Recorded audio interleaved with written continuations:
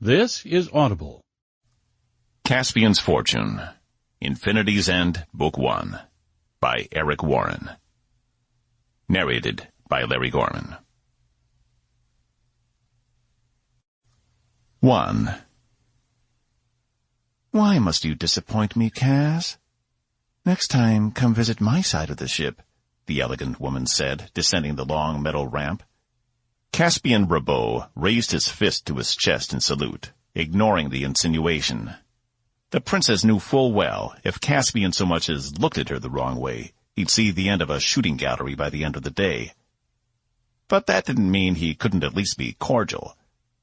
"I can only apologize if everything wasn't to your satisfaction," he replied. She reached the bottom of the ramp, gliding over the surface as if she were on a portable hover, her long sapphire dress concealing any hint of actual legs underneath there. For all Cass knew, maybe she didn't even have legs. Perhaps there was a rolling device that replaced her entire lower body. It was better he kept that image in his mind, rather than where his imagination wanted to direct him. A sweet, flowery scent filled the air as she moved into his personal space. Cass tightened his fist, pressing it into his chest as hard as he could, as her copper eyes studied his own. The princess was almost exactly his height, and she stopped inches short of their faces touching. Caspian tried not to breathe her in, but it was impossible and intoxicating at the same time. "You know, Cass," she said, her voice low, "we could always extend the trip. Your skills could be put to use in places other than the engine of your ship." Cass suppressed the urge to wet his lips. "Begging your pardon, Your Highness, but I'm afraid we wouldn't have the time. You're due for your ceremony in only a few hours." She reached up with her slender fingers and drew them down the stubble on his cheek. He felt the ache of desire bloom within him, but he held steadfast. He really wished for that mechanical torso right about now. "I can be quick, if you can," she whispered. His body wanted to shudder at the suggestion, but he planted his resolve. One finger out of place, and he was dead. Her father, His Royal Highness of Cloistria, would make him suffer 10 different ways before granting a merciful death, and suffer greatly. Still, the temptation was strong. If he suspected she was doing anything other than toying with him, he might actually consider it. "Alas," she said, dropping her gaze, "you're correct, and I mustn't keep my family waiting. You performed your duty admirably." Cass drew a breath, the first he'd taken in the last 2 minutes. The princess moved past him, still gliding as if on a cloud of air. He dropped his fist and turned to watch her leave. "Their accommodations were satisfactory," she added. "But next time, I'll expect the deluxe package." Cass had to keep from rolling his eyes, because even though the princess had her back to him, her 2 guards, who had disembarked before her, stood facing Cass, their stares boring into him. Making a move on the princess would have been the last voluntary action Cass ever took as a human being. He pulled a small rectangular device from his pocket, checking his balance on the comm unit. Something was wrong. Princess?" Cass called, jogging to catch up with her. The 2 guards immediately advanced on him, moving on either side of the princess, and each grabbing him by the bicep. "For course sake, I just want to ask a question," Cass spat at them. The princess turned to face him again, gliding forward. He wrenched one arm free when the princess raised her hand to indicate he could speak. "Change your mind?" Her eyes twinkled. "Your payment didn't process through," Cass said, holding up his readout. "Oh." Her shoulders dropped, as she seemed genuinely disappointed, but it quickly hardened back into her normal confidence. "I transferred your payment to your partner's account. He gave me all the proper credentials. I assumed you two split everything 50-50. Cass did his best to keep from lashing out at her. "My partner," he meant it as a question, but also didn't want the princess to see his confusion. Yes. Mr. Maddox explained it all quite expertly. Cass bit the inside of his lip, forcing a smile. Yes, of course. Sorry for the confusion. I hope you enjoyed the trip. She smiled back. Not as much as I could have, I suspect. She reached up for his face again, but stopped midway and retracted her hand. Then she turned on her cloud of air and was off toward the entrance to the elongorium. And with a sharp snap of her fingers, her guards turned and followed her. As soon as she was through the sliding doors, Cass raced back up the ramp into the ship. Box! Box! Get me coordinated on Maddox, now! Box poked his rectangular metal head from around one of the corridors. Maddox? He asked in his Mancunian accent. What's he got to do with anything? And drop that damn accent, Cass yelled, reaching the cockpit of his ship. His hands flew over the controls, retrieving the ramp and moving through the pre-flight checklist faster than he should. He didn't care. There was no time to waste. Sorry, boss, Box said in his normal voice as he entered the cockpit, his bulky mechanical frame slumping down to the pilot's seat. Last known location was Devil's Gate, as if he would be anywhere else. Great, Cass fumed. Just fantastic. That's 6 hours away. It'll all be gone by then. Stole your money again, huh? Box asked, in the superior way he always did. I never did like that, man. Then help me get us the hell out of here so we can steal it back, Cass yelled, finishing the pre-flight sequence. Boss, I don't think you're supposed to— He's not getting away with it. Not this time, Cass said, hitting the thrusters. The reasonable excuse jumped to life, lifting off from the landing pad and spinning 180 degrees as it blasted away from the elongorium. Box turned his attention to the controls, making the adjustments Cass had forgotten in his haste. How'd he do it this time? Box asked. Conned the princess. Told her we were partners, Cass yelled. Boss? What? You're yelling. There's a finite amount of oxygen. Cass gritted his teeth. Give me a break. We have reserves for weeks. Fine, Box said, folding his spindly metal arms behind his head. Don't complain to me when the air runs out. I don't need it. In fact, keep screaming. It means I inherit this ship sooner. Robots can't own ships, Cass said, seething. He wasn't even focusing on Box. All his thoughts were on Maddox and how much of his payment the man had already gambled away. In 6 hours, he'd be lucky if there was even one cassope left. Robots can't lie either, Box said, with a smugness that could never show on his featureless face. Box was a typical Class 117 autonomous mining robot, which meant he was built for labor. He sported a transparent visor across his eyes and a metal mask across the rest of his face. But there was nothing underneath there except a speaker for a mouth and 2 yellow optical sensors for eyes. It was designed to protect his components from the harsh weather conditions of whatever assignment he'd received. Fortunately for Box, he'd never seen a day of labor in his life, thanks to Cass.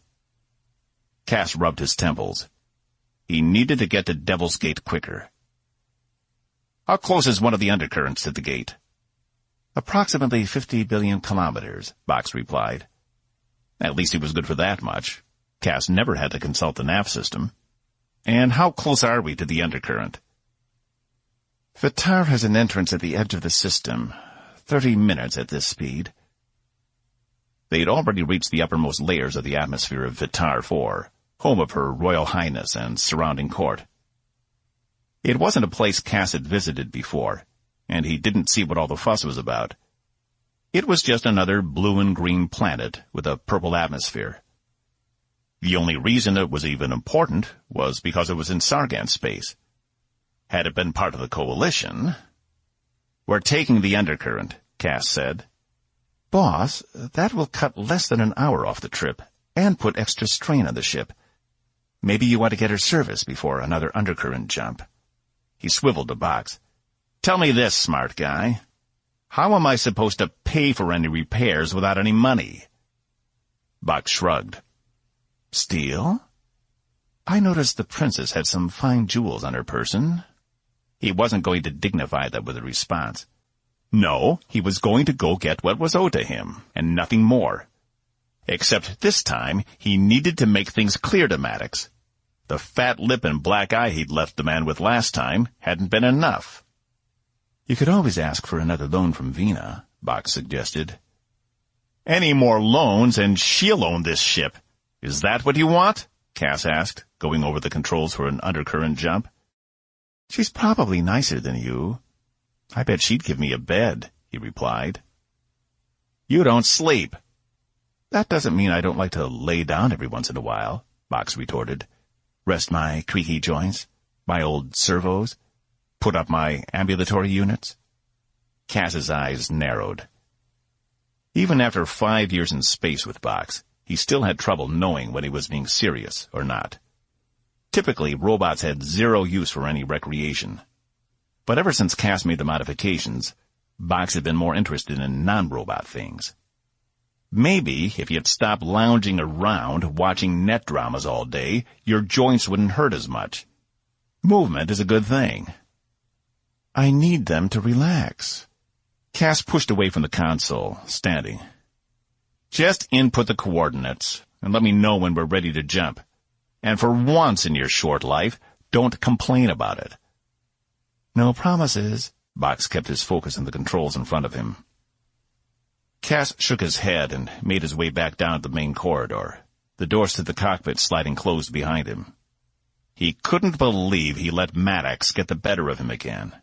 And after everything he'd done for the man. Cass had to learn his lesson the hard way. Life outside the Coalition was hard, and it was unfair. And that was probably the most difficult part to get used to. You get screwed over by someone, there was no justice system in place to right the wrong. You either took care of business so it didn't happen again, or you allowed yourself to become a victim, another casualty of the Sargan Commonwealth, and he refused to be a victim. As Cass passed the quarters where the princess had stayed while he'd ferried her from Tau Hydri, that sweet scent reached his nose again. He stopped a moment and inhaled, holding the smell inside for a moment. By Cor, he needed a drink. 2. The blaring of the alarm startled Cass awake. He fell off his shelf of a bed, smacking his face on the hard metal floor. Box, shut that thing off, he yelled into his communicator. Sorry, boss. Just thought you'd like to know we're 5 minutes out from Devil's Gate. No, you're not, Cass replied, pushing himself back up. You're right, I'm not, his voice said through the overhead. I'll be up there in a minute, Cass grumbled, shutting his comm down and moving to the sparse sink in his room. One would think as captain he'd get the nicest room on the ship, but no. Those were reserved for the guests. It was the only thing he had to offer over other couriers. And it didn't help, his competition kept upping the ante on him. Now he was expected to have vid screens and fancy soap in every hab suite. That, combined with his interest payments to Vina, and pretty soon he wouldn't be able to pull a profit at all.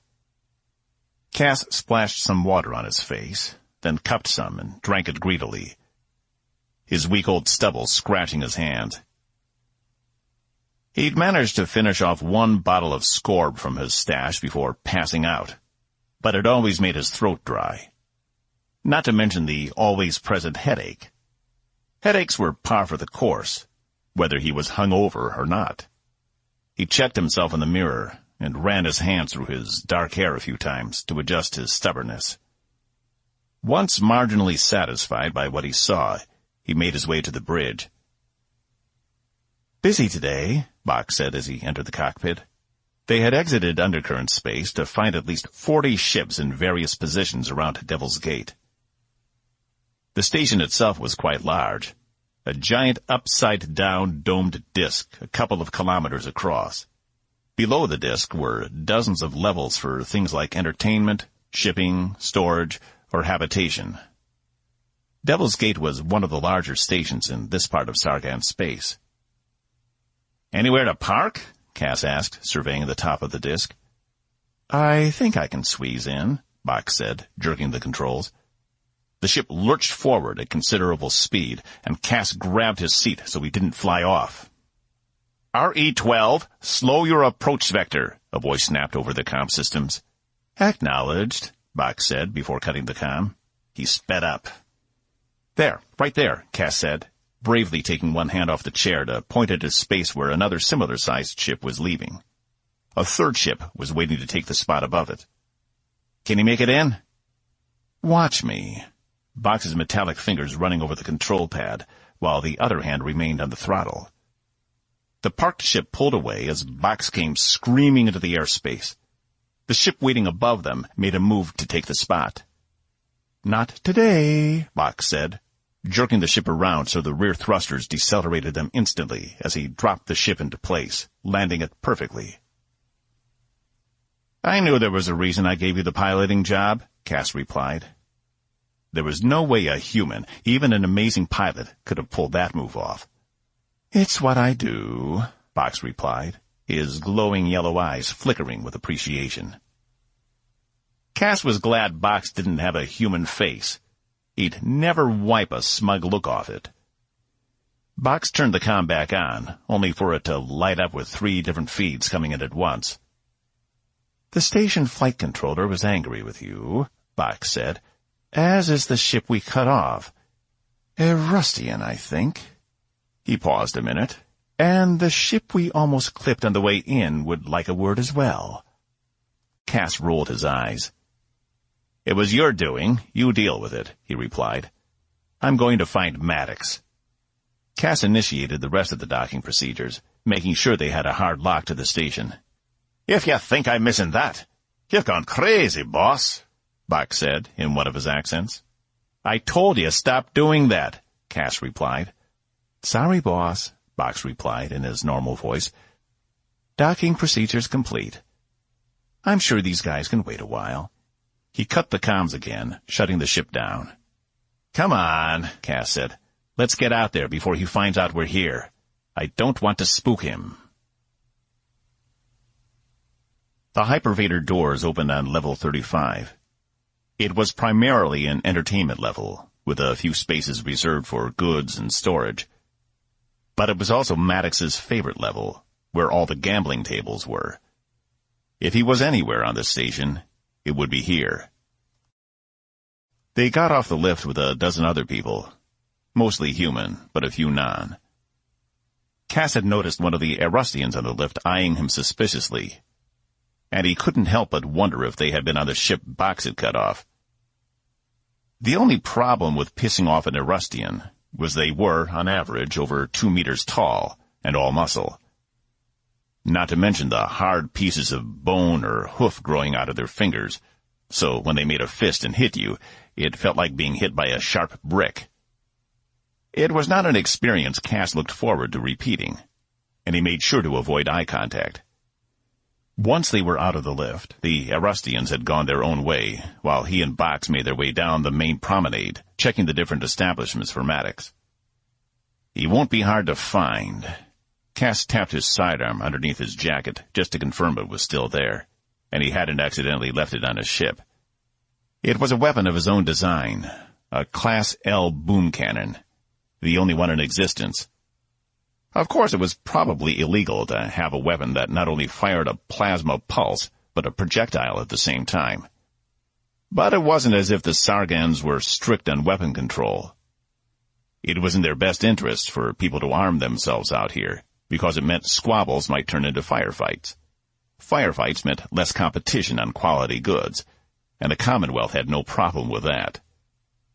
"I dare say," Box emulated in a bad British accent, "I do believe I found him." He pointed through a window of the next establishment. Beyond the crowd was a man of medium build, blonde hair pulled into a ponytail, spinning one of the Letra wheels. He proclaimed something in a drunken slur, causing the women on each of his arms to burst into manufactured laughter. "Maddox," Cass said under his breath as he narrowed his eyes. He pushed his way into the crowded and noisy room, Box right behind him. The speakers blared some electronic noise from S-Hook or some other coalition planet, while the smell of the room was a combination of body odor, perfume, and alcohol, all jumbled together. Cass suppressed the urge to stop by the bar first, and instead pushed through the crowd, moving people out of the way. Most were too drunk to care. His gaze didn't leave Maddox, who only continued to spin the wheel before downing a gulp from his considerable glass. As Cass reached the second closest letter table, Maddox finally locked eyes with him, and his expression went cold. He dropped his glass, turned, and took off running in the opposite direction, leaving the women surprised at his sudden departure. Cass was ready for it. In 3 steps, he vaulted the letter table and broke into a sprint after Maddox, who pushed his way through one of the back doors to the establishment. Adrenaline surged through Cass's system and pushed the last remnants of the headache away. "Box, go around," Cass yelled, pushing through the same door. But he didn't check to see if Box had heard him or not. He wasn't about to let this man get away again. Cass found himself in a long hallway filled with chemical, industrial, and mechanical equipment. The door had soundproofed the noise from getting into the casino, but in here it was loud enough to obscure someone's footsteps. Maddox could have gone in either direction, and there was no sign of him.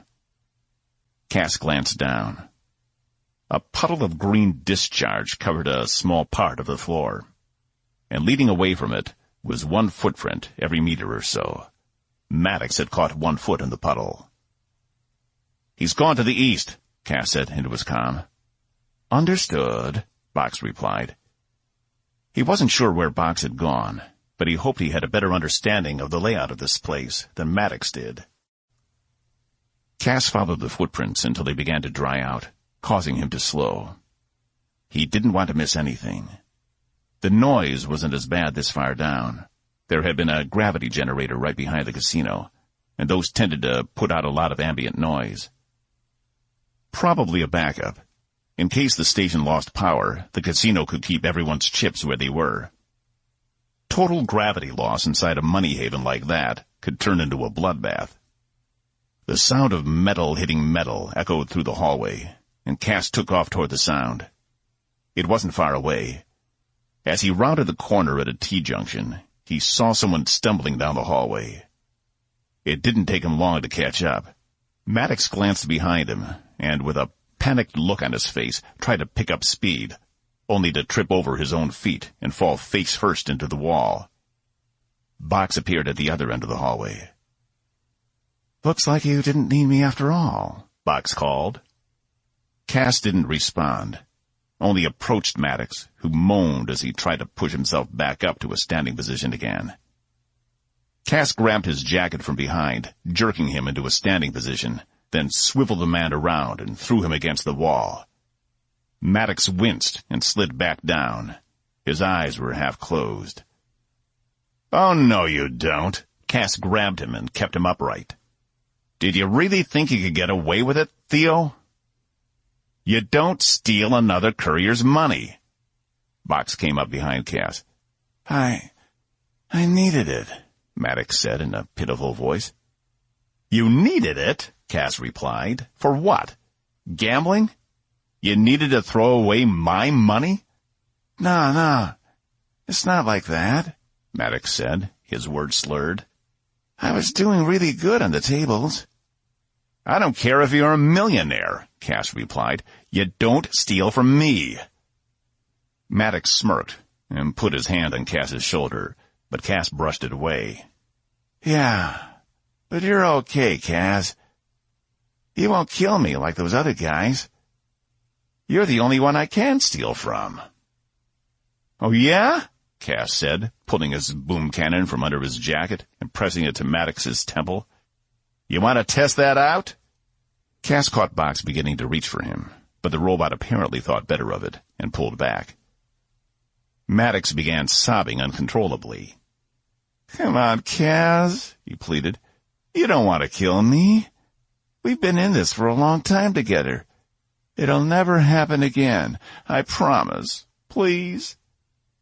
Cass pressed the tip of the gun harder into Maddox's skull, but his finger remained off the trigger. I'll give you everything I've won. You can have it all, Maddox pleaded.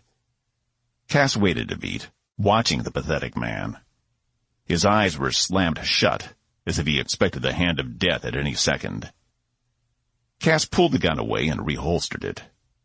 All of it. If you steal from me again— I know. Maddox rushed his words, putting his hands out. Never again. Thank you. I knew you were one of the good ones. 10 minutes later, the three of them had returned to the casino. Cass more than once propping Maddox up so he could keep walking along the way. Cash it all in, Maddox yelled to the tender on the other side of the ornate gate. He pressed his thumb to the small pad in front of him. All of it, sir? The robotic tender said. Yes, all of it, Maddox pronounced, sticking his chest out.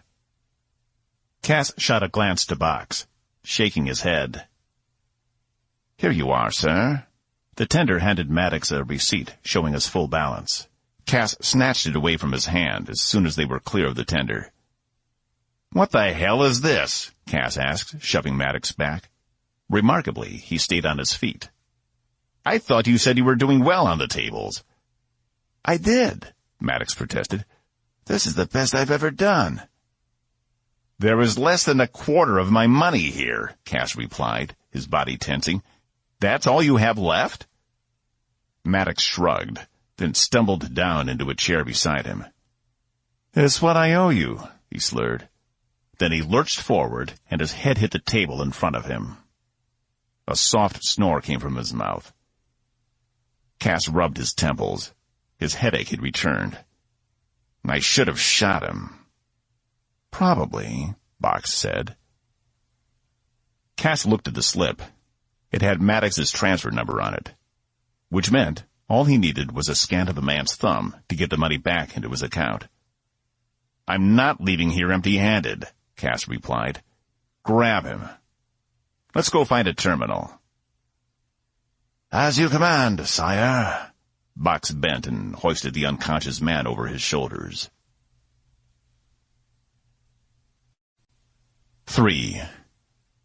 I don't believe this, Cass said, staring at the terminal outside the casino. Maddox lay in a heap beside the machine, still snoring. Don't tell me.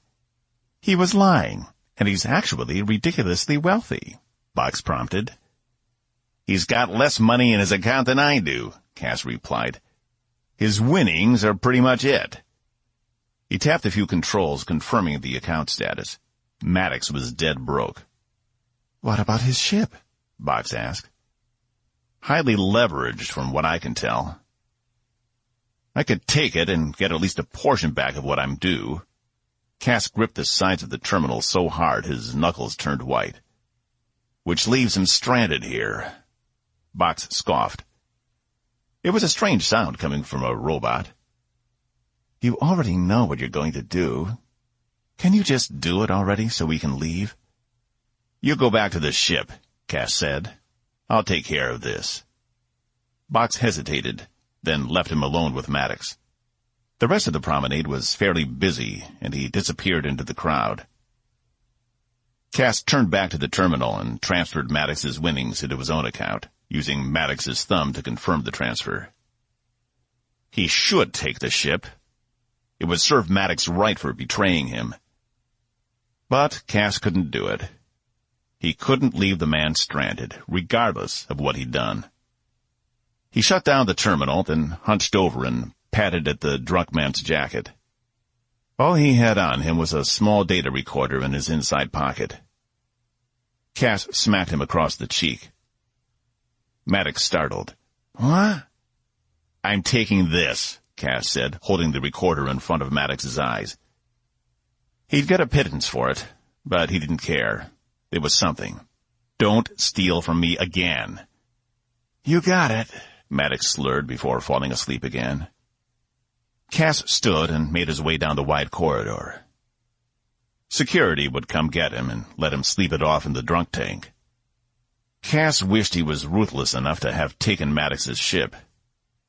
It would have gone a long way to settling his debt. He could have broken it down for parts, sold them off one by one, and doubled his profit. But he wasn't built that way. Despite his current situation, it wasn't how he was going to live what was left of his life. He needed to be better than that. Cass found another terminal a few shops down. He didn't want to make a secure transfer with a drunk and unconscious man leaning against the terminal, especially when it was as important as this. After a quick log on, he confirmed the money was in his account, and he transferred almost all of it to Vina. He didn't want to think about what would have happened if Maddox had burned through more than her cut. Yeah, Vina, you know that last job with the princess? I don't have your portion. If you'll spare the beheading for a few more weeks, I can probably scrounge up another payment. He made sure at the end of the transfer to submit his best wishes as well. And a merry fuck you too, he said under his breath.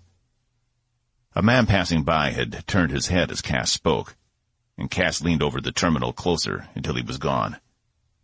You better appreciate this, he added, unsure if he was talking to Vina or Maddox. On the way back through the station, Cass stopped off at the exchange shop to turn in the data recorder. As expected, he received a pittance for it, but at least it was enough for a couple of drinks at the bar. As he passed back by the casino, he was glad to see security had already come and picked up Maddox. The man was nowhere to be seen. Drunken and disorderly people collapsed outside of establishments were generally bad for business. Cass made his way down a few more doors until he came to an establishment called The Pit. It was a place he knew well and frequented often, though not as often as Maddox hit the casinos. I'll take a firebrand and a tooth melter. Cass plopped down on one of the stools and pressed his thumb to the pad. A robot bartender, similar in appearance to Box, glided over and poured the drinks. So, hear any good jokes lately? Cass asked the bartender.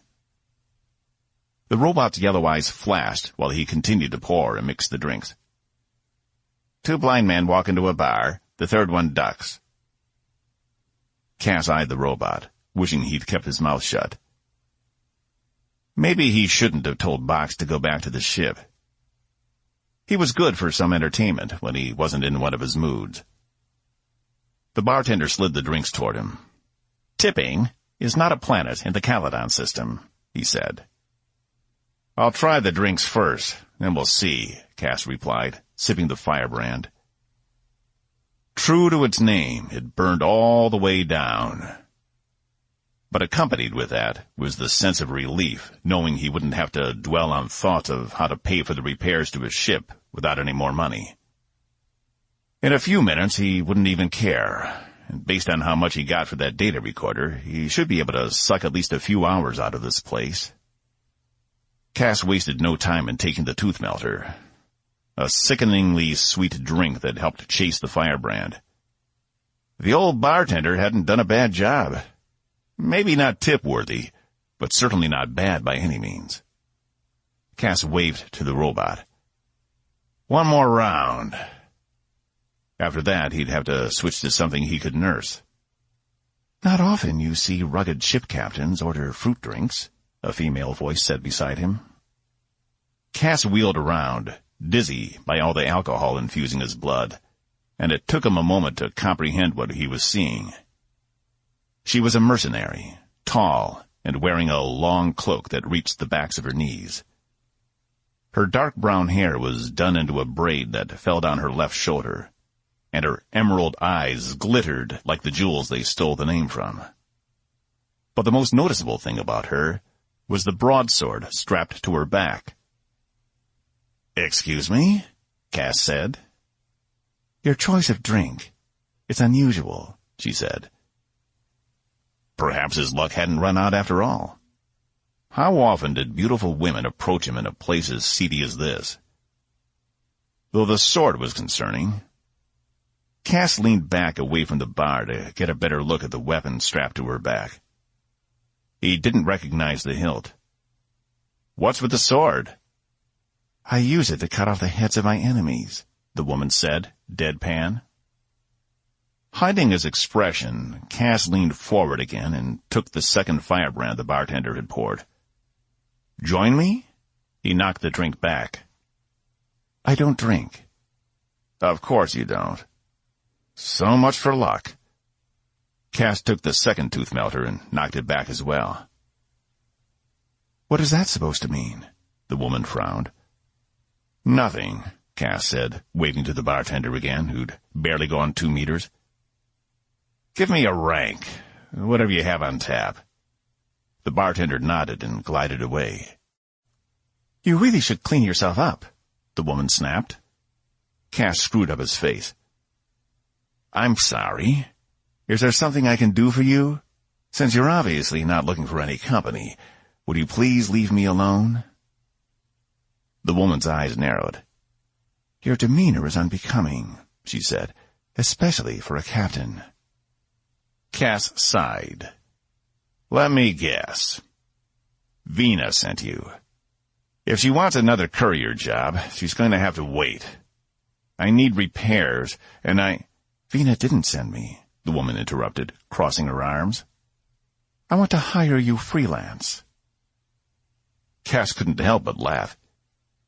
You want me to work for a mercenary? You really don't know who I am, do you? You're Captain Caspian Robeaux. That's all I need to know. And who might you be? Cass asked.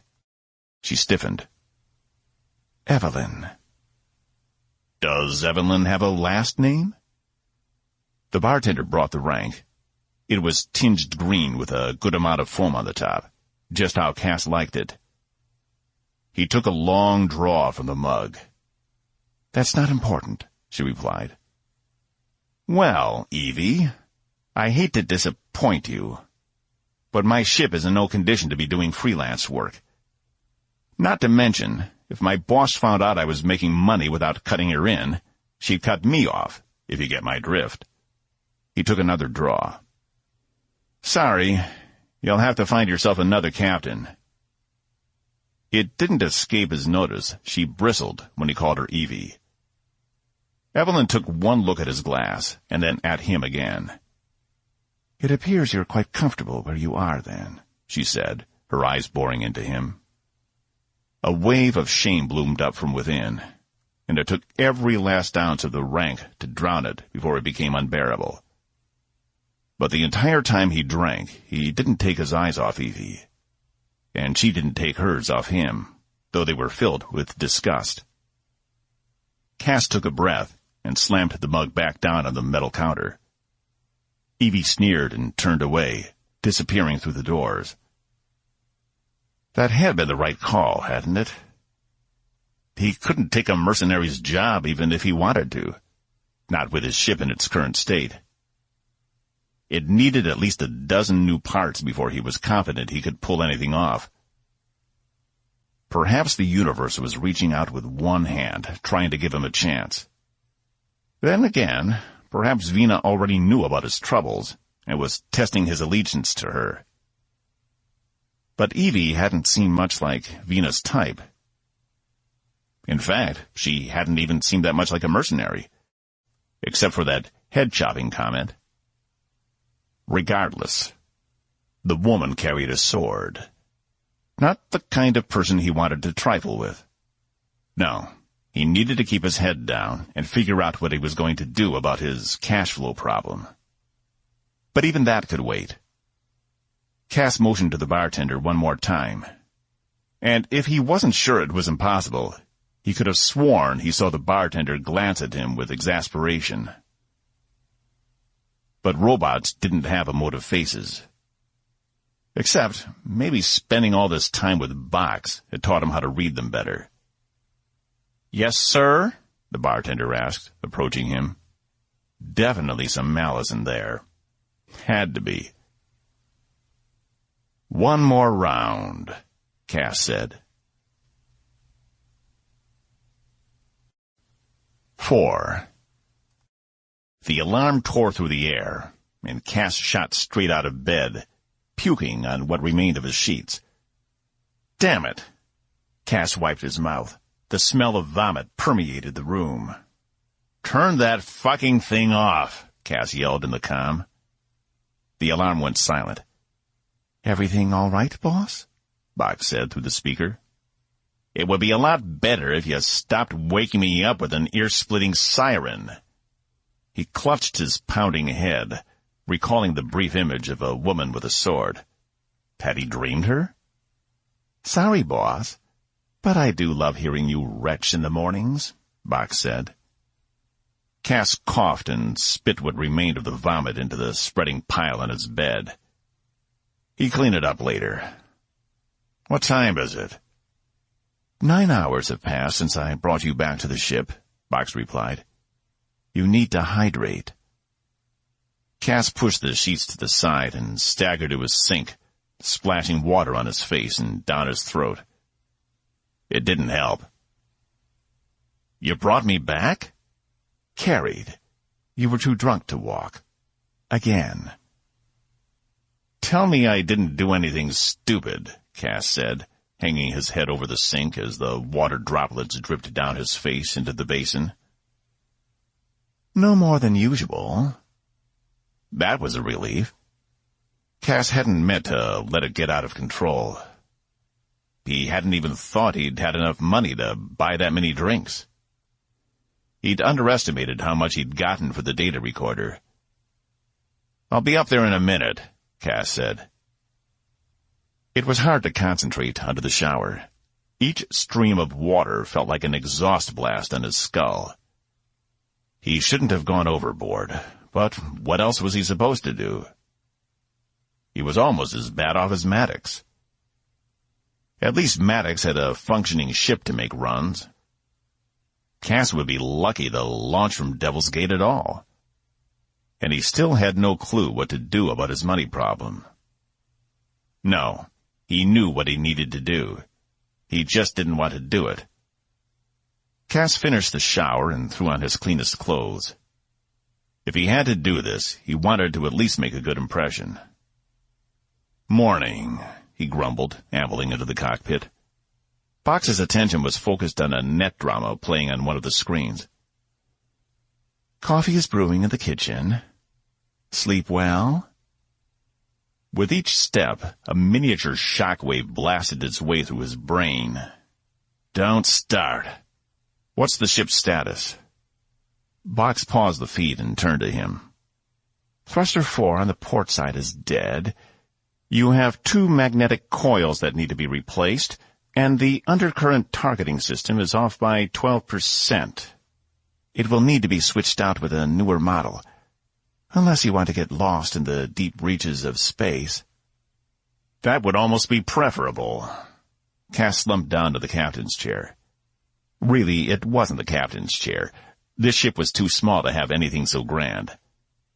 Box always took the pilot's seat, so if he was really honest with himself, it was the co-pilot's chair. He was the only one who thought of it differently. Maybe I can take a look at the targeting system, realign it in some way. Hab Suite 2 has a pressurization problem, but it's localized, Box added. Also, 2 of the landing gear struts are rusted from that landing on Calfor Straxus, which, if you remember, I warned you about. Okay, stop, Cass said, putting one hand up and rubbing his temple with the other. How much do we need for repairs, minimum, to get the ship in working condition? If we ignore Hab Suite 2 and a few other non-essentials, approximately 425,000 cassope. Cass slapped his hands to his face and screamed into them, despite the pain it caused his head. When he removed them, Box was staring at him. Would you like me to leave? No, Cass said, standing. I hoped I wouldn't have to go to Vina, but I don't see any other way out of this. Do you? The robot shrugged. It's not too late to take Maddox's ship. We could leave him yours. I'm not giving up the reasonable excuse. This ship has been the one constant in my life for the past 5 years. What about me? Box complained. You weren't you in the beginning. You were just like all the rest." Cass made his way into the kitchen and poured the slimy coffee from the maker into a chipped cup. It might as well be tar. Still, he downed it as quickly as he could without burning his throat. Box appeared at the entrance. "I'm serious. There are people worse than you out there. People who deserve to have their ships stolen. It isn't like you'd have to make it a regular thing." Cass shook his head. "I'm starting to think you're right. Making an honest living out here is impossible. I've already had to concede to carry Vena's goods, along with the passengers. But it looks like that might not even be enough anymore." He placed the cup in the auto-cleanser. "But I'm not taking another courier ship." "You seemed pretty serious with Maddox last night," Box said. "That was to scare him. Sometimes I think he's worse at this than I am." "Except he's willing to break a few rules." Cass turned to the one window in the kitchen. Beyond was the surface of the station, hundreds of ships docked beside one another. And after that, the blackness of space stretched to infinity, only occasionally interrupted by a speck of white. "It could be worse," he said. "She could have me working down on Vitar. At least here I'm in space, even if it is the same few routes over and over again." The thought of the woman with a sword crossed his mind again, and he turned around. "Box?" The robot looked up. "What would you think about taking a mercenary job?" "Vena would cut off your balls," he replied. He arched an eyebrow. "Only if she found out." "If you're willing to risk it. I'm not sure I'd be so careless with my genitals, if I had them."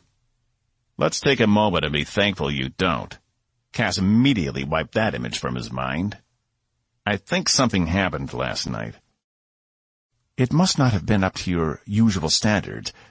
I didn't catch it on the vid feeds before I came to pick you up." Box moved into the kitchen, his yellow eyes blinking in what Cass recognized as amusement. "No, not that. A woman approached me, a mercenary. Said she had a job for me." "What did you do?" "I think I laughed in her face." Cass shook his head. "I don't know. Maybe I imagined her. I was already drunk when she came up." "A random mercenary comes up and offers you a job out of the blue." "You," Box said. "I agree. It was probably an alcohol-induced hallucination brought on by your fear of facing Vena, and perhaps even guilt over what you did to poor Maddox." "You just said I should steal his ship." "Doesn't mean I can't feel sorry for him, especially after you pointed a gun in his face." "Tisk, tisk, Captain." Cass's eyes narrowed. "I really hate you sometimes." "No, you don't. If I weren't here, you'd end up talking to the coffee maker, and nobody wants that." Box turned and left the kitchen. "Thanks for the help," Cass called after him, knowing it was futile. "I guess I'll go off and sign the rest of my life away." Box didn't reply. He'd probably already plugged back into his net drama. Cass smoothed the front of his wrinkled shirt, then grabbed his worn jacket from the floor and dusted it off before slipping it on. He hated himself for what he was about to do. Even if he wanted a mercenary job, he didn't have the ability to do anything worthwhile, not unless this possibly fictitious woman paid for all his repairs. As he strolled out of the ship and down through the airlock into the connecting corridor, he winced as he imagined the look on Vena's face when he asked her for a loan. She'd toy with him, that much was guaranteed. And she'd hem and haw over it and try to make him think he wasn't worth the extra risk. But the truth was, she'd love it. Because it would mean Cass would be indebted to her so deep he'd never be able to get out. He'd be a part of the Sargan Commonwealth for the rest of his life, and there was little he could do about it. It wasn't as if he could go back to the Coalition, what with the warrants for his arrest and all. Not that he ever would, anyway. Cass made his way through the main promenade, looking exactly as it had last night. The only difference being, it wasn't as crowded as it had been the night before. It seemed everyone only came out later in the station's cycle, which was synced up with the closest planet, Vitar. Vitar had a 22-hour day. It was better than some of the more exotic planets, but also made adjusting difficult. He kept the reasonable excuse on a 20-hour cycle, despite operating in this sector of space for over 5 years. It was something he didn't want to let go of. Not yet. As Cass passed the pit with zero memory of Vox retrieving him from the place, he happened to glance over, only to catch sight of the same woman from last night. He almost stumbled, but managed to keep his composure at a stride. She was leaning up against the side of the doorway, her arms crossed with a long sword still strapped to her back. As he passed, her gaze bored directly into him, following him down the corridor. Cass thought about calling out to tell her to mind her own business, but thought better of it. Instead, he turned away and focused on his destination, Venus Chambers. He hadn't made an appointment, but it wouldn't matter. She'd see him, if for no other reason than to give him a hard time. It seemed to be her favorite pastime. Before Cass rounded the corner, he risked one look back toward the pit, only to find the doorway empty. Finally. Go find someone else to bother. Maybe he should mention to Vina he was being headhunted by a couple mercenaries. See if she wouldn't up his pay. But why would she? By Cor, he'd be lucky if she didn't decide to impound his ship. But that definitely wasn't happening. He tapped the boom cannon under his jacket. No one was getting that ship. A pair of strong hands grabbed his lapels, yanking him inside a room adjacent to the corridor. He hadn't even seen them coming. By the time he got his bearings and the fog of his hangover allowed his eyes to adjust, he found a very long and sharp blade pressed to his neck. And the person holding it was none other than Evie. 5. Cass breathed heavily as Evie pressed the blade to his skin. Is this because I said no? By Garth, your breath stinks, Evie replied, screwing up her face. Ever hear of a mint? Cass surveyed the room. It was a normal hab suite with a bed and adjacent room with a head and shower, but it appeared unused. A window on the opposite side of the room showed the starfield beyond. I'm not really into the kinky stuff. If you're going to make me do this, you might be Shut up, Evie said. How any woman would want to have sex with you is beyond me. Then, if you'll just excuse me, Cass said. I have a meeting, and I don't want to put it off any longer. Otherwise, I'll lose my nerve and have to pay another visit to the bar. Evie lessened the pressure on the sword, still keeping it close to his throat. I don't care about your schedule, she replied. You're coming with me whether you like it or not. You sure you're not into kinky stuff? Cass asked. Because the sword seems to be turning one of us on, and it's not me. She withdrew the weapon, sheathing it with a simple, practiced movement. Cass worked to hide his awe. My name is Lieutenant Commander Evelyn Diazol of the Sovereign Coalition of Aligned Systems. I was ordered to retrieve you from Sargon space, and that's what I'm going to do, she said, as if it was obvious.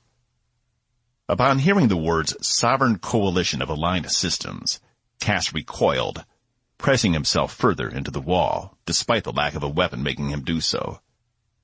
I don't think so, lady. You don't have a choice, she replied, matter-of-factly. No, you don't have a choice, he said, heat rising in his cheeks. I'm not part of the coalition anymore. I can do whatever I want. Mr. Robeaux, she said, her voice dripping with disdain, I don't think you understand I understand perfectly, Evie, he said, pushing past her. The coalition decides maybe I'm better off back in jail, so they send an errand girl to do their job for them. I don't think so. You'll actually have to use that sword on me if you want me to come back with you. Jail? What are you talking about? I was ordered to bring you back to Coalition space, to Starbase 8. She narrowed her eyes. Why were you in jail? You don't know? He scoffed. That's surprising. And here I thought I was infamous. I'm sure someone will tell you if you ask. But it's not going to be me, because I'm not going back. Until recently, I was stationed out near Epsilon Lyre. We don't get a lot of gossip out there. She seemed to reset herself. Regardless, it doesn't matter. The Admiral made this mission a priority 1, which means come with me willingly or unconscious, your choice. Neither. He grabbed the handle of his pistol, but kept it in the holster. I told you, you'll have to take me in a body bag if you want to have a chance of getting me back into Coalition space. Evie's eyes went to the pistol, and she stiffened. He hadn't even meant to do it. It was a reflex. But if the Coalition had sent her, how many other officers were out there on the station waiting for him? She might be right. He might not have a choice. If she was alone, he had a good chance of getting past her. But if there was a small army on the other side of that door waiting to ambush him, he'd never have a chance. And the longer he stood here arguing with her, the more paranoid he became about it. Cass released the handle of the gun, leaving it in its holster. Evie relaxed her shoulders. Look, he said, I don't have a quarrel with you. But if you try to take me back, I'll be forced to shoot you in the leg. And neither of us wants that. Don't make me do it. She seemed intrigued by the prospect. I have my orders. How many more are there? To take me back, he asked, when she cocked her head as if she didn't understand what he was talking about. Just me. Cass nodded for a moment. I have no doubt you know how to use that sword. But I also know you won't use it on me. Not if you're really from the Coalition. He turned toward the door. If you want my advice, he said, get out while you still can, before they make you do something you can't take back. He took another breath, then pushed the pad beside the door, and it slid open. It was a gamble, turning his back on her, but he needed to get out of there, to get out from under her accusatory stare. To his astonishment, the door slid closed behind him, sealing her back inside. Cass's hands shook. Coming so close to the Coalition after 5 years of nothing had rattled him more than he'd expected. He hadn't set foot across Coalition space ever since the incident. As far as he was concerned, the crime-ridden, slimy underbelly of the Sargan Commonwealth was much safer. Everything in the Coalition was too structured, too easy. At least that's how they made it seem. That was the whole recruitment slogan. Come join the sovereign coalition of aligned systems. Share in our resources. Eliminate your planet's problems. Yeah. And the only cost was any sense of self-determination. The supporters would disagree with him, saying not only did people have the right to choose whatever they wanted, they could do so without consequence. Want to be a painter? Great. The Coalition would provide for all your expenses. Prefer to lay on some exotic beach for the rest of your life? No problem. The Coalition had you covered. Want to explore the stars in an advanced starship? Absolutely. Have the time of your life. Except, sometimes you might have to do a few things you might find questionable. We are a military organization, after all. And there has to be a trade-off for all those painters and people lying on the beach all day. It all has to even out in the end. Ugh. Cass tried shaking his hands out as he made his way back to the main corridor. He couldn't see Vina like this.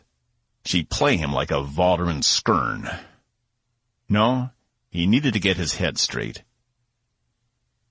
He passed the pit again, but the last thing he needed at the moment was more alcohol.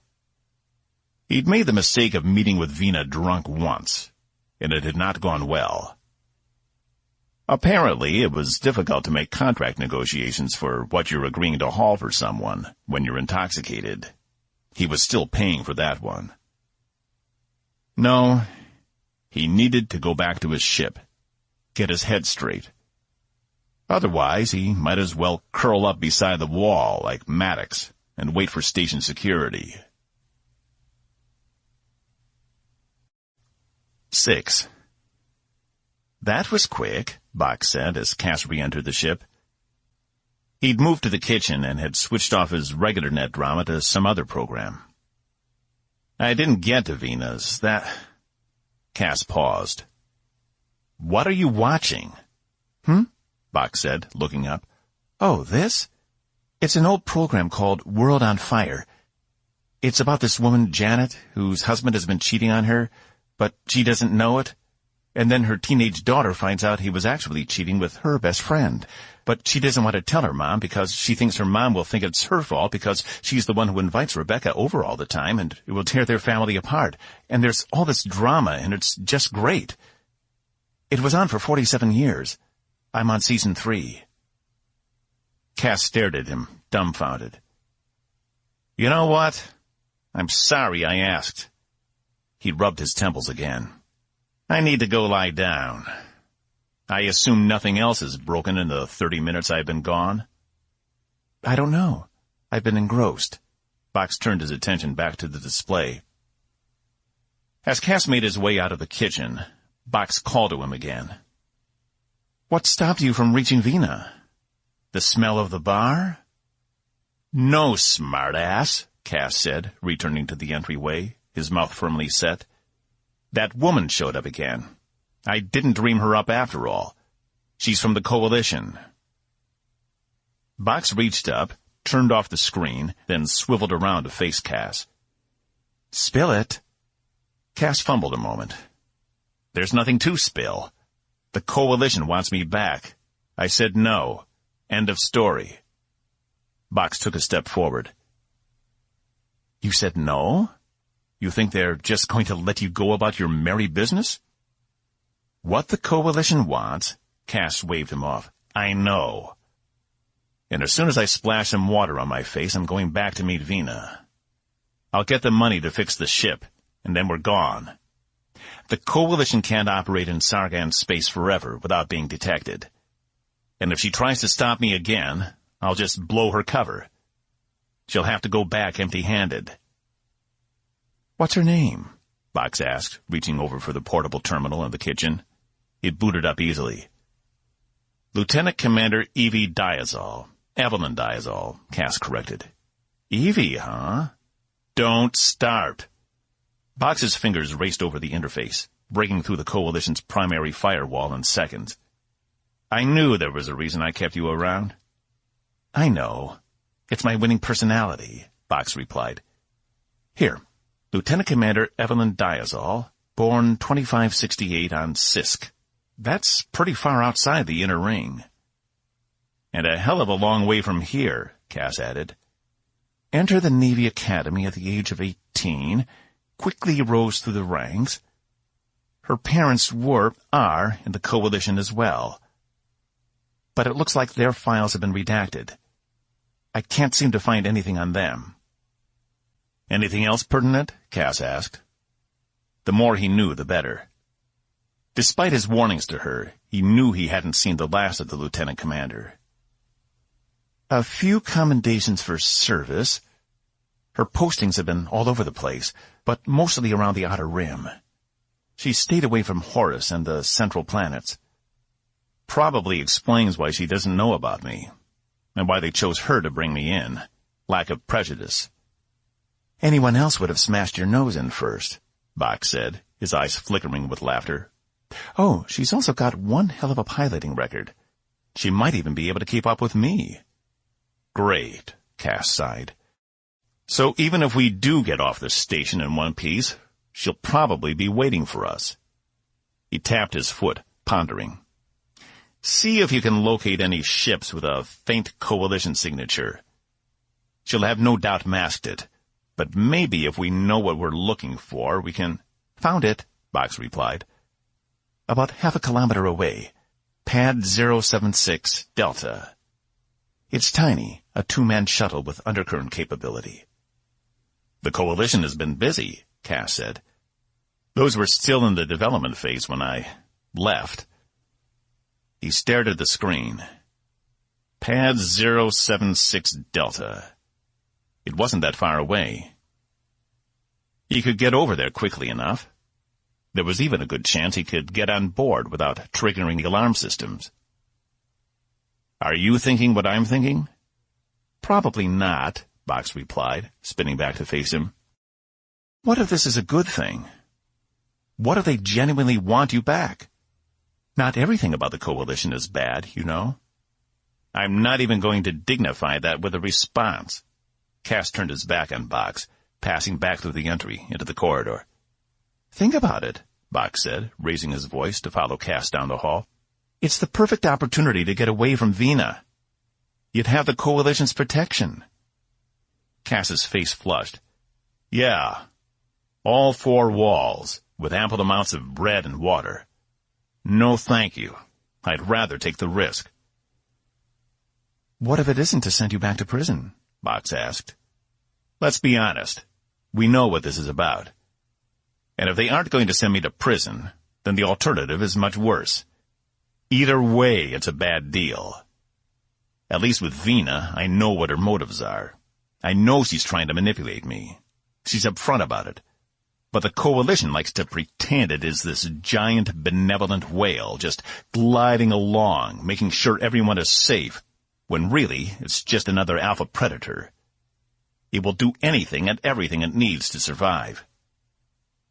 The only difference is the coalition lies to you about it.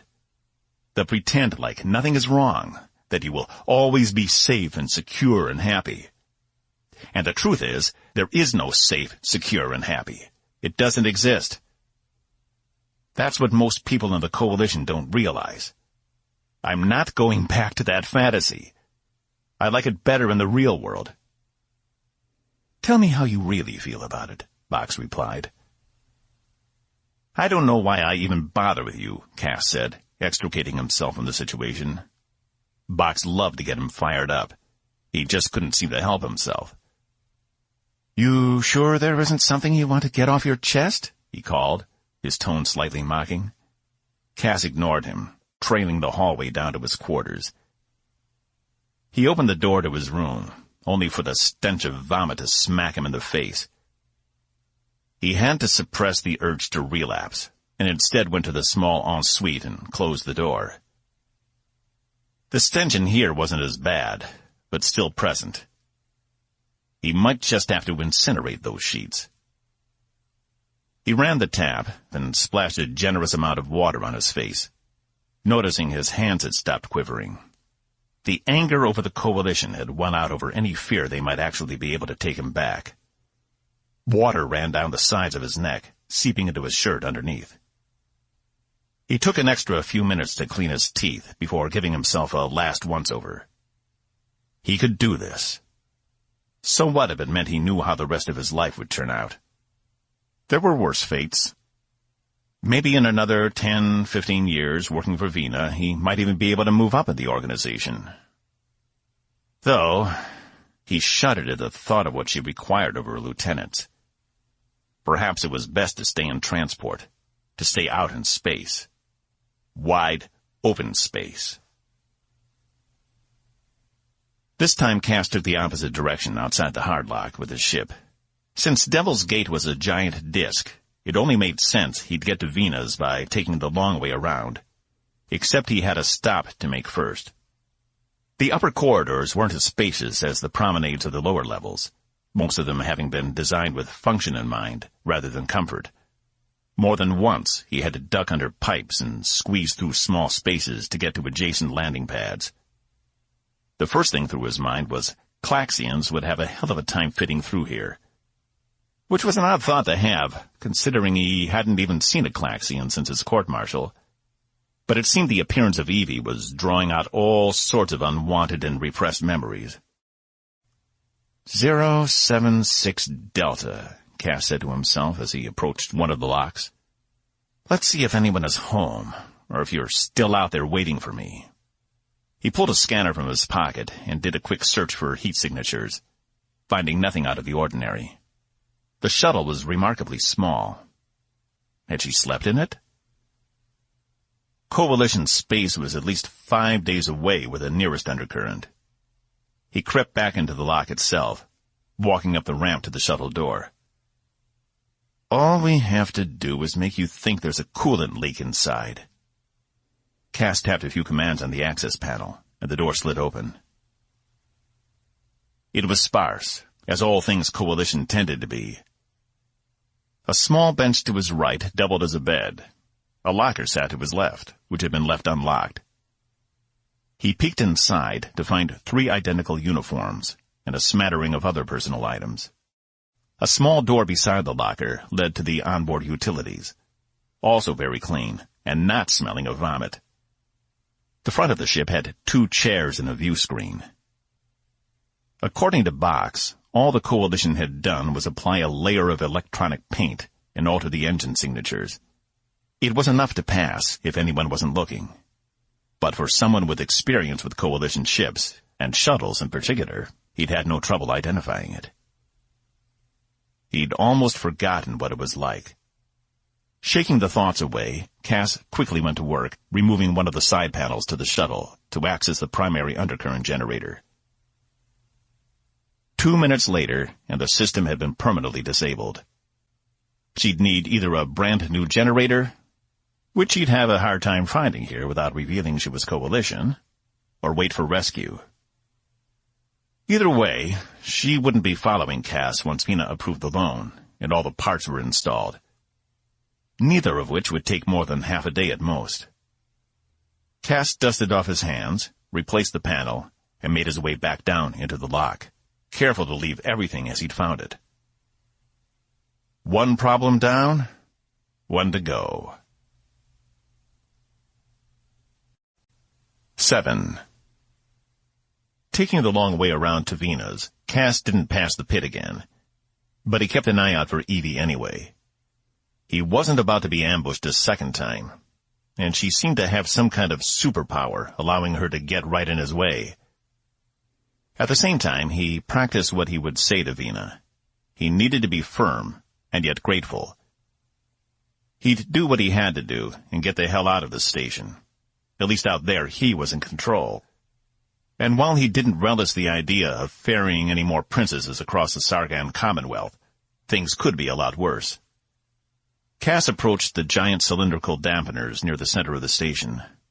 They were at least 30 meters in height and ran up through multiple levels.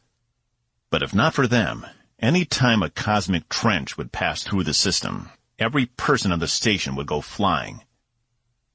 He thought of them as gigantic metal guards, since they were situated on the opposite sides of the entrance to Vina's section of the station, one of the most lavish and unnecessarily large spaces he'd ever seen. He approached the doors nestled between the dampeners and pressed his thumb to the pad.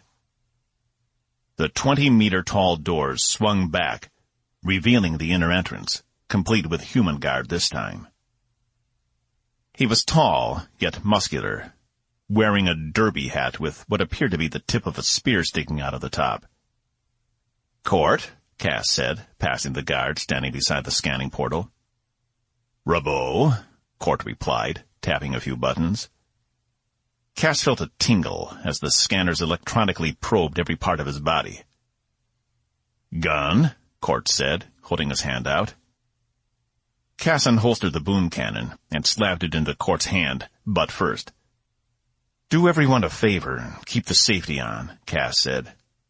"Someone's feisty today," Court replied, placing the gun in a drawer which slid shut. "You're gonna need it." "Why? What's wrong this time?" Court smiled, revealing 2 missing teeth and 2 more platinum replacements.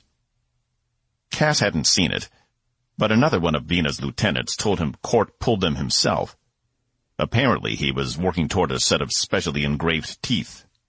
"You'll find out. I just hope you haven't come to ask for anything." Cass sighed, pondering how far he could get the reasonable excuse before it completely fell apart. "Thanks for the advice," Cass replied. Court hit another button and the second set of doors opened, revealing what Cass referred to as the long walk.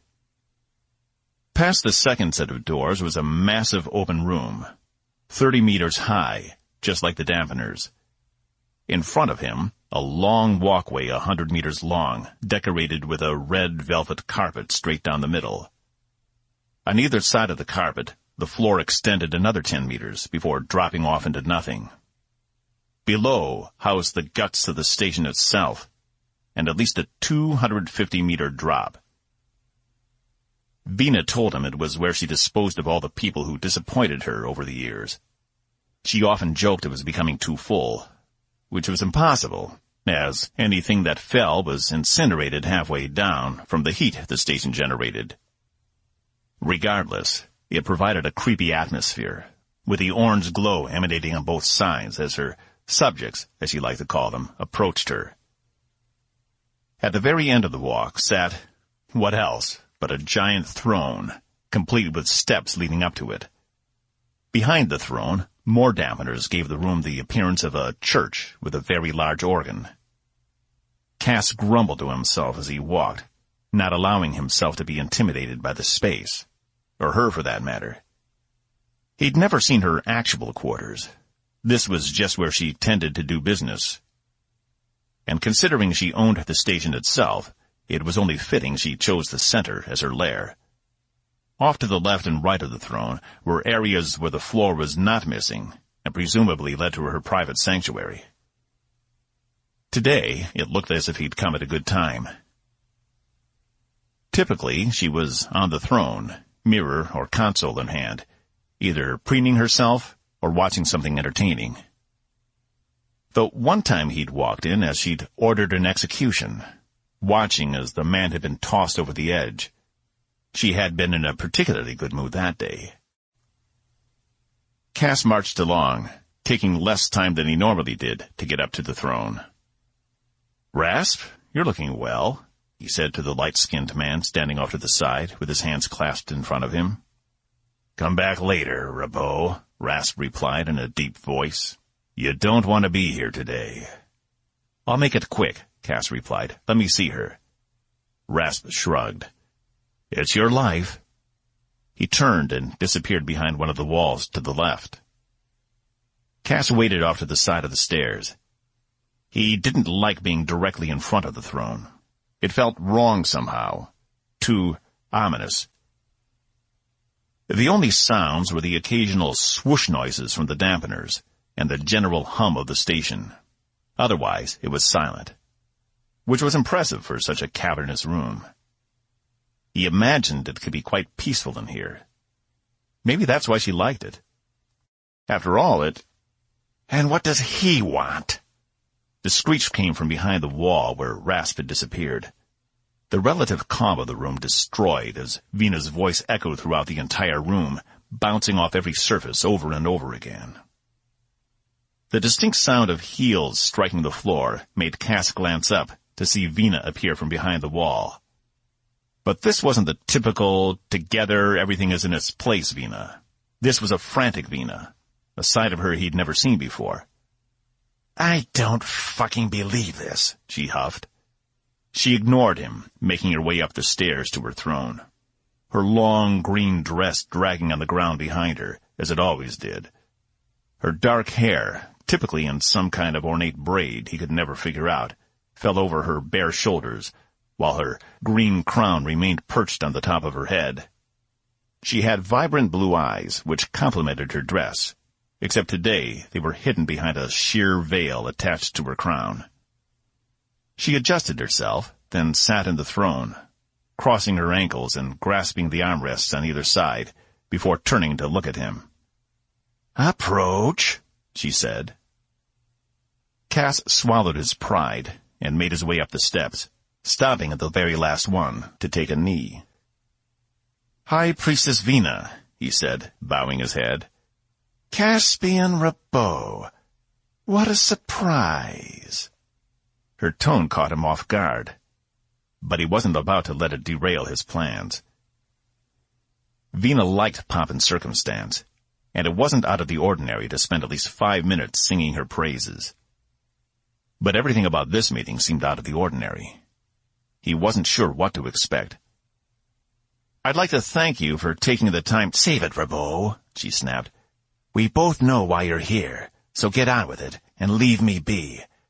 I have more important matters to attend to." Cass raised his head and stood, drawing a deep breath. "I need a loan." She let out one short but loud laugh and sat back in her chair, glaring at him. "A loan?" Her eyes dashed to the left. "And what, pray tell, would you need with a loan?" "My ship is in need of repairs, and if you wish for me to continue making supply runs for you, you'll help me out." A wicked smile spread across Vina's face. This was more like it. This was what he'd expected. She relaxed her shoulders, not releasing him from her gaze. "And just how much do you need, if I were to grant such a request?" Her long nails tapped against the armrests in a strange rhythm. 425,000, Cass replied. It was a lot. They both knew it was a lot. But he wasn't going to back down now. "Oh, Caspian," she said, her voice suddenly saccharine. "That's an awful lot of money." She tapped the armrests again. "And what might I receive in return for this investment?" "Extend my contract until it's paid in full with interest." Vina seemed to consider it, then turned her head to the side, revealing a series of earrings sparkling in the light just underneath her hair. "I heard you had a little encounter with our mutual friend Maddox yesterday." "You could call it that." What was she getting at? "As I understand it, he wasn't very fair to you." She turned back to him, her grin widening. "And you had to take matters into your own hands. Things got heated." "Your point?" Cass asked.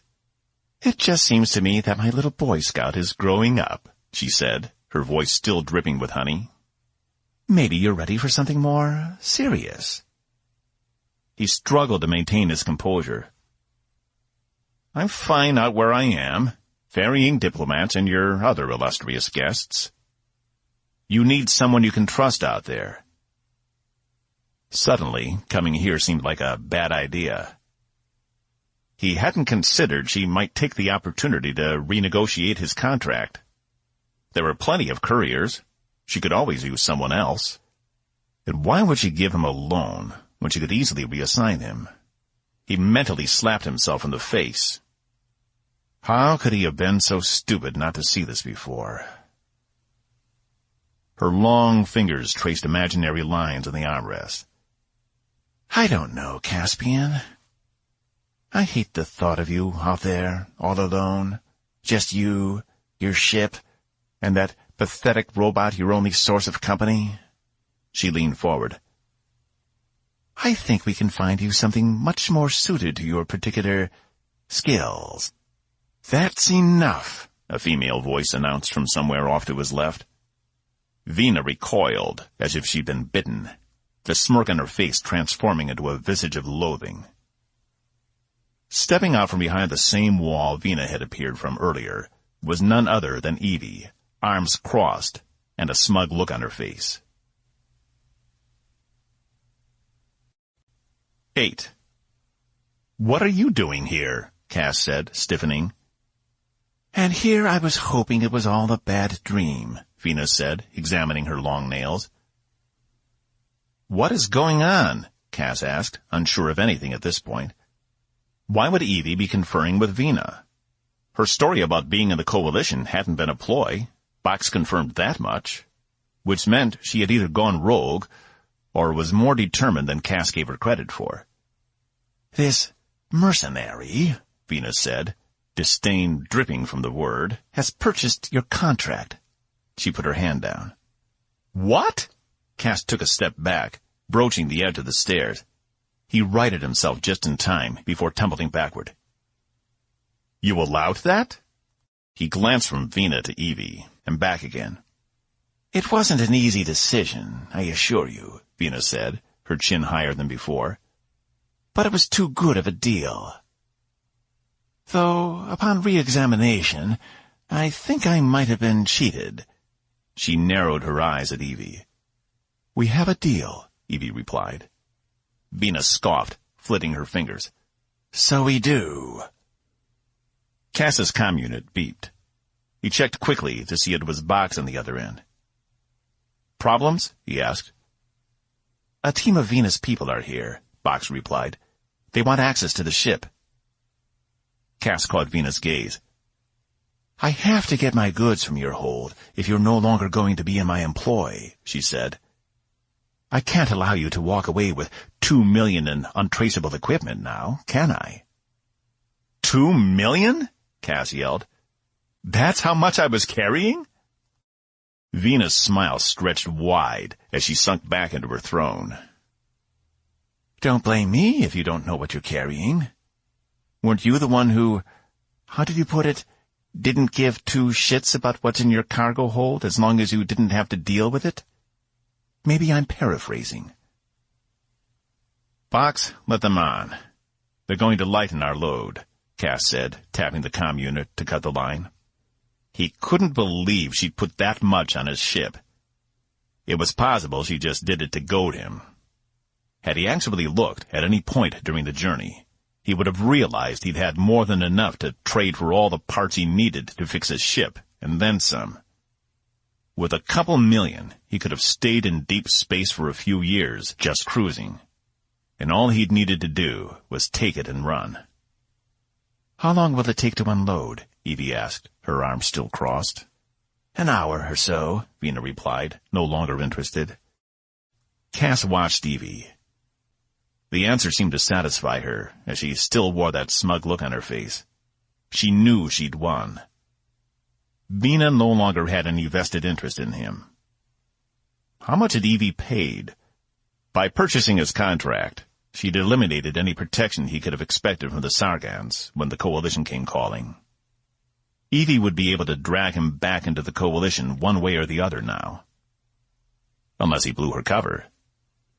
If Vina found out she'd been paid off by the Coalition, she'd lose her mind.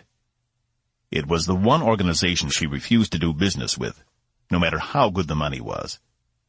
He respected that about her. It was what drew him to her in the first place, and had been the one thing they shared in common. He'd never gotten the whole story, but from what he'd put together through the years, her hatred of the Coalition had something to do with how her parents were treated while citizens. Cass took stock of the room. Rast was right behind Evie. Court was down the hall, and Vina had two other guards whose names he didn't know standing off to the left and the right of the throne. If he did blow Evie's cover, Vina would have no qualms about dropping her into the pit. Even with a sword, she didn't stand a chance against four of Vina's guards. Vina would probably even order Cass to help them, which was unacceptable. Wait. You can't just let some stranger purchase all my debt from you, Cass protested, trying to think of a way out of this. I don't even know this person. Vina stood and took 2 steps toward him, placing her hand gently on his shoulder. Even through his jacket, he could sense her skin was bitterly cold. I don't care, she said, her voice soft. All I know is I've lost a good asset today. But the price to keep you was just too high. Contrary to what this mercenary thinks, you're not worth that much. She gave him a brief smile before dropping her hand. He couldn't exactly protest. He'd wanted a way out, though preferably one that didn't lead straight back to the Coalition. Although, there might still be a way he could turn this to his advantage. What about the repairs to my ship? Cass asked, indignant. He thought he caught Evie's smile falter. I can't exactly do any jobs for anyone without an operational ship. Vina turned to Evie. I can, of course, repair his ship. Even when he was helping her, she couldn't keep the revulsion out of her voice. Though standing in this room, it was obvious Vina only liked the best. For a price? I don't think that will be necessary, Evie said. What? Vina said with mock concern. Who spends so much money on a courier who can't transport anything? Or perhaps your interest is in something other than his skills delivering goods back and forth. She drew her long fingers down through Cass's hair to the base of his neck, making him shudder. He didn't dare face her. Thank you, but we'll find repairs at the next port over, Evie said. Cass brushed Vina's hand away as he chuckled.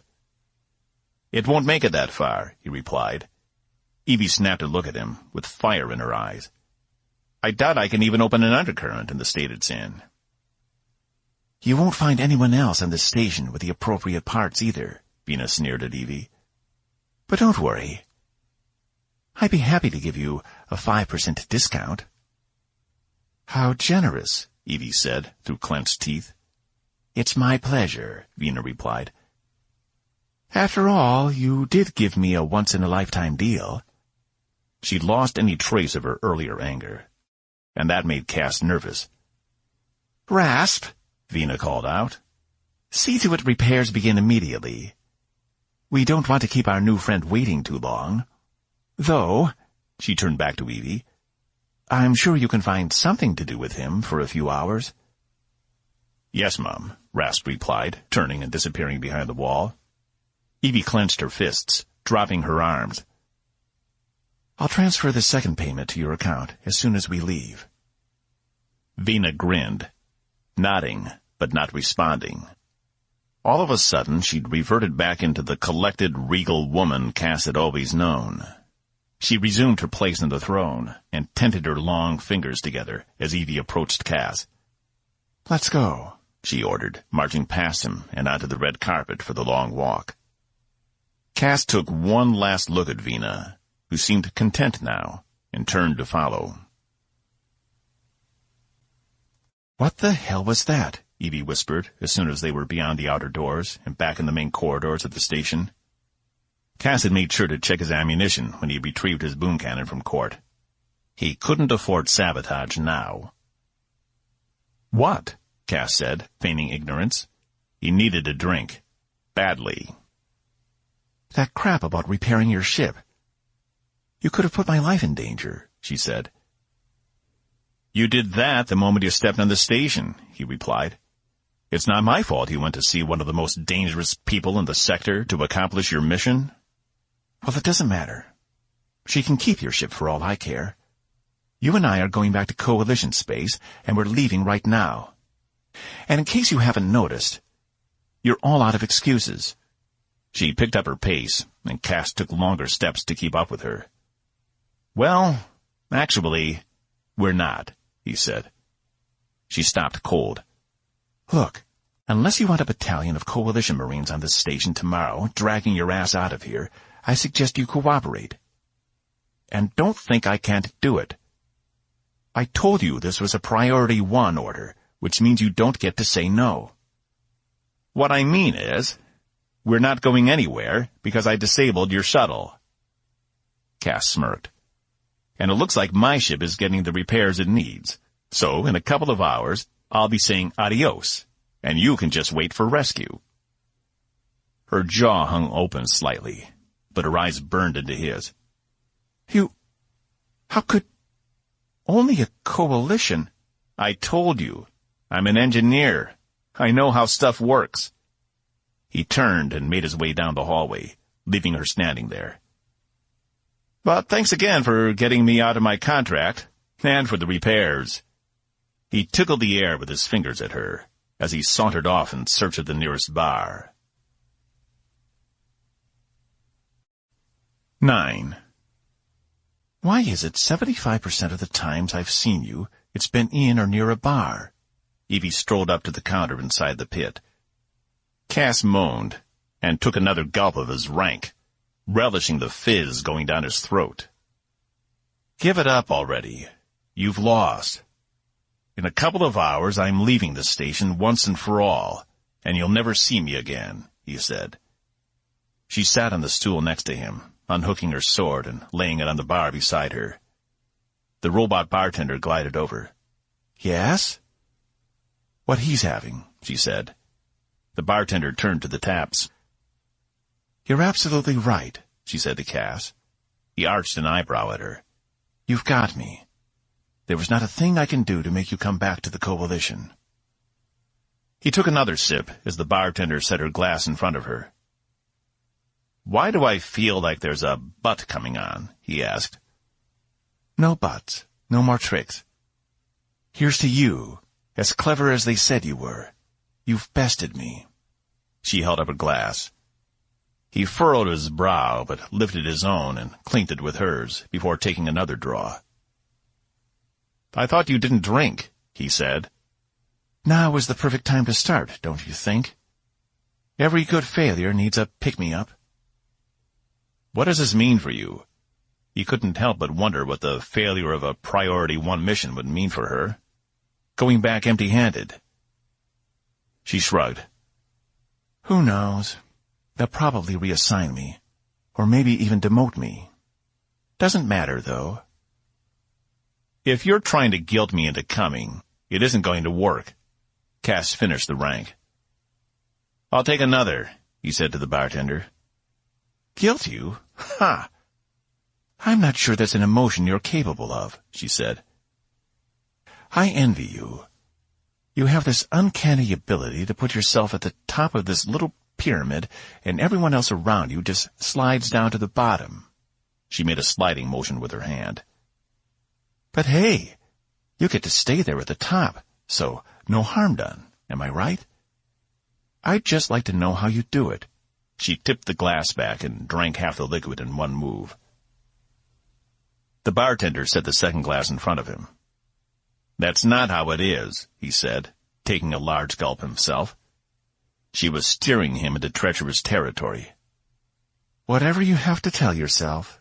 She finished off the rank and set the glass down. Another, she said to the bartender. Cass glanced at his own drink. Maybe I'll be like you, she said. I'll just stay here on Devil's Gate. Pick up some work here and there. Earn myself a ship. I'm not going anywhere for a while, so I might as well make use of my time. She yanked the second glass out of the bartender's hands before he had a chance to set it down. Cheers. Evie raised it slightly before downing half of it again in one gulp. By course, slow down. If you really haven't had anything to drink before, you're going to topple off that stool. What's that? Evie asked, sitting up straight. Was that concern I heard? She glanced around, like she hadn't known who it had come from, making a small spectacle of herself. Did someone just express concern about my well-being? Nah, not here. Not in Sargon space. Cass shushed her. Keep your voice down, unless you want people to start asking questions. You know what I can't figure out? Evie said, slamming the glass down on the counter and staring him directly in the eye. Her eyes wavered slightly. If she wasn't careful, she'd end up on her ass before she managed to finish her second drink. I can't understand why you didn't just out me to Vina. Why not tell her my true identity? It would have been a lot easier than sabotaging my ship. Which you did a magnificent job on, by the way. I can't even figure out how to make the shower work anymore.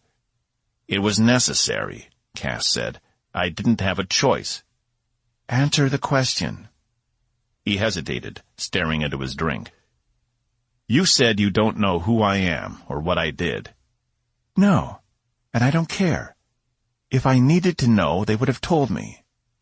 It can't be that important. Either that, or it's too important. But to me, it doesn't matter. I just have my orders. She took another drink. And you don't know why they want me back so badly? She shook her head, rolling her eyes. Above my pay grade. You don't get paid, he said.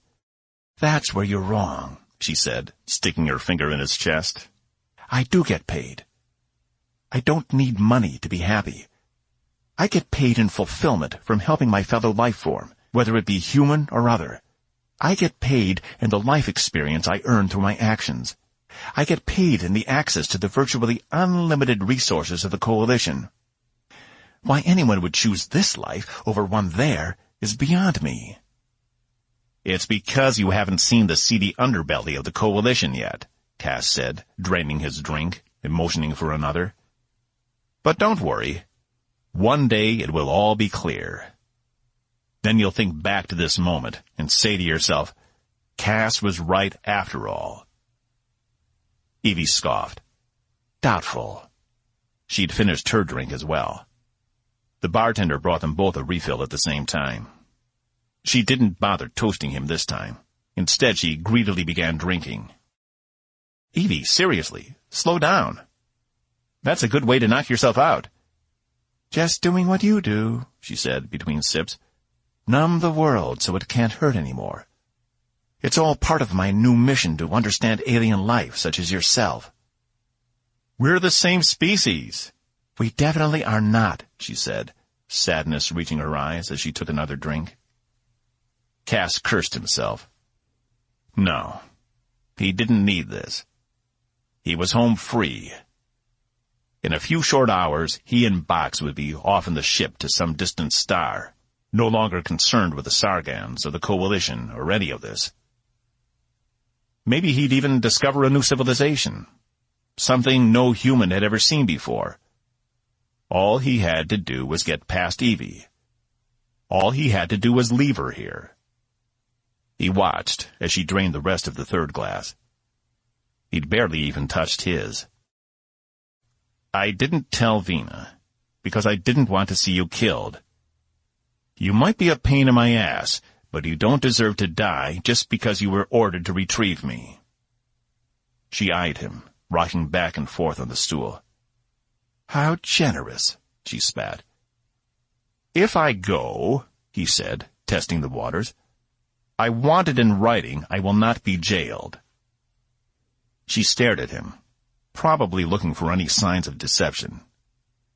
And I will only stay in Coalition space for 2 days. After that, I'm gone. Evie stared at the empty glass in front of her. I need certain concessions. Such as? Such as your guarantee you won't run when we reach the border. That you'll cooperate with whatever it is they need you for. She turned to him. I need to know you won't break your word. Cass stared at her in amazement. All traces of inebriation were gone. It was as if she were stone sober. Was her tolerance really that high? Even he felt the effects of the rank by now.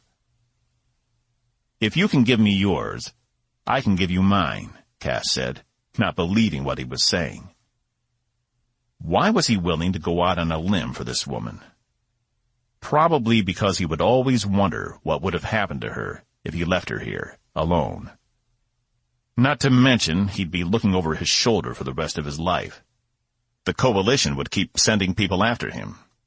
At least, if he went in now, he could finally close this book, because there was only one reason they could want him so badly. You won't run, she said. You'll keep me out of prison, he replied. She stuck out her hand. He glanced at it, weighing the alternatives one last time. He grabbed his glass and drained it in one go, then grabbed her hand and gave it a quick shake before he changed his mind. Thank you, she said. 10. Cass stumbled down the main thoroughfare toward the hangar bay. Box had needed to move the ship from the parking area to one of the repair garages on the outer edge of the ring itself. The walk seemed to take forever, but it was probably hampered by the fact he'd had another 2 ranks at the bar after agreeing to return to the Coalition. Evie walked beside him, completely sober. Either you were lying about never having a drink before, or you're a sorcerer, Cass said, putting his hand up against the wall. The hallway stopped rotating around him as he did. Some people just tolerate it better, she said. They'd agreed, since her ship had been disabled and his was in the process of being repaired, they would take the reasonable excuse back to Coalition space. Evie argued it allowed her to keep a better eye on him, and Cass had tried to argue back, but when the urge to retaste the rank entered his throat, he shut up. He didn't like the idea of her on his ship, but he didn't see a better alternative. If he wanted this over quickly, it was better to take her back now. and frankly, he was in a hurry to get away from Vina. He still couldn't quite believe it was real, that he no longer owed her a cent. Which brought up something he'd been pondering. You do know that you just paid off a crime lord, don't you? All that money will go to people who build themselves up on the backs of others, who make others suffer. He paused, ensuring he wouldn't throw up. Needlessly.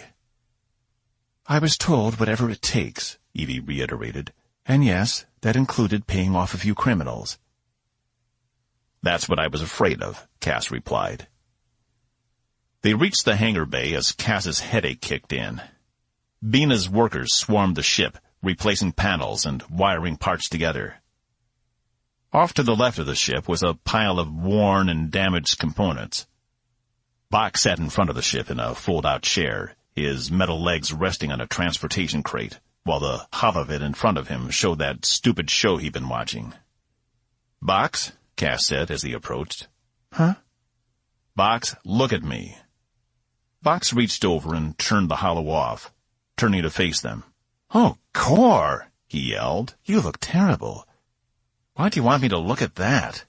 I was enjoying my show."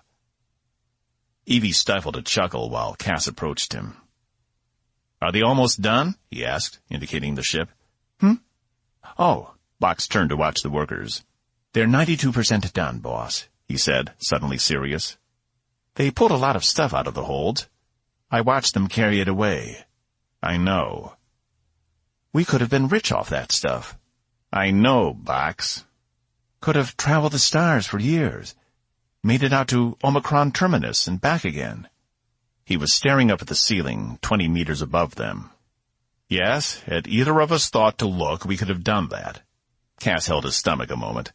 "As it is, we're going back to the Coalition." "But you said—" Cass put his hands up. "I don't care what I said. We're going. For 2 days. Then we're out. Got it?" "Got it, boss." His yellow eyes dimmed, indicating disappointment. Cass doubted Evie even noticed. It was something you only picked up if you were around bots for a while. Cass turned to Evie. "This is Lieutenant Commander Diazol," he said. "Evie, this is my traveling companion, Box." To her credit, Evie held out her hand. Box examined it a minute, then took it, giving it one shake. "That's rare," he said.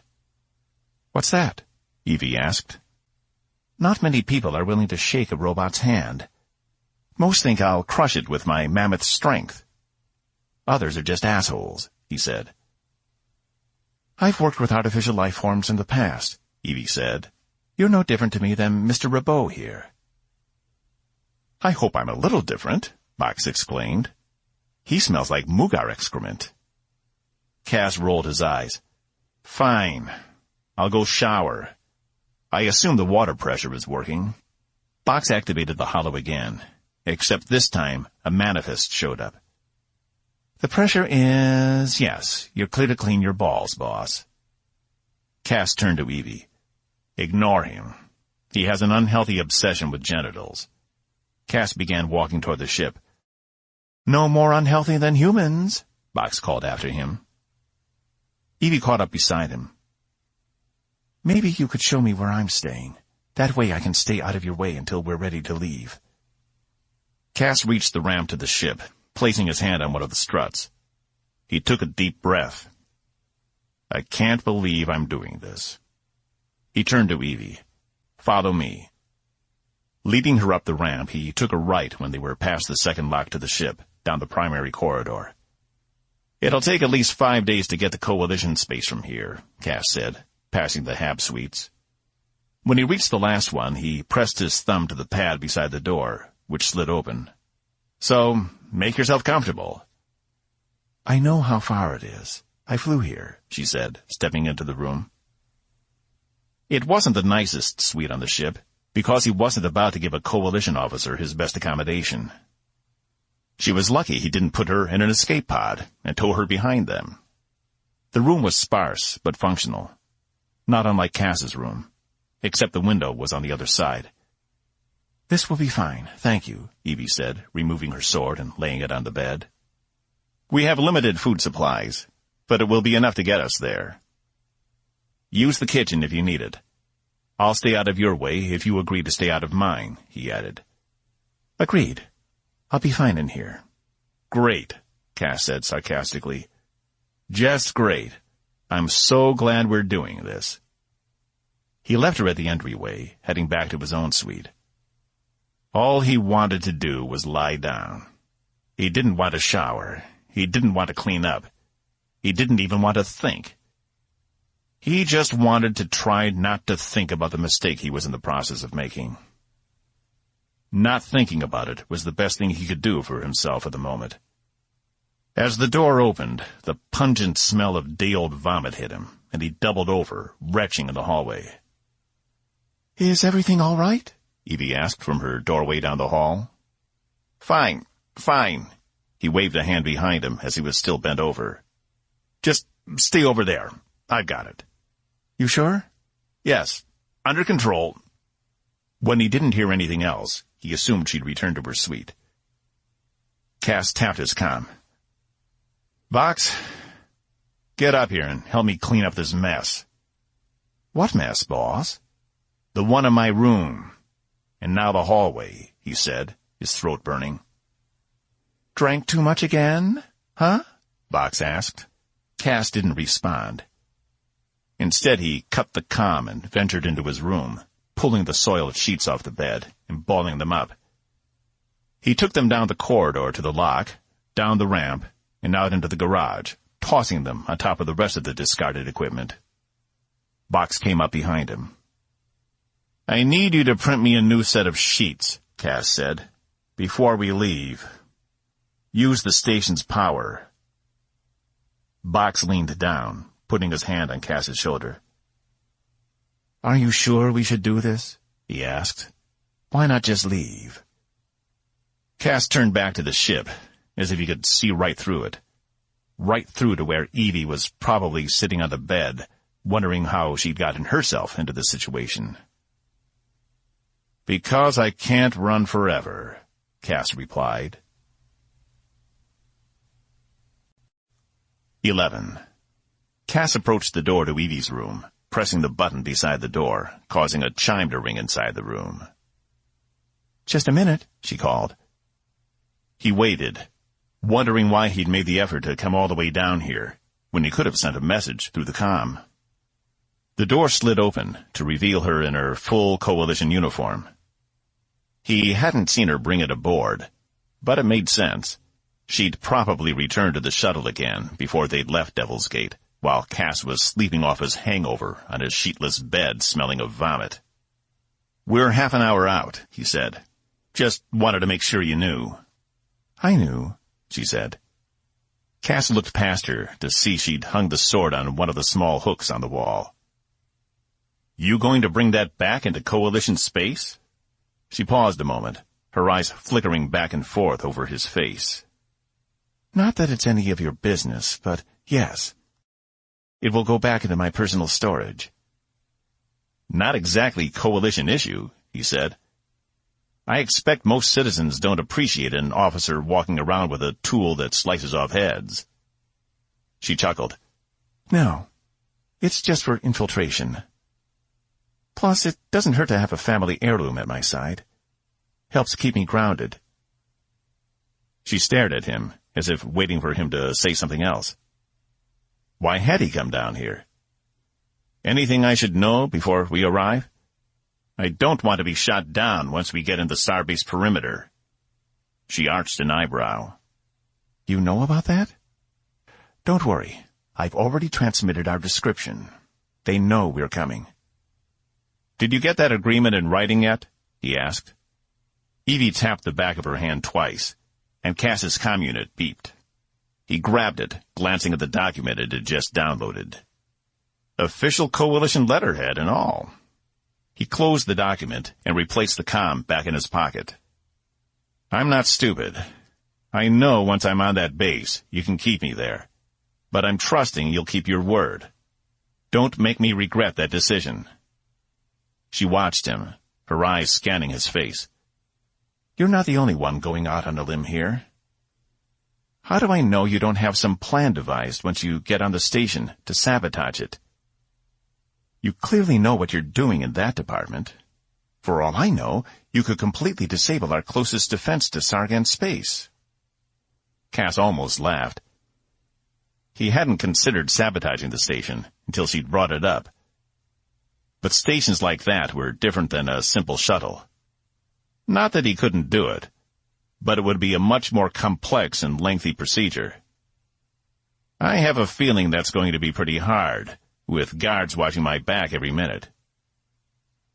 You know an awful lot about Coalition procedure, she said, staring at him under lowered lids. Somehow, with her uniform on, she looked taller, cleaner. Cass supposed that's what the Coalition did to people. Polished them up and spit them out. Cass shrugged it off.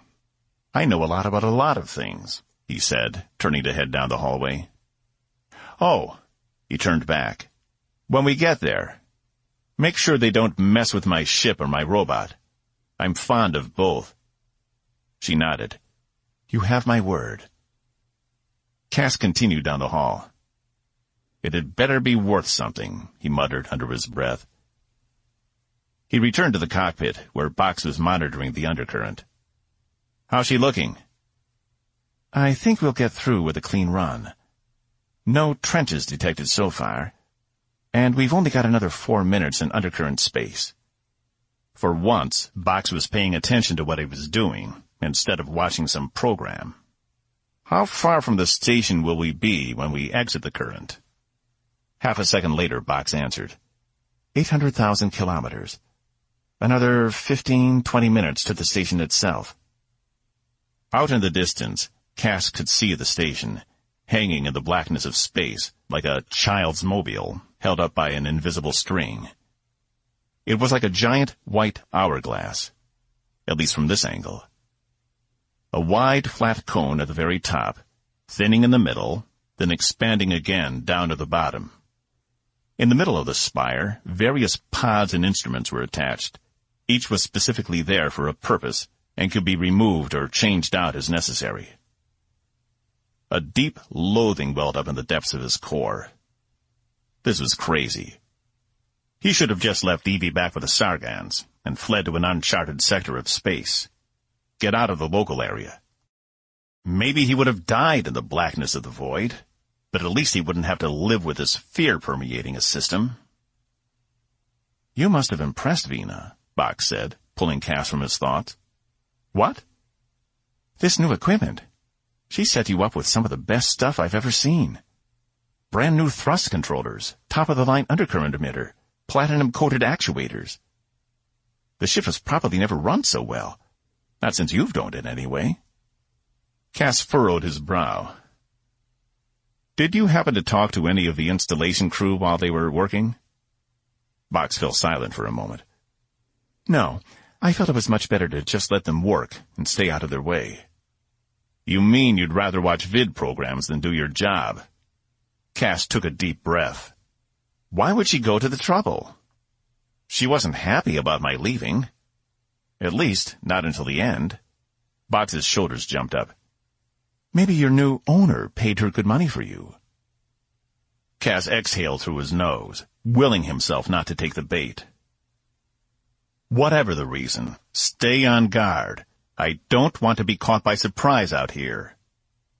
Always, boss, Box replied. Cass found he couldn't return to the sanctuary of his room. Every day they'd been in underspace, the room had felt smaller, more closed in. What had once been a place he could take refuge now felt like a flying cage. He'd spent more time in the kitchen and cockpit than normal, taking time to enjoy it while he could. There was no telling what would happen once they reached the station. But with any luck, he and Box could leave in a few days. Unless this had all been a giant setup. He paced the hallways while Box initiated docking procedures. They'd come into the station's perimeter without issue, and had been granted clearance. It should have made him feel better Evie had been truthful about that part, but somehow it didn't. Piloting the ship into the docking bay had felt like just another set of bars closing down on him. He'd managed to find some clean clothes for once. It was nothing more than a cotton shirt and his pocket trousers. He'd even rummaged in the back of his closet and retrieved his jacket, the one he'd gotten from his brief time with Liz. If he thought about it hard enough, he could even still catch her scent on the fabric. Evie stepped out of her room, carrying a small bag and the sword in one hand. "Have we landed?" she asked. "Box is finishing the procedures now. Tell your friends if they plan on searching my ship to not break anything. I have some valuable artifacts in here, and I don't need Coalition fingerprints all over them." She flashed him a side eye. "I'll see what I can do." The ship shuddered, and Cass recognized the sound of the exhaust systems purging their excess thrust. They had landed. "Box," he called. "Yeah, boss?" "You're coming with us. Let's go." There was a loud thump, and Box came trotting down the hall. "A field trip!" His eyes flashed in excitement. Cass pressed the button to lower the main ramp from the primary lock. Evie took a step for the door, but he took her arm, stopping her. "Don't make me regret this," he said, doing his best to keep his voice from shaking. "You can trust me," she replied. He nodded and let go, following her down the ramp and out the second lock into the vast space, Box close behind him. When they exited, he couldn't help but be impressed by it all. After 5 years of seeing nothing but barely maintained Sargon ports of call, the pristine station of the Coalition was a breath of fresh air. Unlike the landing pad at Devil's Gate, ships weren't crammed in the bay like sardines. The closest shuttle was a good 30 meters away, and everything was clearly marked and easy to follow. They had landed on pad Charlie Sigma 17. A crew of 4 started their external check of the ship, as was standard procedure when a non-Coalition vessel docked. They checked for anything hazardous or any potential problems with the ship itself, which they would then present to the pilot upon their departure. Smug bastards. Evie handed her bag and sword off to an enlisted crew member in a gray jumpsuit and gray hat. He saluted her before taking her goods, then trotted off in a different direction. "Let's go," she said. "We'll head through the civilian sector. It's the quickest way to the Admiral's office." "Perfect," Box exclaimed, following along. "I was planning on going there anyway." "Do you know how many drama programs I can download while we're here?" he asked. "And they're all free. My processors are going to be full." "Yes," Cass said. "Free." He glanced up to the ceiling of the shuttle bay, a good 20 meters above them. He couldn't detect a bit of dirt, dust, or exhaust anywhere. Just like it was supposed to be. Sterile. He turned to Evie. "I'm surprised we didn't have an escort waiting for us at the bottom of the ramp," though it was standard procedure with potentially hostile vessels. "I told them I could handle it. Think of it as a peace offering," she said, maintaining her focus forward as they walked to the closest hypervator. "That's very generous," Cass said. She didn't reply, only stopped at the door to the hypervator, pressing a button beside the door. Cass took a last glance back at his ship, hoping it wasn't the last time he'd see her. He couldn't help but stare past her at the star field beyond the protective force field. Cass sighed, turning back to the hyper that had just arrived. "Main concourse," Evie announced as soon as the 3 of them were inside. She glanced at Cass. "Here we go." 12. As the doors opened again, Cass steeled himself for what lay ahead. The reality of the situation sank in. He was on a Coalition station.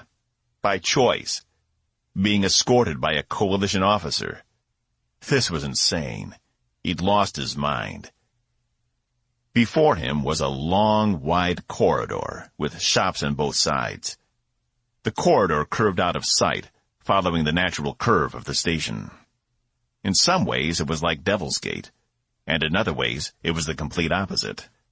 For one, the concourse was much wider, about 50 meters, giving people plenty of space. No one was in any danger of running into anyone else here. Fountains of different liquids lined the center of the concourse, each demonstrating a different show. Above them, a glass atrium curved over the entire concourse, and beyond was nothing but stars. The concourse only had one level, but above the shops on both sides were massive planters filled with flora from at least 30 different worlds. It felt like a dungeon to Cass. "There it is," Box squealed. It came out as a garbled yowl. He took off toward one of the shops, and Evie and Cass had to run to keep up with him. "What is he doing?" Evie yelled. "He found the entertainment store," Cass replied. Box was already inside of the counter. He'd dropped an uplink cord on the counter with a thud. "Fill it up," he said. The attendant peered around him at Cass and Evie entering the store. "Ma'am?" he asked. Evie nodded. "It's fine." "What? You have to get permission to download entertainment now?" Cass asked. "No, it's just that a robot walking in and demanding something isn't usual." She forced a grin. "What would you like?" the attendant asked Box. "As much as you can fit inside me," he replied proudly. Cass groaned, dropping his head. "Yes, sir." The attendant took the uplink cable and plugged it into a device beside him. "Oh, yes, that's it. Give me more," Box said. "For course sake, Box," Cass yelled, walking over. He yanked the cable from the machine and swiveled Box around, pushing him out of the store. "He's had enough. Thank you." He waved to the attendant, who seemed speechless. Evie followed them out. "Do you have to make a spectacle everywhere you go?" Cass asked, once they were back in the concourse. "Yes," he replied. "Life is short. Make it interesting." "We need to keep moving. The Admiral expects you," Evie said, walking past them. Cass caught the hint of a smile on her face. They continued moving down the concourse, with Box following behind, completely enveloped in the information he'd downloaded. Every now and again, Cass would catch the eye of someone, and they would sneer or turn away. He'd been fooling himself if he'd thought people had forgotten already. It had only been 7 years ago. Cass was more astonished no one had told Evie yet. Just as they approached the second hypervator at the center of the concourse, a woman strode up to Cass, fire in her eyes. Before he knew what was happening, her palm had struck him across the face. It hadn't hurt much, though it had been a shock. All around them, people stopped moving. "Do you know who I am?" she demanded.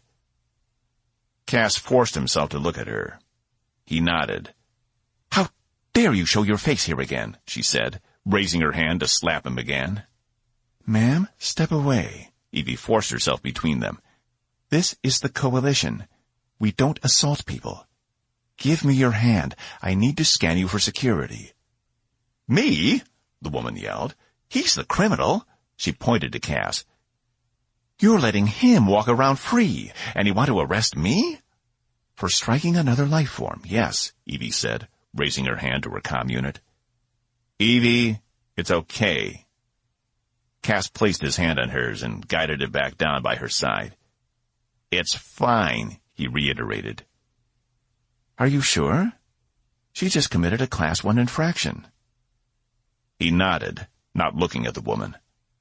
"Let's just keep moving." They walked around the woman, who continued fuming there in the middle of the concourse. "Next time, it'll be a Class 2, she yelled after him. They filed into the hypervator and waited until the doors closed. "What was that about?" Evie asked. "Are you okay?" She stared at his stubble-ridden cheek. "Ask around. I'm sure someone will tell you," he said. She turned her attention to Box, who was still involved with his holo program streaming from his arm. "What about you? Do you know?" Box nodded. "We're like soul sisters. We tell each other everything." She turned back to Cass, a smirk on her face.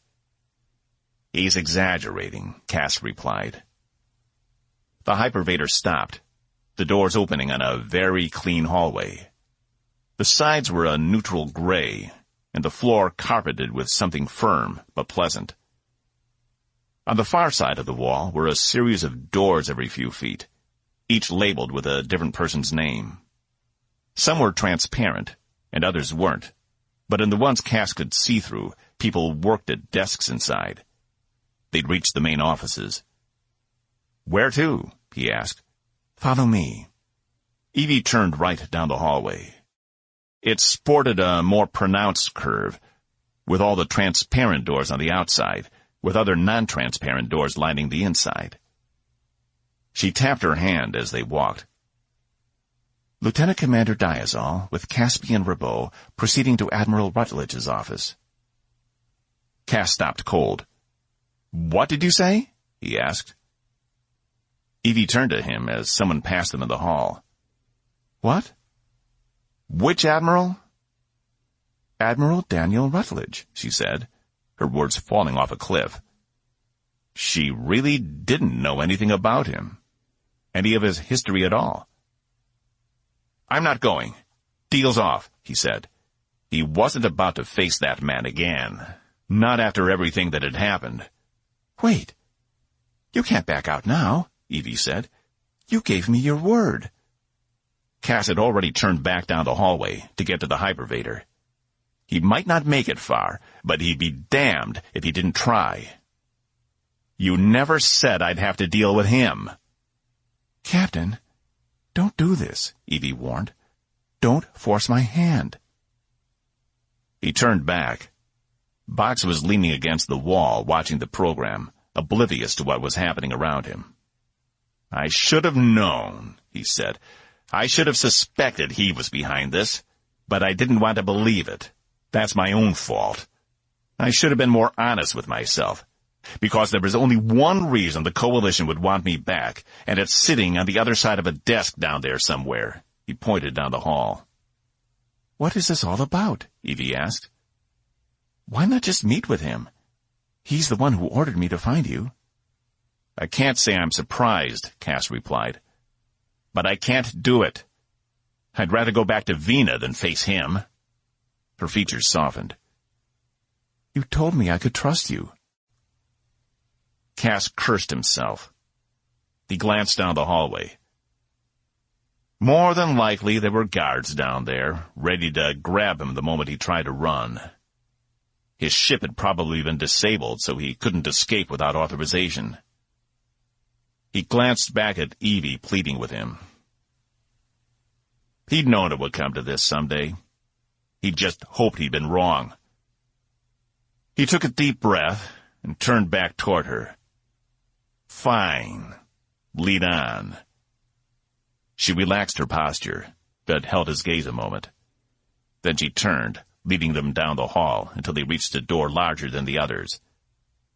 And based on how far the next closest doors were on either side, Cass could only assume this was their destination. As confirmation, the plaque on the door said, "R.A.D.M. Daniel S. Rutledge, S.C.A.S." Cass shoved his hands in his pockets so they couldn't see they were shaking. "You might as well do it, boss. You're already here," Box said, his focus still on the program. "Oh, so you can do more than one thing at a time," Cass said. "Only on special occasions," Box replied. "Ready?" Evie asked, concern in her eyes. Cass nodded. She tapped the button beside the door. "Enter," the voice Cass hadn't heard in over 5 years said. The doors slid open.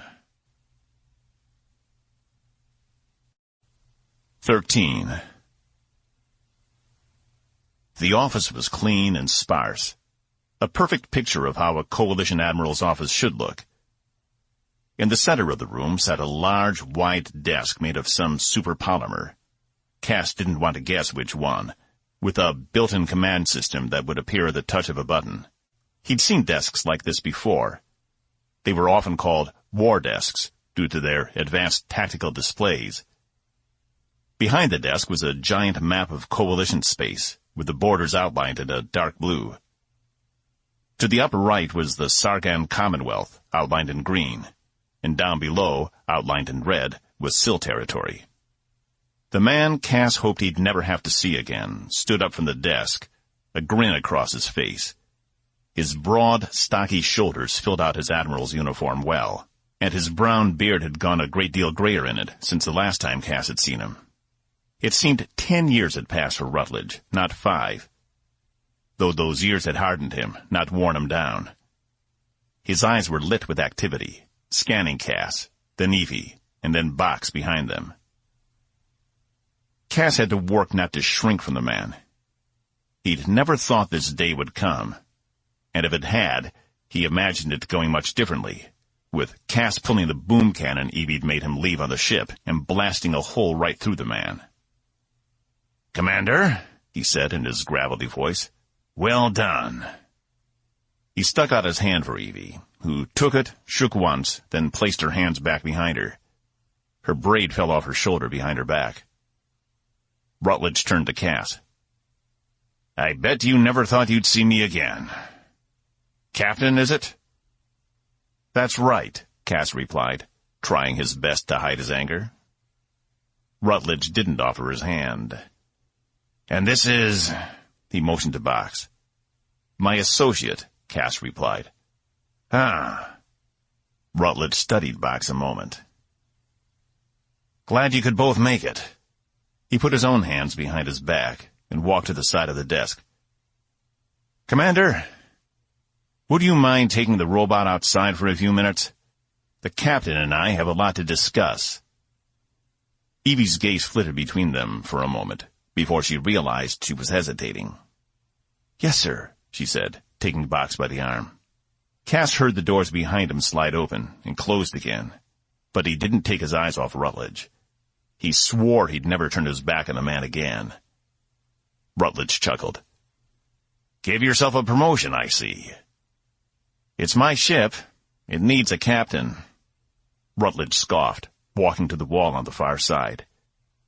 A vid screen was built into the wall, and he tapped it, bringing it to life. "Right. Because if you can't get it through hard work and determination, why not just give it to yourself for free?" "Save it, Daniel," Cass said. "Let's just get this over with. What am I doing here?" "I think you know," Rutledge said, tapping the screen a few more times. An overhead map of local space came up, zooming in on their location. "I wish I could say it was good to see you again, but we both know that's not true." He paused. "You're here because of the Atlas." "I find that statement shocking," Cass said, deadpan. "Cut the shit, Robeaux," Rutledge snapped. Whenever he gotten riled up in the past, he'd started sweating on his forehead, and Cass could already see the sheen reflecting off him. "She's missing." "Good riddance," Cass replied. Rutledge ignored him. 10 days ago, we lost contact with her," he said, "out near the Rekka quasar." The screen zoomed into the space around the quasar. A red blip indicated where the Atlas had last been seen. "What was it doing out there?" Cass asked. Rutledge turned and smiled at him. "I think you know." Cass struggled to contain his anger. "You got it working, didn't you? You finally built the fucking thing, and they were testing it." "First test was 10 days ago," Rutledge said. Cass failed at controlling his anger. "Then maybe they blew themselves up. Too bad you weren't on board." Rutledge scoffed again. "This is bigger than just me anymore. We have people counting on the Atlas now. It isn't just some experiment." "You still haven't answered my question. Why am I here?" Cass followed him as Rutledge walked back over to the desk, staring him down from the other side. "You're going to help find it." He took a step back. "Why me? Why bring in the one guy who doesn't want anything to do with the ship's experiments?" Because, despite the need, most people don't know the intricacies of the project. They don't know what they're looking at. All they're doing is measuring results. I need someone who has seen this stuff up close, who can identify it and tell me what went wrong. You forget I was in jail by the time you finally brought one on board. I've never seen it, Cass argued. Technically, you'd already run from Cathora by the time we brought it back, but it turns out they are remarkably close to the initial prototypes you developed. I need your knowledge here, Caspian. If I had another choice, I would have taken it, believe me. Cass turned his gaze upward. That I can believe. He took a deep breath. I assume you knew what happened to me on Cathora? The Admiral gave him a hard stare. I thought so. Guess I was harder to get rid of than you thought. The Admiral's penetrating gaze bore into him. You're not here to rehash history. We can either leave that in the past, or we can waste time arguing about something neither of us can change. Which do you prefer? He was right. It wasn't as if Cass could go to a review board and plead his case. He had no proof. Not to mention, he didn't know how many people were involved. This might be his only chance to get clear of this mess once and for all. He glanced at the map on the wall. How do you even know the ship is still out there? Rutledge relaxed his shoulders. We don't. But if it is, I want someone who knows what they're looking at when it's found. Things have escalated. I need to know what happened on that ship. Why, and if the experiment can be salvaged. Cass nodded, taking it all in. He worked his jaw, crossing his arms. And if I refuse? We have a comfortable brig. You can have your old spot back. Cass shook his head, staring at the ground. I expected nothing less. I knew this was a mistake, coming here. And yet I came anyway. He thought about it a moment. Fine. Toss me in. Impound my ship. Let's see what happens. Cass swore he could see a vein throbbing on Rutledge's forehead. The older man watched him a long time, and Cass watched right back, daring him to do it. Because the fact was, Rutledge was on a time crunch, and Cass wasn't. He didn't care if the ship was ever found. If Rutledge had gone to all this trouble to find him and bring him in, he wasn't about to toss him in the brig. Rutledge turned away first. It's too bad you can't order me to do it, Cass smirked. That would solve all your problems, wouldn't it? Of course, the last time you ordered me to do something, it didn't go so well. For either of us. What do you want? Rutledge asked, his back to Cass as he studied the map in front of him. I'll go find it. In my ship. Alone. When I find it, I report the information to you, and then I'm gone. Forever. I want all records of me and the Coalition destroyed, like I didn't exist. Out of the question, Rutledge said, turning back to him. You'll run the first chance you get. It's what you do. I'm not... Cass began, but Rutledge put his hand up. I have a ship ready to depart, waiting for you. For the duration of the mission, you will be a special advisor to the crew.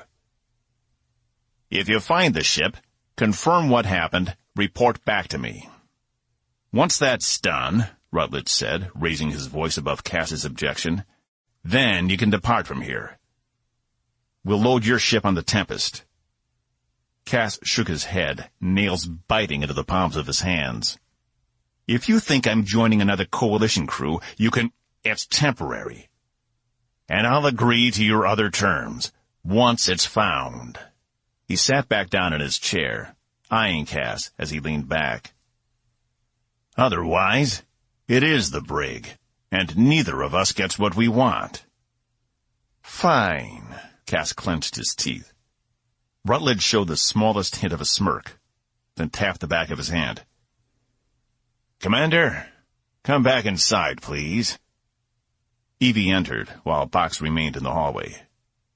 Cass turned just enough to see him displaying his vid on the far wall. "Escort Mr. Robeaux to the maintenance yards, and arrange for his ship to be transferred over to the Tempest." "Sir?" she asked, glancing at Cass. Rutledge glanced over to Cass, his eyes piercing him. "He's going with you to look for the Atlas."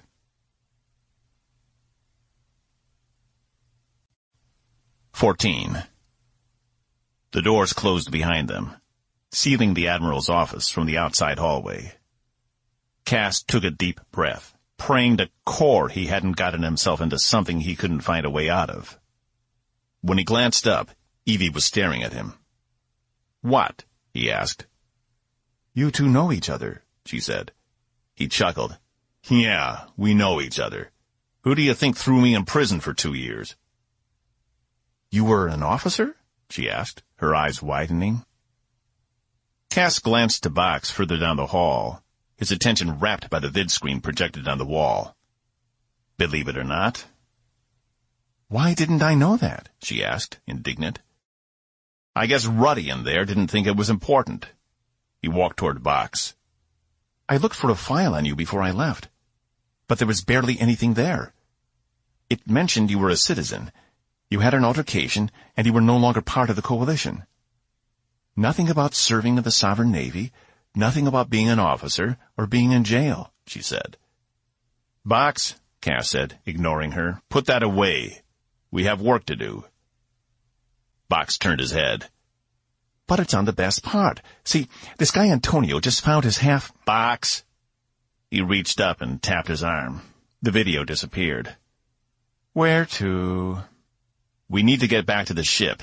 We have a mission." His yellow eyes blinked on and off in confusion. "A mission? I thought this was the mission." "You've been assigned to my ship," Evie said. "The Tempest. We're going out to look for one that is missing." "And you agreed?" Box asked, his voice full of surprise. "It's the Atlas," Cass said. He pushed past Box down the hall toward the hypervator. "Oh," Box said. His and Evie's footsteps fell in step behind him. "Did everyone know about your service record besides me?" Evie asked, catching up with him. "It appears that way," he replied.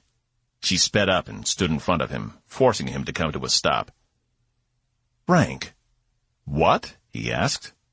"What was your rank when you were discharged?" "Lieutenant Commander. Same as you," he replied. She visibly relaxed. "That's how you knew how to disable my shuttle. How you knew so much about coalition procedures." "Once an engineer, always an engineer." This is why he hadn't told her. He didn't want to reminisce about the past, about his time on his last posting. Before that, things had been better. Maybe not perfect, but better. "Wait. Were you an engineer on the Atlas?" she asked. "No. I started out as the engineer on the Hartford, but was offered to be first officer after a few years," he replied. "That's my station on the Tempest. I was transferred before I went on temporary assignment to find you." He raised his eyebrows, forcing a smile. "Great. Looks like we're evenly matched." Cass stepped around her, trying to run the variables in his head. Could he really get away once they found the Atlas? Or what was left of it? He might need to make some modifications to his emitters on the reasonable excuse.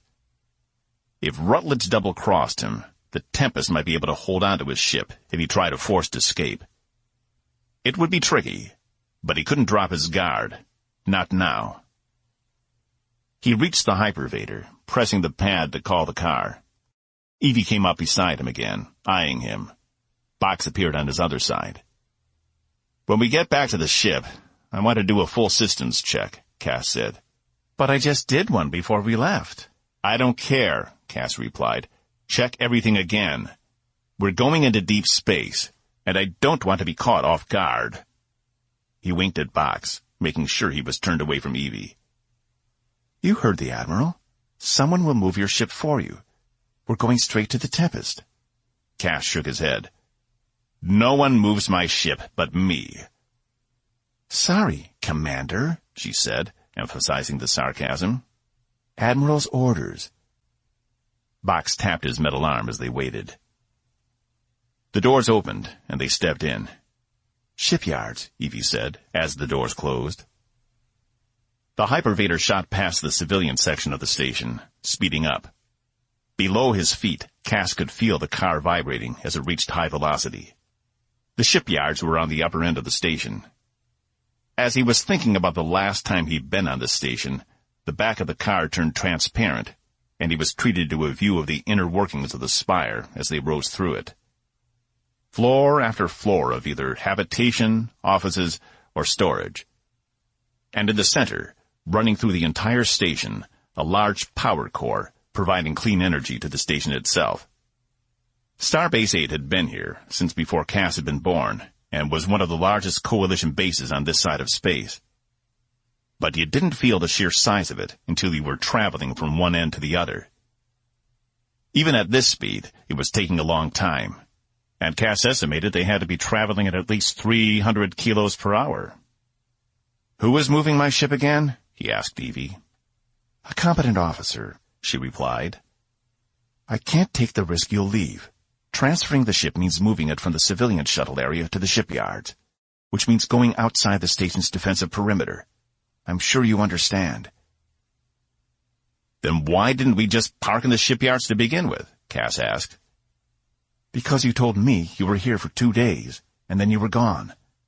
I saw no need to expose you to sensitive Coalition technology. But obviously, I'm the only person who doesn't know about your past, so I'll take responsibility for that one. My bad." "I'm not letting anyone—" "It's too late, Captain," she interrupted. "I've already signaled to have it moved. I did it in the hallway back there." Cass grumbled, but turned away from her just in time to see the shipyards come into view. At least a dozen Coalition ships sat docked around a central core and hanging in midair as if by magic. But there was no gravity in the shipyards, unlike the opposite end of the station. At least not in the area where the ships were constructed. Cass caught sight of a few he recognized. Ajax class, Hermes class, Waterfall class. All staples of the Coalition fleet. But there was one he didn't recognize. "Is that it?" He pointed to the smaller ship. It was compact, with what seemed to be wings flowing out from the main body, then reattaching again. Its undercurrent emitter was mounted on the top of the ship, unlike others where it was mounted on the bottom. He couldn't even see the bridge. "Yep, brand new from Coalition development," Evie said, sticking her chest out. "USCS Tempest, FCX 8001, Dragon class." "Dragon class?" Cass arched an eyebrow. "It's a new line of stealth vessels. The Tempest is the second produced, the first one in full service. She has modifications to the undercurrent adapters. It allows her to travel the currents almost twice as fast as any other Coalition vessel." "How is that possible?" Box asked, before Cass could ask the same thing. Coalition ships had a fixed speed in the undercurrents. It took as long as it took. There were no shortcuts. "The Klaxians came up with it. Who else?" Evie asked. "They found a more efficient way to traverse the currents. Don't ask me to explain it. I'm not an engineer." No, but Cass was. Now he wanted nothing more than to get inside that ship and inspect its engine. Figure out what made it so fast. Figure out what the Klaxians had realized that they hadn't. "You have a Klaxian on board?" he asked. She nodded. "He's our chief engineer." Cass took one more look at the ship before it moved out of sight, replaced by a standard bulkhead. The hypervator turned back to opaque. "I can't wait to meet him." The hypervator came to a stop, and the doors opened on a large bay, much like the shuttle bay on the other side of the station, where the reasonable excuse had been parked. Could they have moved it already? Cass was itching to get back as soon as possible. Evie led the way through the expansive room, which Cass assumed was a construction bay located close or near to the center core where they could access the ship. Before they could get very far, Cass noticed an officer approaching them. His uniform matched Evie's. but his purple stripes near his collar indicated a captain's rank. Cass drew a deep breath, steeling himself for the inevitable confrontation. He was on the older side, with a head of thinning hair and a stern look that seemed to be carved on his face. His piercing blue eyes didn't leave Cass as they approached each other, stopping only meters away. "Commander?" he said, his voice strong. "Captain," she replied, placing her fist to her chest briefly. "Do you know?" "I know him," the captain replied. Evie pinched her lips together. "Caspian Robeaux, this is Captain Cordell Green," she said. Green didn't move or stick out his hand, which didn't surprise Cass.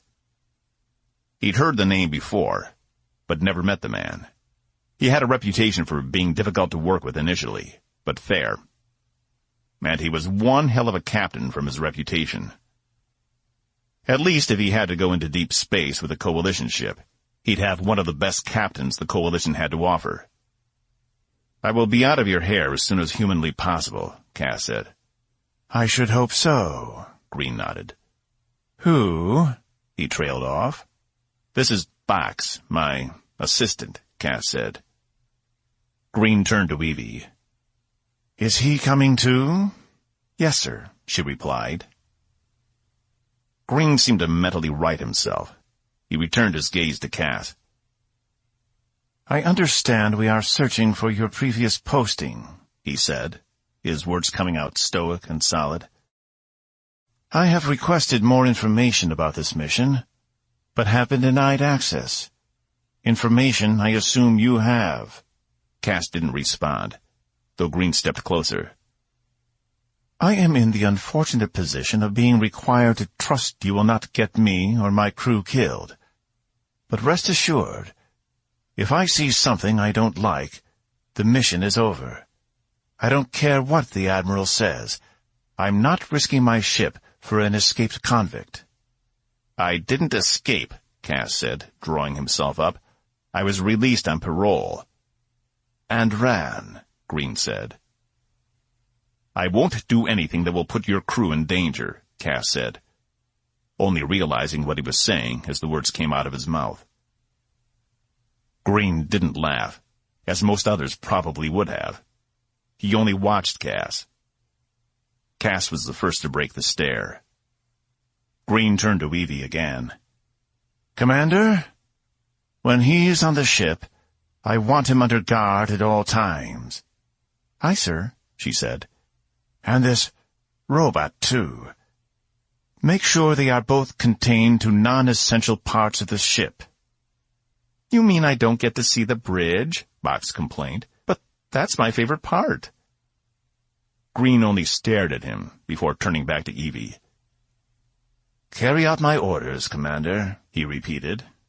"I'll see you aboard."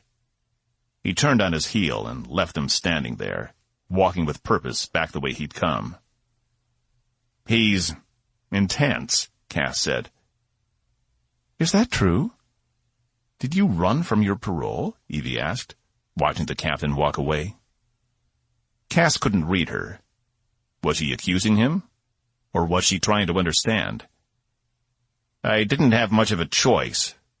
And until a few days ago, it worked out pretty well," Cass replied. "I guess everything comes back around, in the end," Evie said. She walked off too, leaving Cass and Box standing alone among the workers around them. 15. As they made their way through the connecting tunnel to the Tempest, Cass caught a glimpse of his ship pulling into the shipyard and making its way toward them. He stopped in the walkway, nudging Box. "Who's driving?" Box turned, focusing on the ship. "I have their image. As soon as we get in the ship, I'll access the manifest." Satisfied, Cass resumed the trip down the tunnel. Evie was ahead of them, waiting at the main port to the ship. It wasn't ideal, but Cass felt better about being on the Tempest than being on the station. At least he wouldn't have to stay in the same structure as Rutledge. "Ensign Yamashita will escort you to your quarters," Evie said as they reached her.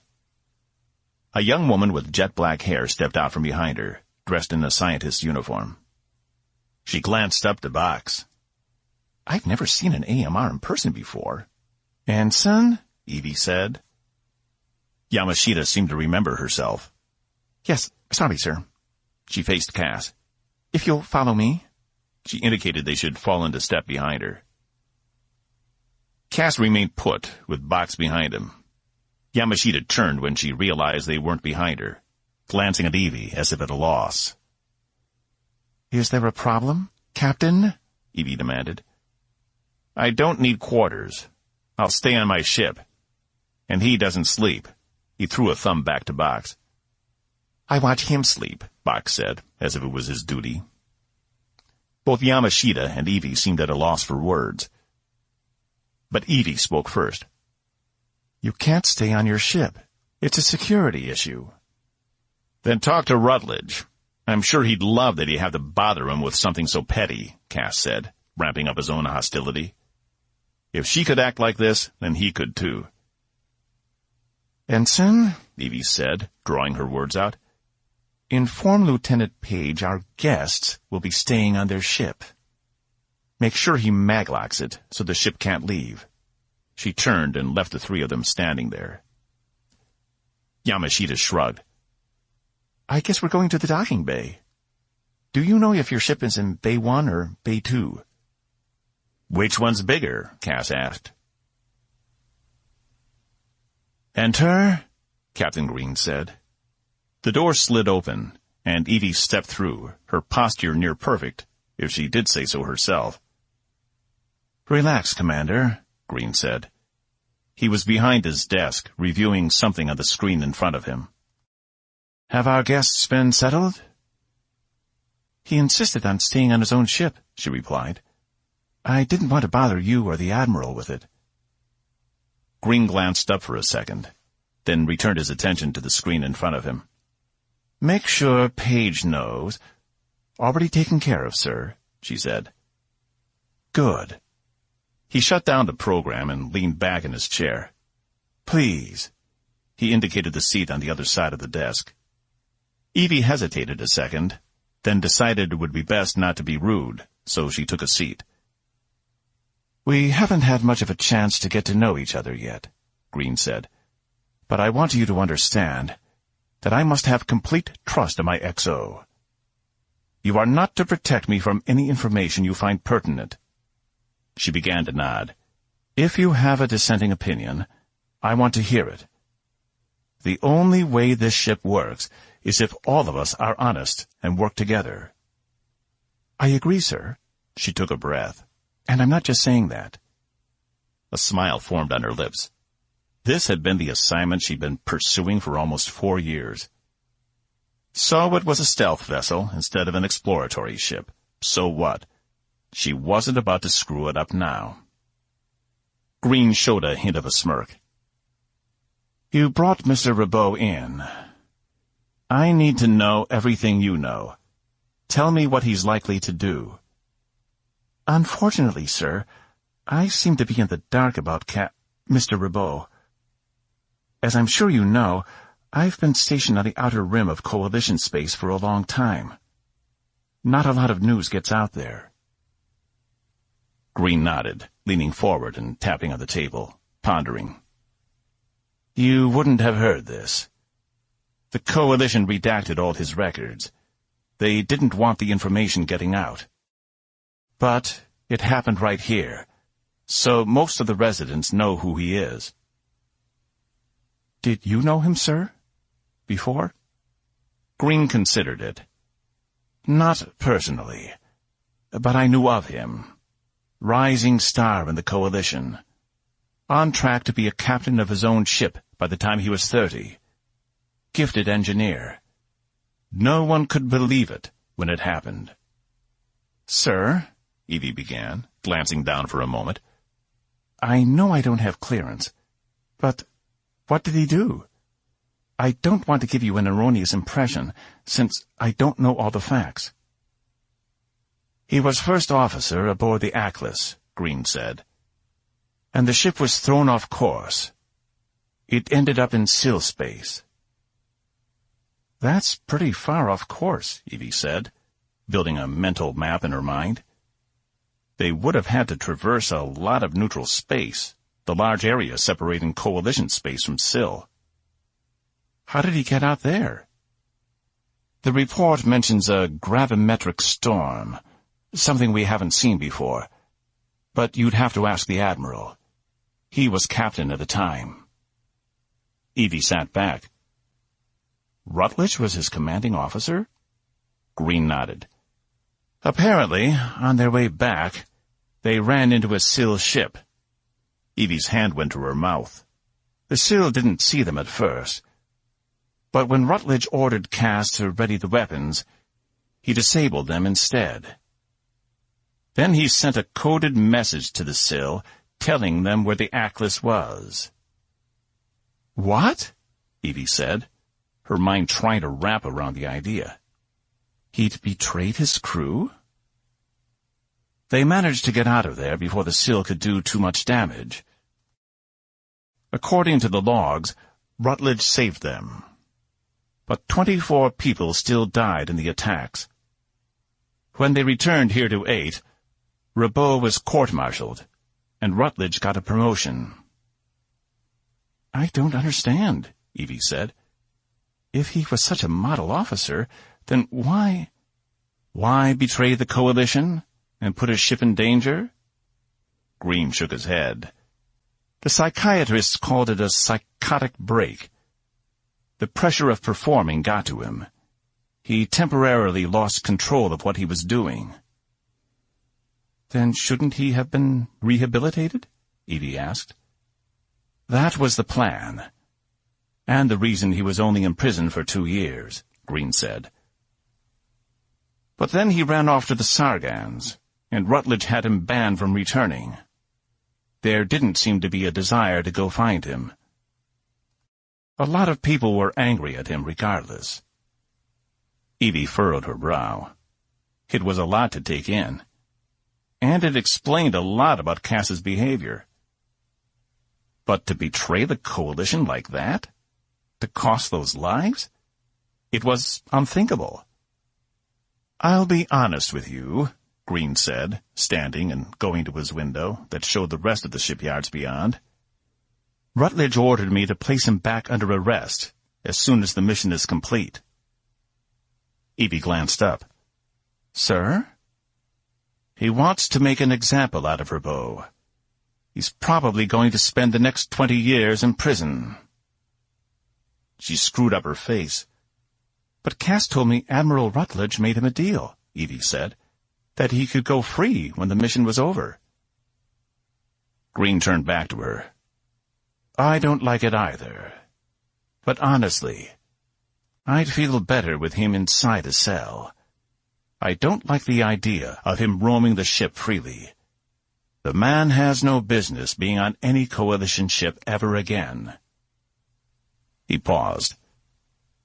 That being said, I don't like being kept in the dark, and the Admiral has been very quiet regarding this mission's objectives. I need to know what I'm getting my crew into. Evie pondered the situation a moment.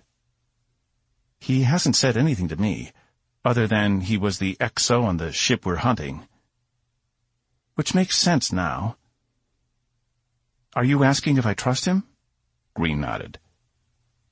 Before you told me what he did, I would have said there was an 80% chance he'd carry out the mission without being a problem. And now? Green prompted, ridges in his forehead appearing. 25, she said. So far he'd held his word, but it hadn't been easy. He'd seemed to her like a spooked rabbit, ready to flee at the slightest noise. Though, to his credit, he hadn't needed to come at all. He could have gone off on his own and left her empty-handed. And if she'd come back without him, there was a very good chance she would not still be assigned to this ship for its mission. But... Green arched an eyebrow. I don't know if it's his guilt or what, but I feel like he'll see this thing through. He's had more than one chance to run, and hasn't taken it. That doesn't mean he won't, Commander. I'm just being honest, Captain. Green seemed to take it in. Very well. See if you can find out anything else before we arrive. The last known location of the Atlas is a couple of days outside Coalition space. Again? That ship sure did go outside Coalition space a lot. Yes, sir, she said. She tapped her chest and rose from the seat. Dismissed. 16. Crewman Robert Abernathy, Bach said, using the terminal on the wall opposite of where the reasonable excuse had been parked. That's him? Cass asked, eyeing his ship. Is he still in there? Bach shrugged. The ramp had been extended when Yamashita had finally gotten them down to Bay 1. The ship was a flurry of activity, everyone running around, preparing for the mission. Most paid Cass no mind, but the few that did glance up passed by with angry looks on their faces. Yamashita didn't say anything else on the way down. Cass couldn't tell if she knew or not. When they arrived, a guard was already waiting for them at the door to the bay. Yamashita had handed them off, and Cass had stormed past the guard, intent on seeing his ship. So far, no one had stopped him, and the guard hadn't said anything about Bach's accessing the terminal. I'm going in, Cass said, making his way up the ramp. Every punch is another 4 months on your record, Bach reminded him. Cass stopped, took a breath. Bach was right. It wasn't Abernathy's fault he'd had to move Cass's ship. No, it was Evie's fault. They could have easily gotten back in the reasonable excuse and flown down here, rather than take that ridiculous propaganda ride. It wouldn't surprise Cass if visiting dignitaries got the same treatment during their application to join the coalition. It was such a pony show. A hiss of air above them notified him the lock was opened. Abernathy came strolling down the ramp, but stopped short upon seeing Cass. "Did you scratch her?" he asked, pushing past the boy. He couldn't have been older than 21, and making his way into the ship. "Scratch her, sir?" He turned to Cass, confusion on his face. Cass laughed. It had been a long time since anyone had called him Sir. Abernathy was like Evie and Yamashita. Either too young or too new to this area of space to know who he was. Cass turned to face him. "Yes, scratch, or dent, or otherwise injure. I just got her repaired and ready to go. I don't need some inexperienced pilot tearing microfractures in my ship's hull." Recognition dawned on Abernathy's face. He knew who Cass was. He'd just never seen a picture of him before. "No, I didn't scratch her." He made a noise in his throat that sounded a lot like a curse, and turned to leave, passing Box at the end of the ramp and exiting out through the nearest door. "You do have a way with words," Box replied. "Get up here and help me do that systems check. I want to make sure they didn't do anything to her." "Like what?" Box asked, approaching him. "Like, disable the engine so we can't leave." Cass's comm beeped before he could take another step. He tapped it while keeping it on his belt. "Yes?" "Mr. Robeaux, please report to the bridge. We are preparing to depart," said an unfamiliar voice. Cass sighed, closing the comm. "Fine. You do the full systems check. Look for anything out of the ordinary," he said. "I want to make sure when it's time, we're ready." "Got it, boss," Box replied, heading into the ship. "And no vids until you're done," Cass called after him, receiving no response in return. He estimated there was a 50-50 chance the check would be done when he returned. He shook his head and made his way back down the ramp. The same guard that had been near the door stood at the very bottom. "You're my escort?" Cass asked. The man nodded. Then lead the way. The doors to the main bridge opened, and Cass had to steel himself. The last time he'd been on a coalition bridge, it had ended with him being let off in a pair of cuffs. He never thought he'd see one again. Despite the relative variety of ship configurations, most coalition bridges were laid out in a familiar manner. Though Tempest was completely different, and it took him a moment to figure out where everything was. The spacious room was circular in design, with 8 different stations situated around the center, all at different height levels. Sunken into the floor were stations 1 and 2, which were the navigation and piloting stations. They were tilted up at a slight angle to get a better view of the primary navigation display in the middle of the room, which was a 3-dimensional projection of what was ahead, behind, above, and below the ship. On either side of the 2 primary stations were the tactical station and the ship control station. They were on floor level, with control panels in front of them, and chairs. But they also had secondary control systems behind them as backups. On either side of those were the captain and XO chairs, each with their own consoles as well. While some ships had these 2 stations directly next to each other, it seemed the Tempest had set them some distance apart. Perhaps to get a better view of the projection in the middle? Cass wasn't sure. Finally, rounding out the circle, were 2 final stations directly across from each other, also at floor level, but about 5 meters back from the central projection. One of these had to be the engineering relay station, and the other, the station closest to the hypervator door, was probably a station configurable to whatever was necessary for the particular mission. It was blank, as if it hadn't been turned on. Along the curved walls of the bridge were various other fold-out stations. Some were redundancies, in case of damage, and others controlled other aspects of the ship that weren't necessary to be manned at all times. The other parts of the walls sported giant screens that could produce more traditional 2-dimensional views of what was happening outside the ship. But the redundancy ensured if one was damaged, there were 3 more the crew could use if necessary. Cass took notice of the heavy-duty carpet under his feet and the decorative details on each of the stations and along the walls.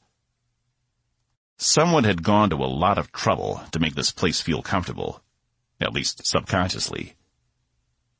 Captain Green stood from his chair as Cass entered, taking the 3 steps down and walking over to stand in front of him. Mr. Robeaux? Captain? Crewman Wells, please remain by the hypervator, Green said. The man behind Cass nodded and returned to the back wall. Green stood to the side. Would you like an introduction, or...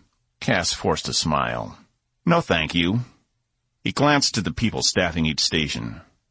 Most shot him dirty looks. Though he realized the ship control officer wasn't human.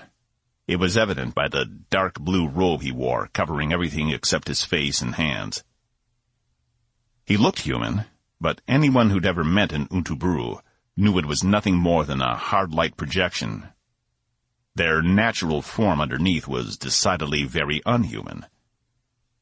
He was the only member of the crew who greeted Cass with a smile. Cass glanced to Evie, who sat at the executive officer's station. She didn't return the favor, instead focusing on the projection in the middle of the room. Take a seat at the empty station, Green said. We are about to depart. Cass walked over, doing as he was told. It was eerie, taking orders from a captain again, though he much preferred Green over Rutledge. If he looked past the display in the middle, he was staring directly at the engineering control station, the one he really wanted to see. The woman manning it didn't glance up, instead stayed focused on task, though the station was nothing more than a glorified backup for the main engineering station somewhere else on the ship. On most ships, it wasn't even manned. On this vessel, with a Claxion in charge down in engineering, he saw they might need a liaison, especially since Claxions only communicated with their minds. Commander, are we ready? Green said, standing in front of his chair, eyeing the display in the center. The projected image was of inside the shipyards. "Aye, Captain," Evie said. "All hands prepare for departure. Clear all moorings and disengage all docking clamps." Everyone went to work on their respective stations. Cass couldn't do anything other than watch. Why had Green brought him up here? Surely it wasn't for Cass's own benefit. The screen showed the ship moving away from the central hub of the station, clear on all sides. Behind them, open space beckoned beyond the threshold of the station itself. The pilot didn't bother turning the ship around. Instead, backed it out using the primary thrusters. Something Cass could appreciate. It took a certain amount of skill to send a ship backward, since most of its propulsion systems were designed to send it forward. The pilot was to his left, and he glanced over at the young man with a bronze complexion in the sunken seat, watching his hands move with grace. He was a junior-grade lieutenant, but he flew like a pro. As they cleared the station, Cass uttered, "Impressive." The pilot turned his head, so his hazel eyes landed on Cass. He looked as though he was about to say something, then thought better of it, and returned to his duties. "Ensign Blackburn, set course for the BLV undercurrent. Best possible speed," Green ordered to the young woman with long, dark hair sitting on Cass's right. He turned his attention to the rest of the bridge crew. "For those of you who don't know, this is a search and rescue mission for the USCS Atlas, lost near Sill Space 10 days ago. Mr. Robeaux is joining us temporarily until we locate the ship, and he can confirm it is in good working condition." "Sir?" said the man at the tactical station. He had wheat-colored skin and sported a trimmed beard and mustache, hiding a gaunt face. To Cass he looked about 40, but his hard-edged voice and sharp features made him seem older. "He's confirming?" "Yes, Lieutenant Page," Green said, "on orders of the Admiral himself. Unless that's a problem for you." "No, sir." Page flashed Cass a quick glance before returning his attention to his own station. Green took a seat and turned his attention to Cass. "Mr. Robeaux, we will begin our search in the area where the ship was last seen. I understand it carried a portable space dock." Oh, hell. The space dock. Cass had forgotten. Or he'd chosen not to think about it. Either way, it made sense the ship still used it, given its mission. Yeah, the Coalition built a space dock that the ship could tow to a remote location, to save it from needing to return to Starbase every time it needed a tune-up, he said. That hadn't been the real reason, of course. "A portable space dock?" the woman with the light blonde hair at the emergency station said. "That seems terribly inefficient." Cass couldn't quite place her accent, but if he had to guess, it was Draconian. Draconian families were some of the oldest in the Coalition. It was rare to see any of them serving on starships. "Believe it or not," Cass said. "Last I checked, it had its own crew, 20 to 30 workers, and about 100 drones and automated pieces of equipment." "Why would they need their own space dock?" Evie asked. "It isn't that far between star bases or friendly planets. It doesn't make sense." She continued to avoid looking at Cass. "Regardless," Green said, "it's out there. We find the space dock, we find the ship. Hopefully." "Undercurrent in 10 minutes, Ensign Blackburn said from the navigation seat. "Very good. Rond, once we're in there, make sure it's a smooth ride." "Yes, sir," the man who'd almost opened his mouth to insult Cass replied. "Ship reports ready," the Unterburu said. Like all of his species, his voice was like death's whisper, as in it had a heavy quality to it. There was just something about when an Unterburu spoke. The atmosphere around them seemed to dim in some intangible way. They often sent shivers down his back. Cass always assumed it was the translator the Unterburu built into their hard light projections. Though they all looked different, they pretty much sounded the same. They were also the only species in the Coalition to be given special permission not to wear Coalition uniforms, as, according to their religion, their robes were all they were allowed to wear off-world. Green nodded. Then it seems we are ready. Initiate all procedures, and may our efforts be fruitful. Cass watched one of the side screens as they moved through the inky blackness of space toward the invisible undercurrent. This was it. There was no more going back. 17. Box stuck his head into Cass's quarters. What you doing? Cass glanced up from the desk he'd cleaned off. For the first time in years, he'd found time to clean parts of his ship that had never seen the underside of a sonic mop. With most of the crew hating his guts and nothing else to do, he and Box had retreated to the reasonable excuse. They stayed there for everything except meals and periodic status requests from the bridge, all of which gave Cass plenty of time to get things in order. They'd hooked up the excuse's power conduits to the Tempest, keeping the batteries charged, but also allowing Cass to print anything he needed. The first thing he'd purchased was a brand new set of 1800 thread count sheets. He'd also managed to get rid of so many junk food wrappers, he'd started to question if Box had been sneaking food into his system when Cass wasn't looking. And after everything had been cleaned, there hadn't been much to do other than brood. So Cass had pulled out all his old star maps, the ones he thought he'd never use again after Vina had wrapped her chain around his neck. Just plotting our course. Cass returned his attention to the maps. They were old, printed on paper he kept rolled up and stored in special tubes in the back of his closet. He hadn't even thought about them in years. But they were reliable, drawn by some of the first explorers of these sectors. They had been the one thing he managed to retrieve after deserting the Coalition. Box entered the room. I finished World on Fire, Box said, melancholy in his voice. All 47 seasons already? It got better as it went on. I started watching on high speed. Shouldn't have done that. Cass scoffed, looking over the maps. You know, you're as bad as I am with impulse control. Speaking of which, he grabbed the bottle from the edge of his desk and took a long drink, exhaling at the end. That's better. She's still not talking to you? Box asked. Who? Cass asked, struggling to put the bottle down without spilling it all over the maps. Commander Diazol, Box replied. Why should I care who she talks to? Cass announced. She's free to talk to whomever she wants to. He gestured behind him, feeling Box got his point. Except it's bothering you. You and women, Box tisked. First Vina, now the commander. Is it because neither of them gave you any sex? Is that it? What? No, Cass replied, feeling his ears go red. He rolled his map up and tossed it on his bed. It was still messy, but at least it wasn't covered in vomit. Because the women you do sex don't seem to affect you.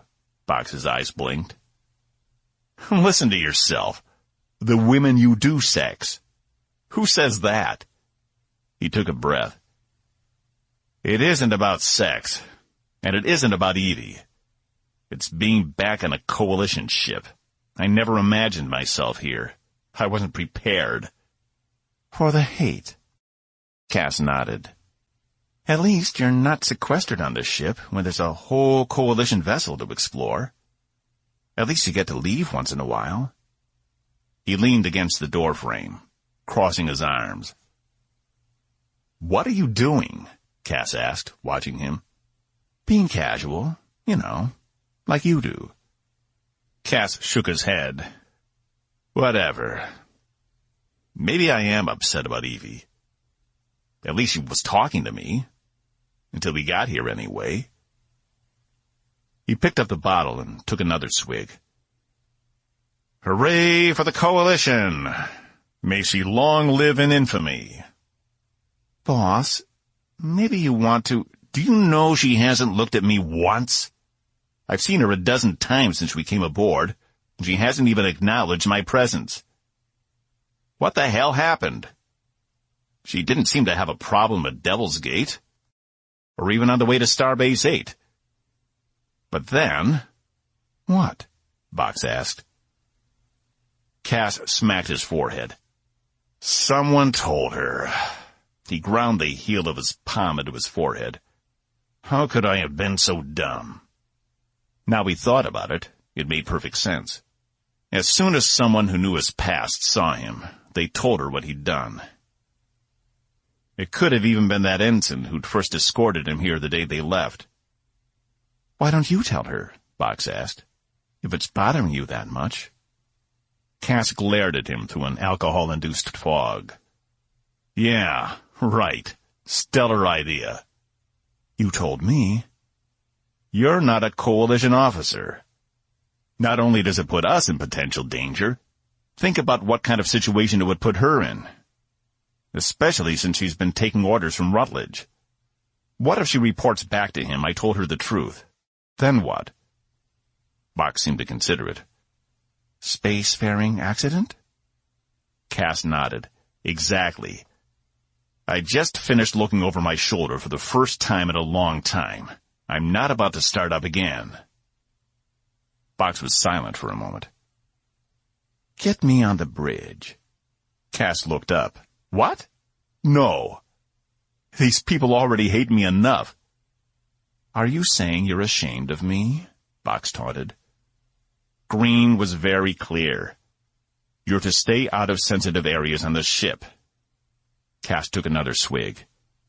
More like all areas of the ship, Box replied, leaning into the doorframe harder. They're just afraid I'll crack the ship's code. Lock them out of the system. You would, wouldn't you? Cass asked. Box shrugged. If I got bored. But just before they lost all hope, I'd turn it back on. Cass shook his head again. You're insane. And you're pathetic. Locking yourself in your own ship instead of finding everything out about what's going on out there. Did you figure out how the ship moves so fast? No.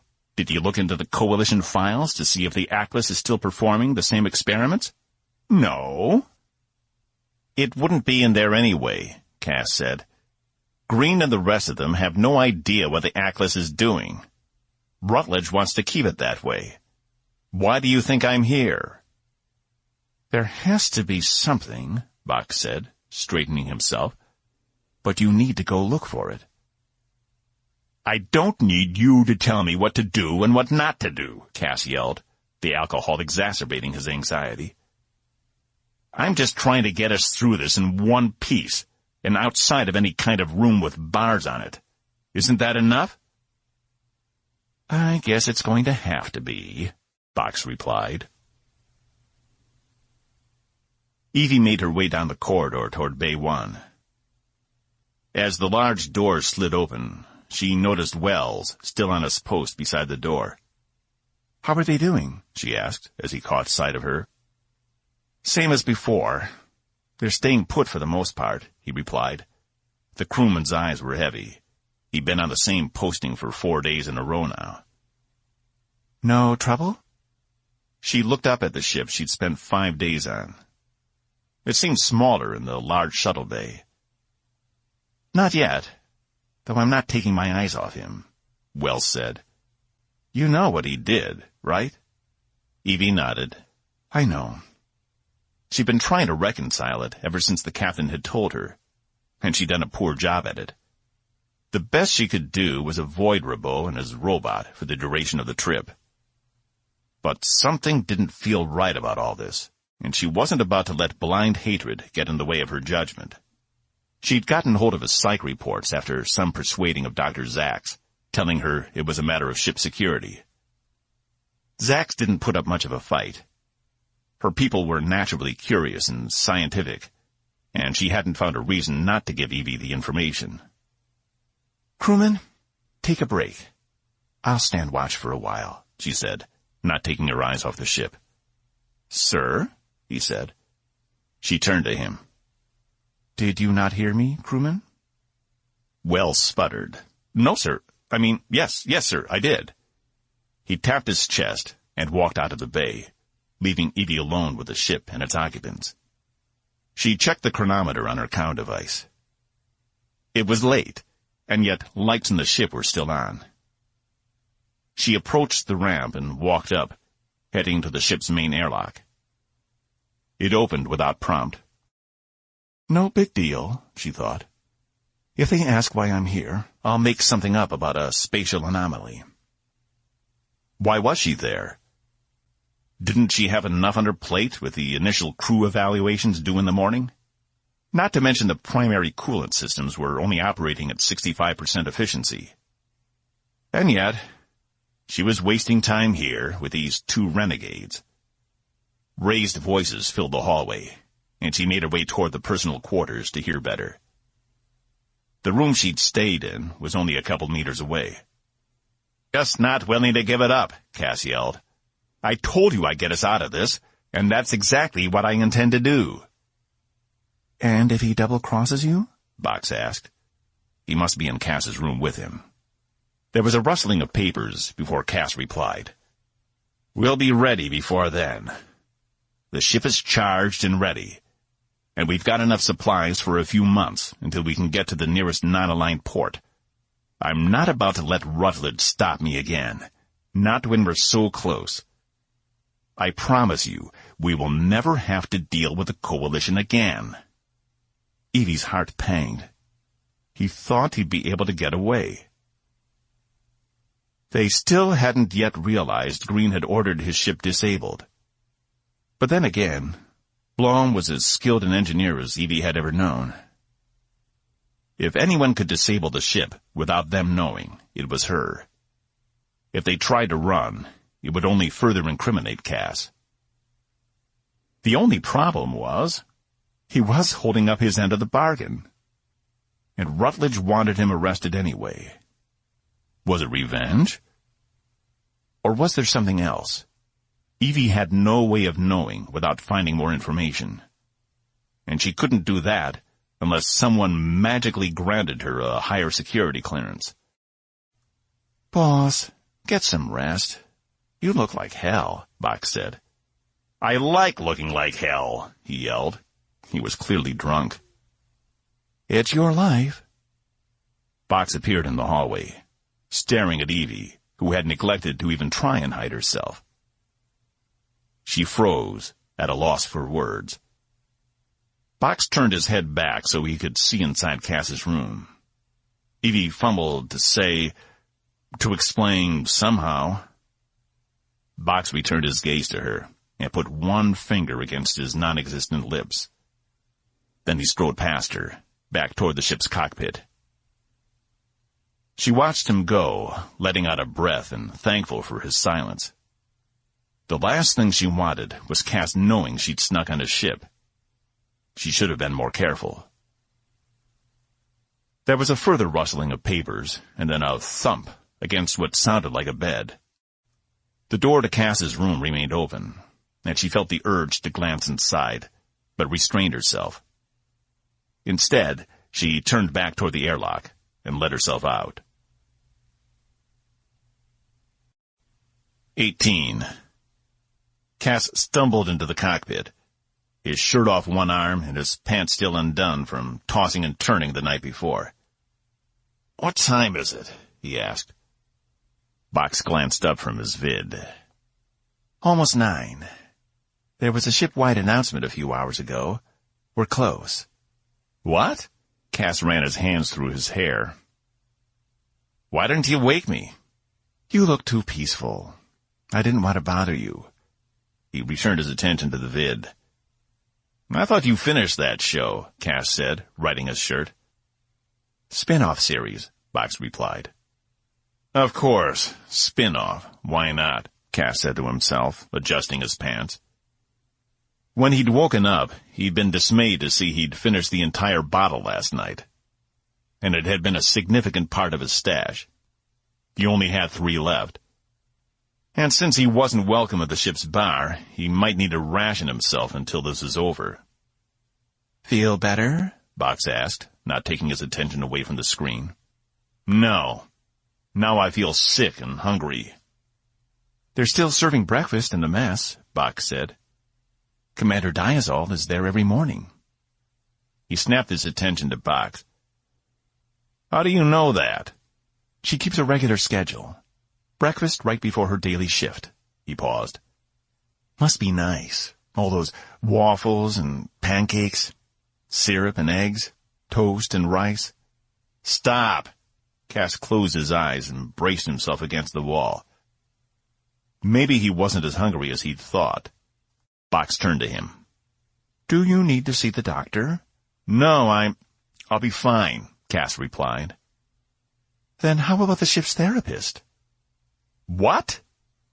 Cass sat in the co-pilot's chair. Does the ship even have a therapist on board? Box shrugged. Don't they all? Regardless, you need to talk to someone. This is tearing you up inside. Since we've been here, you've been a nervous wreck. You finished off 2 bottles last night. I finished off 2? Cass groaned. No wonder his head hurt so bad. He hadn't had that much to drink since right after he'd escaped the coalition. I'm not seeing a therapist. Then talk to the commander, Bach said. You might be surprised. Evie? The person who hasn't said one word to me over the past 4 days? I don't think so. She'd go right to Rutledge. Plus, I told you, it puts her in a precarious position. Look at you, concerned with others. I'd almost think you'd morph back to your human form, Bach said. The words struck him. Edie had said something similar back at Devil's Gate. Fine, Cass said, standing too fast. The cockpit began to spin. He had to steady himself against the wall again. The alcohol was still swimming around his system. I'll tell her. I'm not afraid to see what happens. I guess we'll find out if we can trust her or not, won't we? He burped, not bothering to cover it. But if it turns out I'm right, make sure you've got this thing fired up and ready to go. At the first sign of trouble, we're out of here. Box blinked rapidly, indicating happiness. Good for you, boss. Getting it off your chest will be good for your misshapen, ugly soul. You know, I can always replace you with a less talkative bot. They aren't hard to come by. Cass tried to flatten the wrinkles in his shirt as he pushed his other arm through the sleeve and made his way out of the cockpit. You love me, Box called to him. I'll love it when we get out of here, Cass said, reaching his room, then his sink, and tossing enough water on his face and through his hair to make himself presentable. He even added a dab of cologne. It was more to mask the smell than anything else. Box was right. He needed to get this off his chest.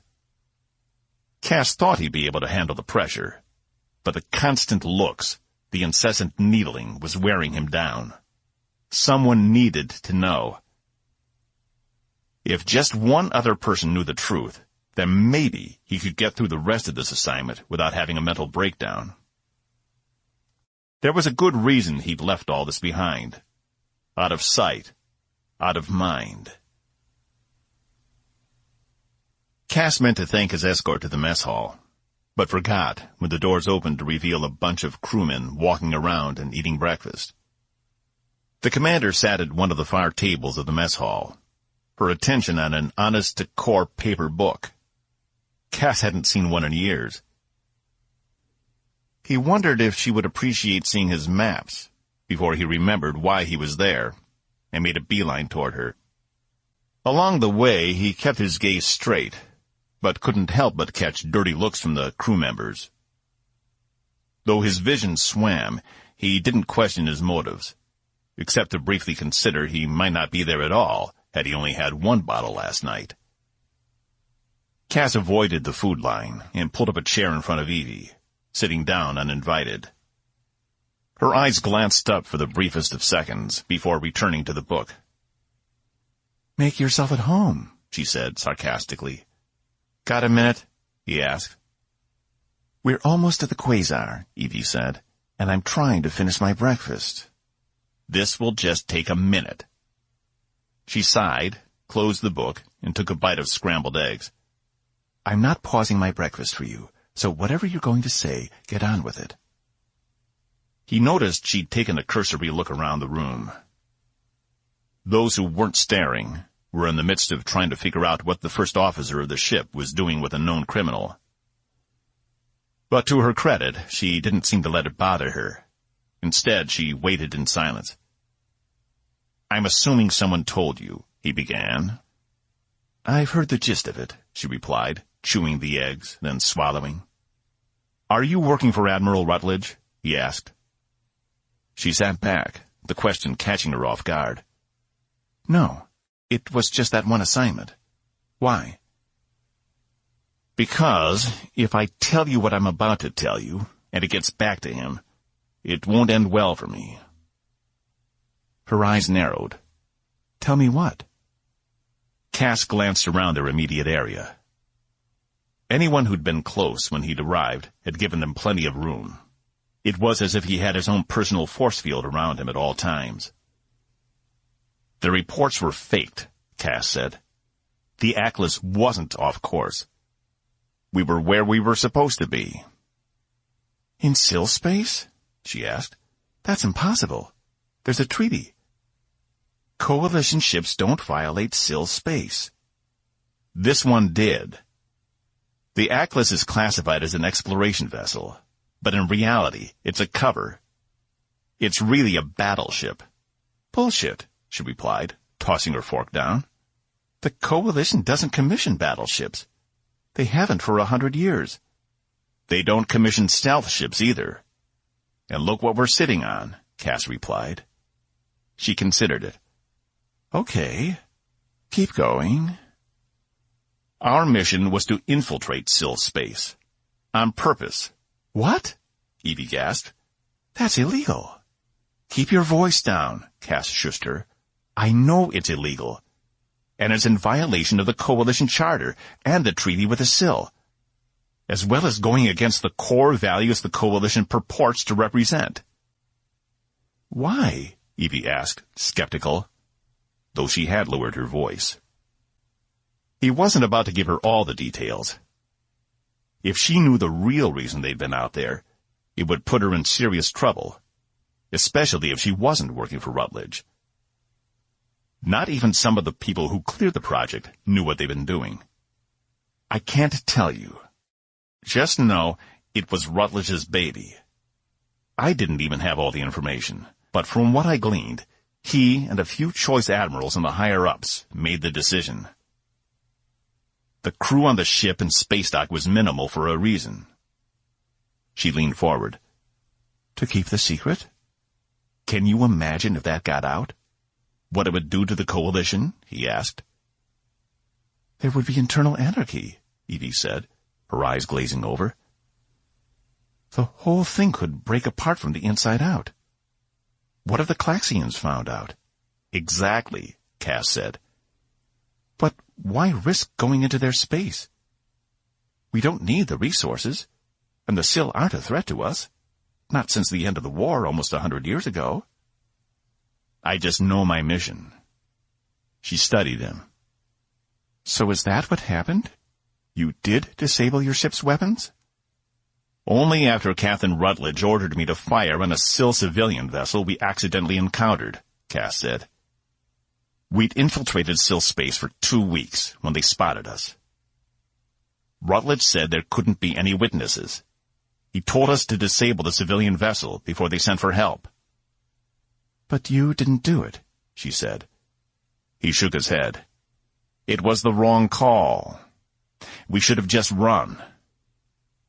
I disabled our ship's weapon systems, so when I refused the order, no one else could carry it out.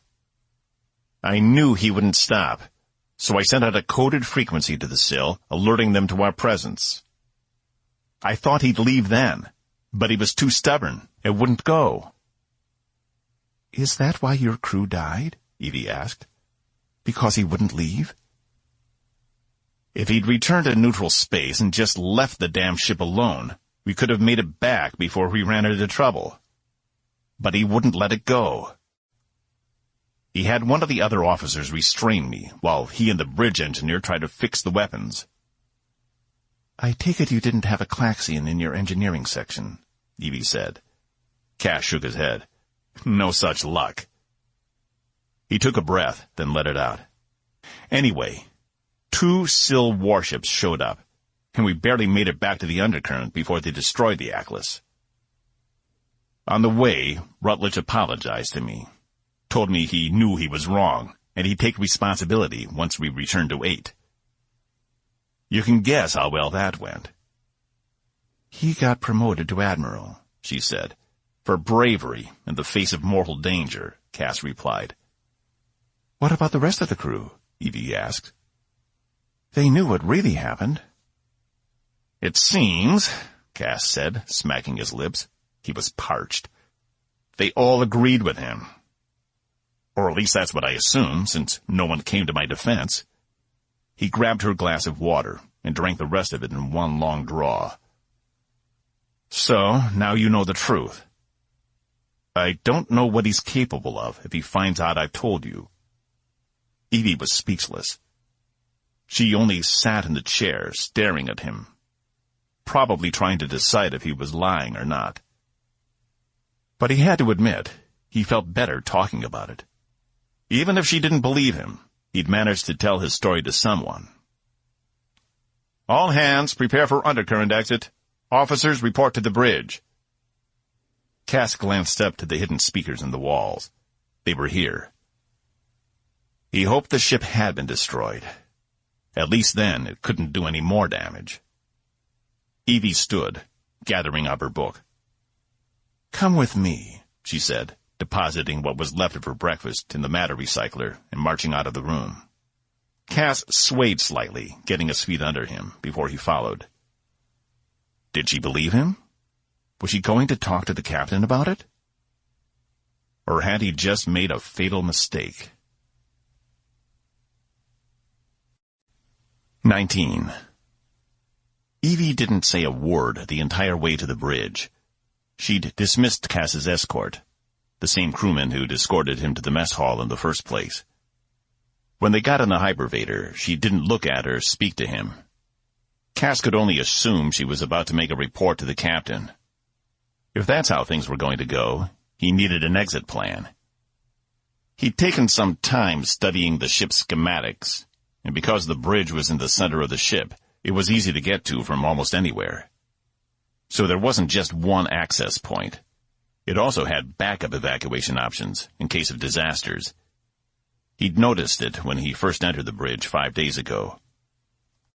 Directly to his right and left had been doors, one leading to the captain's command room and the other leading to a conference room, as well as a second hypervator. He could use those hypervator lines to get directly to Bay 1. Cass would have to create a distraction to get past everyone and use that hyper to get down there quickly. So long as Box had done his job and didn't start daydreaming, he'd get there. The doors to the bridge opened just as the ship lurched out of undercurrent space. The rest of the crew was already there, save Blum, whose station was occupied by another engineer. And it seemed there was a different pilot as well. Rond, the kid who'd piloted the ship out of the space dock with such grace, was nowhere to be seen. Green didn't look up when Cass entered with Evie. His attention was on the main display in the middle of the room. It showed open space, but in the distance was a tiny object Cass couldn't make out. He glanced over to one of the two-dimensional screens, but they only showed the same image, a tiny white object moving against a field of stars. Can we enhance that image at all? Green asked. Evie took her seat in the XO's chair, leaving Cass standing by himself. No one was paying him any attention. If he wanted, he could turn right around and get back in the hypervator. But he was too intrigued by the object on the screen. Instead, he took a seat in the specialist's chair, which was still unoccupied. We're already at full magnification, the Untuburu said. We'll have a better look in a few minutes. What do the sensors say? Green asked. It's composed of galvanium, bortaxium, "And giving off a high fusion reactor signal," Page said from the tactical station. "It looks to be Coalition." "It's the space dock," Cass said without thinking. He'd already recognized its shape as it moved closer in the screens. It had been custom-built for the Atlas and was designed to fit around the ship in a way, almost like armor that didn't touch the outer hull. Most of that was for ease of access to certain areas of the ship while in deep space. When Cass had been stationed on the Atlas, they'd only used the space dock twice, mostly for minor repairs. Its true purpose would come later. "Are you sure?" Green asked. Cass nodded. "Any sign of the Atlas?" "No, sir," the Untuburu replied. "Nothing else within 2 light years." Green stood. "Blackburn, as soon as we reach the space dock, plot a search pattern out from its current position out to 5 light years. "I want to see if she drifted away."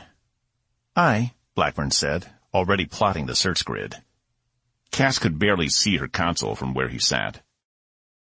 "Commander," Green said, "when we reach the station, you and Page get over there.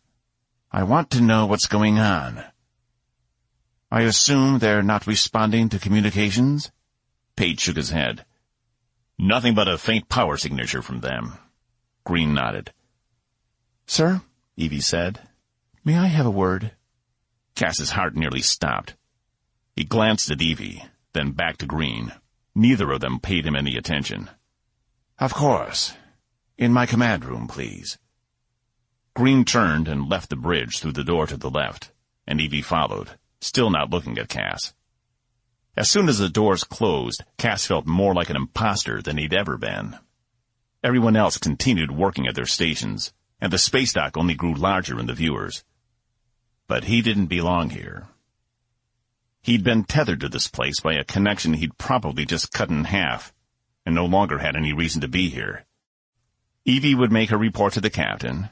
The captain would either arrest Cass on the spot for violating the Admiral's orders, or he would arrange an accident for Cass as soon as he was off the bridge.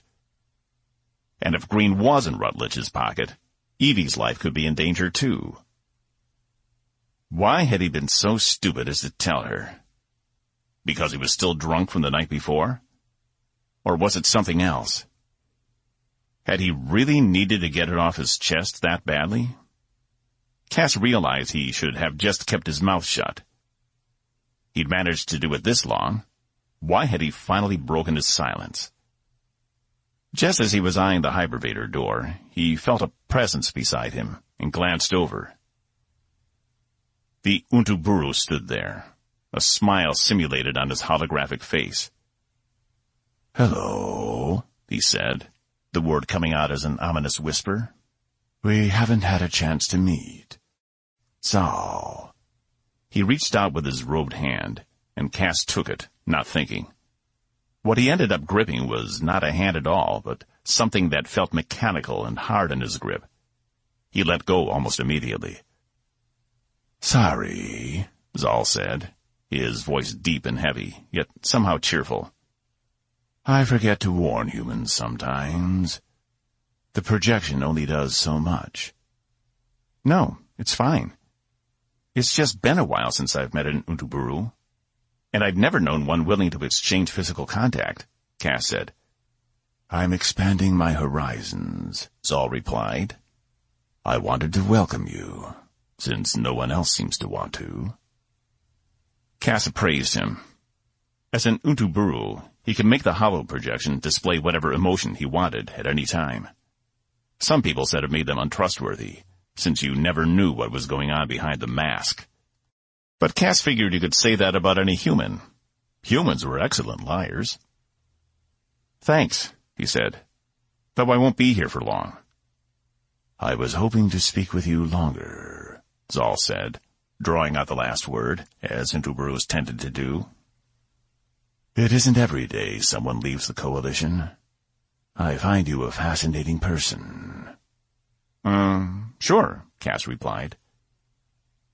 Zal's projection smiled, and he bowed slightly, the blue robe just barely concealing his face. Excellent. I will seek you out in due time. Until then, I have my duties. He turned and made his way back over to his station. Cass glanced around and caught Paige giving him a dark stare before returning his attention to his own station. Green's command door opened, revealing him and Evie together. They both returned to their respective positions. Cass cursed Zal. He'd distracted him from his only chance of escape. "Robeaux," Green said, "you will be accompanying Diazal and Paige over to the space dock." Cass sat there for a moment, stunned. She hadn't told him after all. "Yes, sir," he finally said. Paige's eyes flashed at him. "Let's do this quickly and correctly," Green said to everyone on the bridge. "I don't want to draw this out." He turned to Evie. "When you're done on the space dock, rendezvous back with the Tempest. Hopefully, you'll find something that tells you where our ship is." Evie placed her fist to her chest. "Dismissed."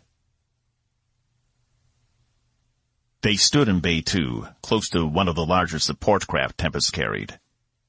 Cass hadn't time to do a full count, but from what he could tell, the ship was equipped with 15 light support craft, ranging from shuttles to tugs to other short-range autonomous vehicles, and at least 10 or more medium-level support craft. These larger ships weren't as big as the reasonable excuse, but could carry up to 50 personnel, and were outfitted for different types of missions. Some could be long-range exploratory missions, and others could be diplomatic envoys. In addition, it held a complement of 12 Space Wing-class fighter craft, outfitted with nothing but offensive weapons. Typically, they were used for the defense of a stationary object, like 8. He'd never seen them on a starship before. "We're headed for Kokini." Evie indicated the medium-level craft off to the right. 2 other crewmen would be accompanying them over to the space dock, which was now visible through the open bay hangar, floating out there in space on its side. Evie climbed aboard first, with the rest of them following behind. On board, it was like a smaller version of his ship, without as many amenities. But it was very similar to the shuttle he'd disabled at Devil's Gate in decor and aesthetics. The front section of the ship was partitioned off by a door, which Evie and Paige passed through, leaving Cass with the 2 crewmen in the back. Stacked bunks lined the left side of the craft, each complete with its own sliding door for privacy, and on the right was storage. In the center was a conference table and chairs that folded underneath. Cass walked over to check the lockers, finding all manner of scanning equipment, as well as 10 sets of envirosuits. He moved to the back to find a washroom and toilet. Conceivably, a crew of 10 could live on this craft for weeks, or even a month, if necessary. "Prepare for departure," Evie's voice said over the comm, and the primary airlock slid closed, the ramp folding up under the ship. Cass glanced at the 2 crewmen, who didn't seem to acknowledge him, and took a seat at the planning table in the middle of the small room. They followed suit, taking the 2 seats furthest from him. He tapped his comm. "Fox, we're off. Take care of the ship for me until we get back," he said. "Be careful, boss. Don't get in over your head over there." "I won't," Cass replied. The ship shook, and he could just barely feel the inertia pull him back as it accelerated through the base force field. He glanced out the window to see the ship's hull flying by, and just barely caught a glimpse of Bay 1, a corner of the reasonable excuse peeking out from the edge before it had disappeared and the ship grew smaller.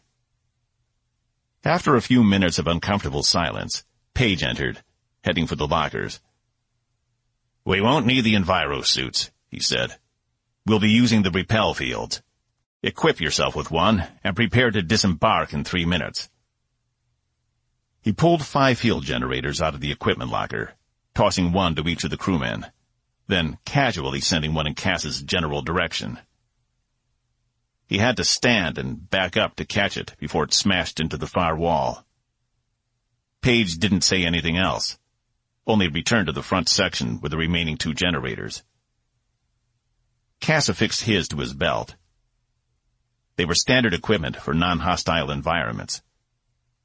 All they did was generate a protective shell around the wearer when the generator detected something dangerous, but they weren't impervious. Typically, they were used in low-risk situations. Fun guy, Cass shook his head. He knew the 2 crewmen were staring at him, but he didn't care. A few more days, and this would all be over, and Lieutenant Page could just go shove it up his ass. 20. They didn't land on the space dock. Instead, Evie piloted the ship so it matched the space dock's rotation and speed. They just used the manual docking with the main airlock. Page was the only one armed with a weapon, and he went first, everyone else following with their own scanning equipment. All except for Cass, who had nothing. "I'd be a lot more helpful if I had a diagnostic device," he told Evie as they waited for Page to open the airlock on the station side. "You have everything I've been cleared to give you," she replied. He saw the 2 crew members exchange looks. The second airlock opened, and Cass's ears popped as there was a rush of stale air into the ship. The corridor beyond was dark, save for a few emergency lights. Page glanced around, assessing the situation. "Everyone stay there until I get the power on," he said, disappearing into the darkness. "Got any theories?" Evie asked. Cass turned to her. "About the power? Probably the station going into power-saving mode when it doesn't detect anyone using any of the primary systems. Standard stuff." "Which begs the question," Evie said. "Why doesn't it detect anyone?" The lights in the station blinked to life, illuminating the corridor beyond. Page returned from around the corner. "Let's go," he said. 15 minutes later, Cass and Evie made their way down one of the side corridors, while the others made their way to the main command center of the station. Page had seemed happy to have Cass out of his hair. "You didn't tell Green," Cass said as they walked. "It didn't seem necessary at the time," she replied. "What can he do about it now, anyway?" "He could toss me in the brig," Cass replied. "Or out an airlock." Evie scoffed. "He wouldn't do that. The airlock, I mean. He's one of the most respected captains in the Coalition." "If there's one thing I've learned, it's you never know who has skeletons in the closet. Usually it's the people you least expect." He peered down the empty corridor. It was so odd to see it so desolate. "That may be true, but Green is different. He keeps his personal life close to the chest, but I don't think I've known anyone with more integrity." "Haven't you only been working with him a few days?" Cass asked. Her brows pinched together. "Ah," Cass said. "He's got a stellar reputation, then. Those are never unreliable. Let me ask you something. If you're so sure of his character, then why not just tell him?" She turned and grabbed his arm, stopping him. "Because he's my captain, and all I've got is the word of a convicted criminal. Until I have something more concrete, I'm protecting his interests. It's what a good first officer does. You should know that." She let go. "Thanks, I guess," Cass said, "regardless of your motives. At least you don't think I'm crazy." "I don't know what to think," she said. "Based on your behavior and what I know about you, I'm inclined not to believe any of it. But—" "What?" "Something isn't adding up. I'm not so sure you are wrong, but until I can prove it, there's no sense involving the captain." Cass nodded. He hadn't expected her to actually take him at his word. Or had he? Thankfully, he'd had a chance to sober up since the mess hall, and now he could see what a monumental risk it was to tell her. It didn't seem that she was working for Rutledge after all. Although, an abandoned station in the middle of space was a good place to get rid of a body. "What?" Evie said. "You've got a strange look on your face." "Commander, we've reached the control center. Please rendezvous with us here, Page's voice said over the comm. Understood, Lieutenant. She tapped the back of her hand, ending the transmission. She turned back to Cass. Let's move. What do you have? Evie asked, entering the small command unit. It was like a stripped-down version of the Tempest's bridge, without the central display system. Instead, massive windows on one of the walls showed the other side of the dock beyond. Page turned to one of the crewmen. This room is full of an inorganic residue we can't identify, she said. But it's been here almost 2 weeks. When was the Atlas last heard from? Evie asked. 2 weeks ago, Page replied. She turned back to the crewman. Is there anything you can tell me about the residue? It's only in this room. Nowhere else on the station. If it were the remains of the crew, we'd expect it to be all over the dock. Let me see it, she said. The crewman moved to the side and pointed to one corner where the other crewman was working, taking a sample from the floor. Evie approached, getting down on her haunches to get a better look. Cass moved closer, but Page put out a hand. That's far enough. Lieutenant, Evie said, he's here for a reason. Page studied him for a moment, dropping his hand. Cass didn't break his stare until he was well past him. He leaned down beside Evie. Any clue? She asked. Is this what you were sent to find? He'd never seen the substance before. It seemed to be nothing more than black dust. Definitely not. Get a sample, and let's move on, Evie said, standing. She turned to Cass. How many crew did this thing have? 23, the last time I was here, he said. But that was 7 years ago. Though I'm not sure the dock is rated to hold many more. It's supposed to be mostly autonomous. All the escape pods are still in place, Page said, looking at one of the monitors.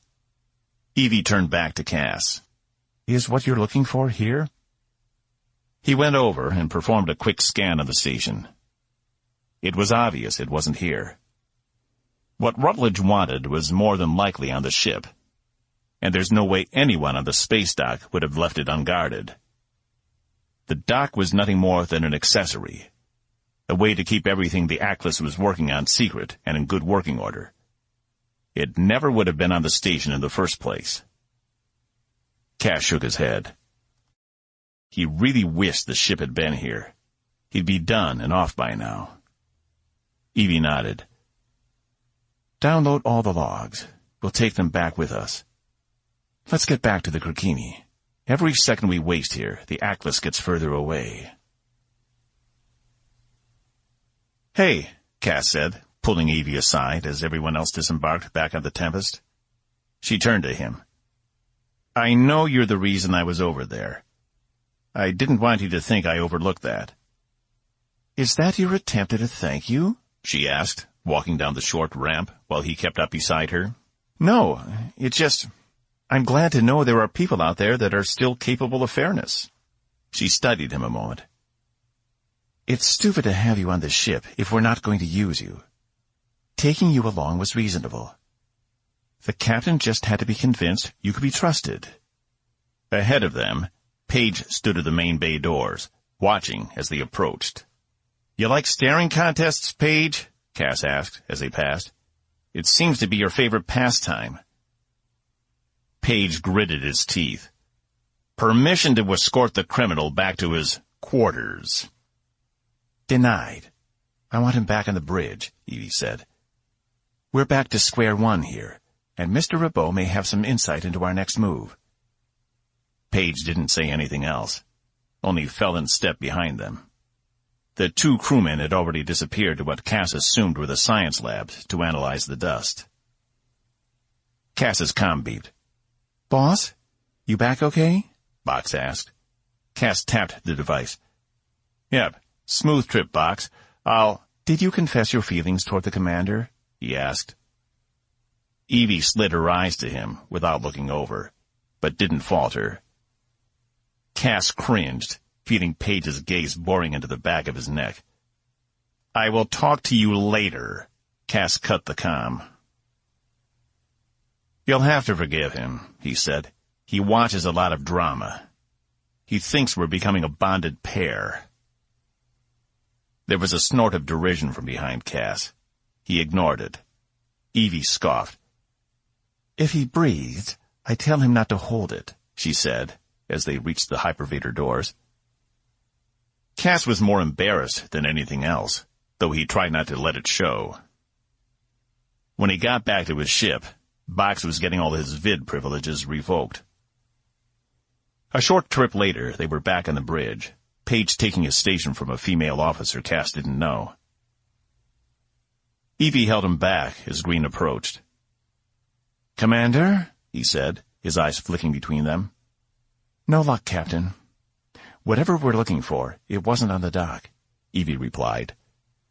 "I wasn't expecting it to be," Cass said. "It's not something that would have ever been removed once the Atlas had it." He had to be careful. If he revealed too much about what they were looking for, Rutledge would have him arrested for certain. "This is so frustrating," Green said, turning his back on them and staring at the display in the center of the room. "For what it's worth," Cass said, "it wasn't my desire not to tell you." Green faced them again. "Curious. You're still following orders, after everything that's happened to you." "Believe me," Cass said, "it's purely self-serving." Green appraised him a moment. "Suggestions?" he said, turning to Evie. "The search is coming up empty." "I believe there's a non-aligned port of call not far from here," she said. "It's small, but they may have heard or seen something. We may want to try our luck there, see if anyone's been talking about Coalition salvage." Green pondered a moment. "Very well. Prepare an infiltration team. We'll have to use one of the unmarked shuttles." "Sir?" Cass said without thinking. "We could use my ship. It would attract less attention." Green turned his attention to Evie, the intensity of his look saying what didn't need to be said. After a moment, she nodded. "I think it would be better camouflage. Even our unmarked shuttles are recognizable. It's not as hostile as a Sargan outpost, but there are still a lot of non-aligned species who aren't happy with the Coalition." "It's your show, Commander," Green said. "Just make sure you cover all your bases." 21. "Where is this port again?" Box asked, standing in the middle of the hallway. "Chatan. You know, that place where we picked up that horologist a couple years back? Along the RQQS undercurrent?" "Oh, the one on the asteroid." "That's the one," Cass said, putting a new shirt on. It was less smelly than the last, though it still needed a good wash. "What have you been doing this whole time? This place is a mess." "I got bored. Couldn't find one of my data drives," Box replied. "You'll have plenty of opportunity to clean up again on the way back." Cass grumbled to himself as he yanked on another set of boots. He was going for his classic look, something that wouldn't stand out in Chatan. Not Sargan, not Coalition. "Have you done anything useful?" he asked. "I emptied the coffee maker.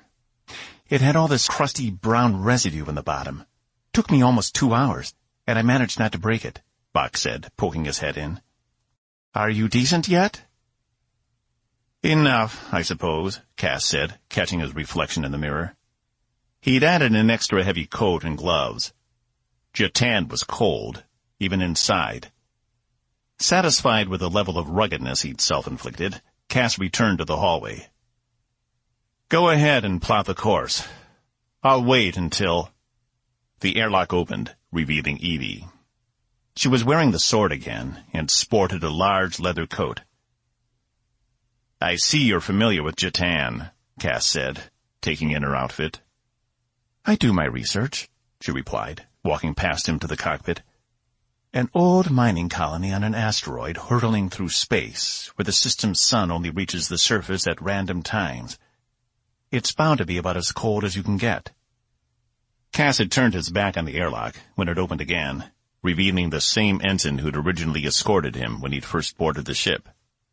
She was also dressed in mercenary gear, though she looked less threatening than Evie in her more tailored clothes.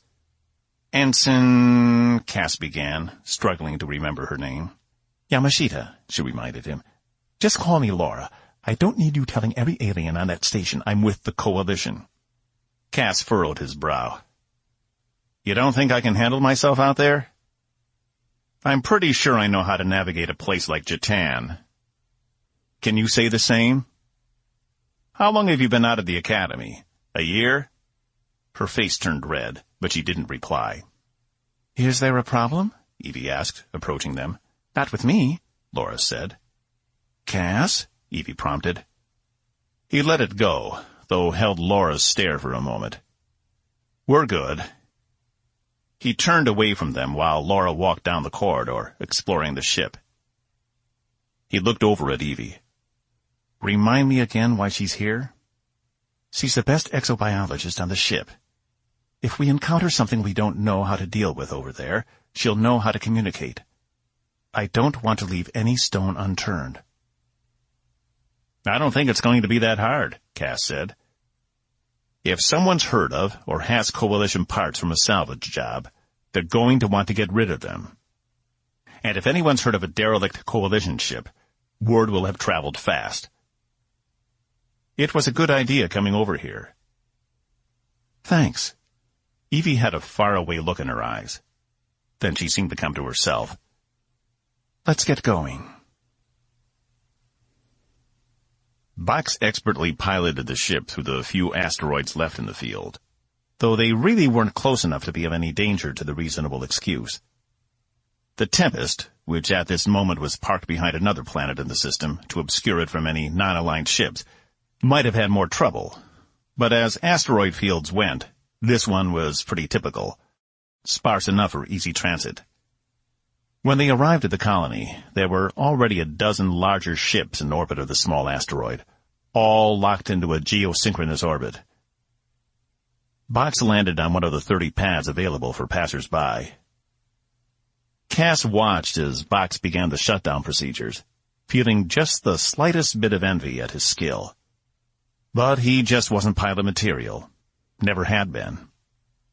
"He knows how to fly.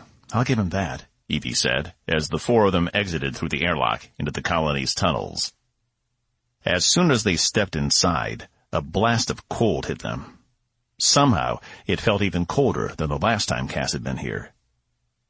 "He's also not impervious to compliments," Box said from behind them. "He likes to be told he does a good job to his face." Evie turned, a sheepish grin on her mouth. "Box, I apologize. You are an excellent pilot." "Thank you, Commander." Box's optics burned with yellow intensity. Cass couldn't help but grin himself. "Split up?" he asked, his breath visible as he surveyed the tunnel. It was large enough to drive a small shuttle through. But there weren't a lot of people around. A few passed through, but it wasn't nearly as crowded as Devil's Gate. Most of the warm bloods would be near the heated areas. Evie nodded. "Laura, you go with Cass.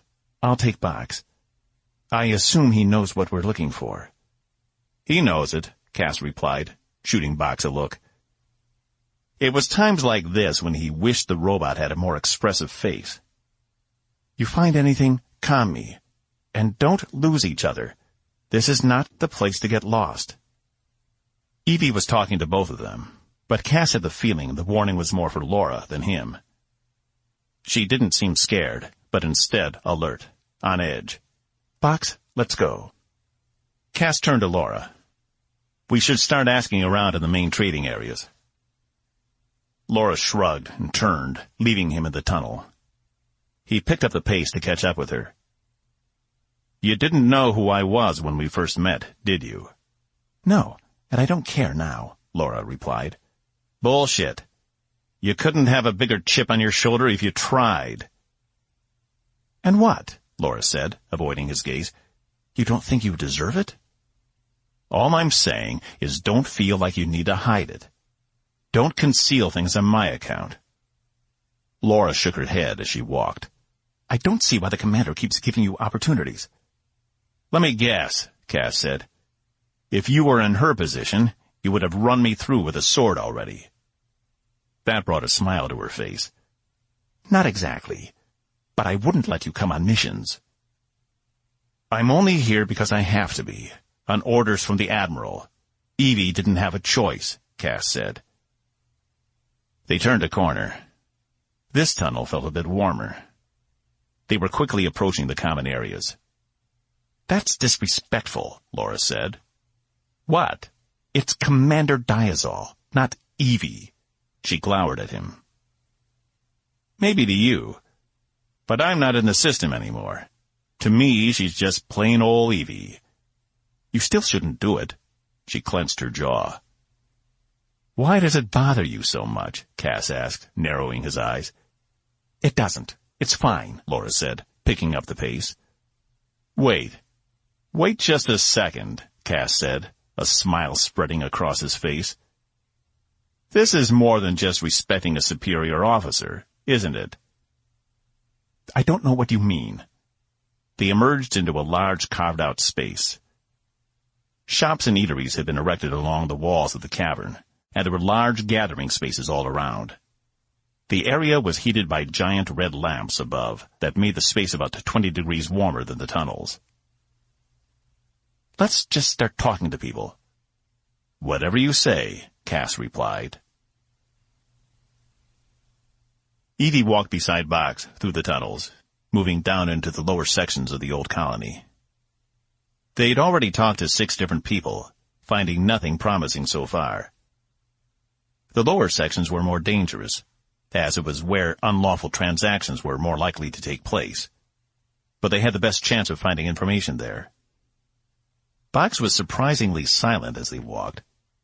The entire time she'd been on the ship from Sargon Space to 8, he'd been talking non-stop whenever she'd exited her room. Something wrong? She asked.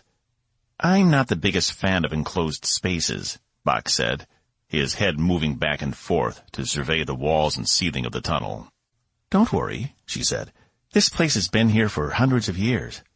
If it was going to collapse, it would have done so by now. He didn't reply, only kept his pace. I guess you can't tell me any more about what happened to Cass, can you? She prodded. He'd given her a lot of information back in the mess hall, but not all of it.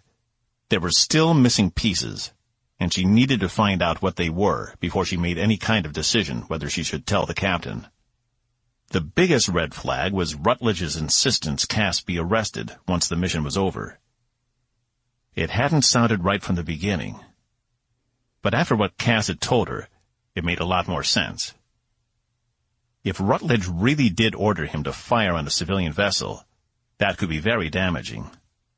Of course, without any proof, it was a criminal's word against an admiral's. Unfortunately, I've been sworn to secrecy, Box replied, then glanced at her. It's for your own protection. She sighed. So everyone keeps telling me. But I'm getting sick of being the last person to know everything. I would tell you if I could, Box replied. I heard your comm earlier when we got back from the space dock, Evie smirked. Oh, regarding your future love affair? Yes, I am quite excited about it, Box replied, his posture suddenly better. Box, there is no love affair. That's not going to happen. But you're perfect for each other. The daring rogue and the prim officer, star-struck lovers from the moment they met. He turned to her. I've heard you banter. It's net drama gold. Evie shook her head, holding back a laugh. It just doesn't work like that, Box. I'm sorry. Even if it were somehow possible, I'm not attracted to him. Then why are you being so fair to him? Women are only nice to him if they want to sleep with him. Others just brush him off. Either that or try to shoot him, Box said, throwing his hands up. Because I believe everyone deserves a fair chance, no matter their background, she replied. And if it turns out he's right, and Cass got a bad deal, the coalition is going to owe him one hell of an apology. She winced as she said it, because no matter what happened, he would get a raw deal anyway. As soon as the ship was found, he'd be thrown in the brig until they got back to the starbase. And then he'd be in there forever. Or until he could be shipped off to a coalition world for rehabilitation, which in Cass's case probably wouldn't be pleasant. She had to do something. She tapped the back of her hand, activating her comm. "Report." Cass's voice came through a few minutes later. "Nothing yet. No one seems to know anything about it." Evie sighed, hoping this hadn't been a fool's errand. At the very least, there was one thing she could do here. Rendezvous in 20 minutes in the common area. "Anything?" Evie asked, approaching Cass and Laura. Box walked behind her. He'd seemed more relaxed when they entered the larger caverns. Cass shook his head. Though Laura spoke with a Plagarian for the first time. Laura's eyes were bright with excitement. "It was thrilling. I never thought I'd get the chance." Evie smiled, then turned to Cass. "Can I talk to you a second, alone?" She caught the briefest of strange looks from Laura before she managed to right herself. Evie would file that one away for later. Sure. He allowed her to lead him into one of the small alleyways between establishments. When she was sure they were out of sight of any surveillance, as well as Box's hearing, she turned to him. "I already told you I'm not into kinky stuff," he grinned. She turned away. "You're being set up." He suddenly turned serious. "What?" "The Admiral. He ordered Green to arrest you as soon as the mission was over, not to let you leave." "You've got to be fucking kidding me," Cass said, kicking the nearest thing to his boot, which happened to be a Grissarium block, which shattered upon impact. "I knew it. I knew that snake wouldn't keep his word. He didn't the first time. Why would he now?" He balled his hands into fists, then turned back to her. "See what I get? See what happens when I try to help? I knew I should have just left you on that station and gone on my merry way." Evie didn't reply, only leaned back against the wall, watching him. She could be demoted for telling him. She could lose her commission, and most definitely her posting. But she couldn't go on any longer with Cass thinking he would be a free man. It wasn't fair to him. She didn't like how the whole situation smelled. It was all contrary to the Coalition's most basic principles. And with everything that happened after he told her in the mess hall, she hadn't had a lot of time to process it all. "I thought you should know," she said, feeling the length of the sword press into her back. "He gave the order as soon as I was on board, didn't he?" Cass asked. "Before. Right after you met with him, I assume." "Fine," Cass said, fuming. "That's just fine.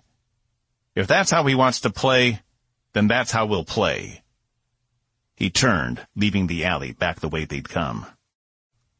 Evie watched him go, hoping she hadn't just made the biggest mistake of her career. 22. Cass stormed from the alleyway toward Box and Laura, who seemed to be engaged in a conversation of their own. "Box, let's go," he said. Box turned to him. "I was just having a lovely conversation with this fertile female about World on Fire.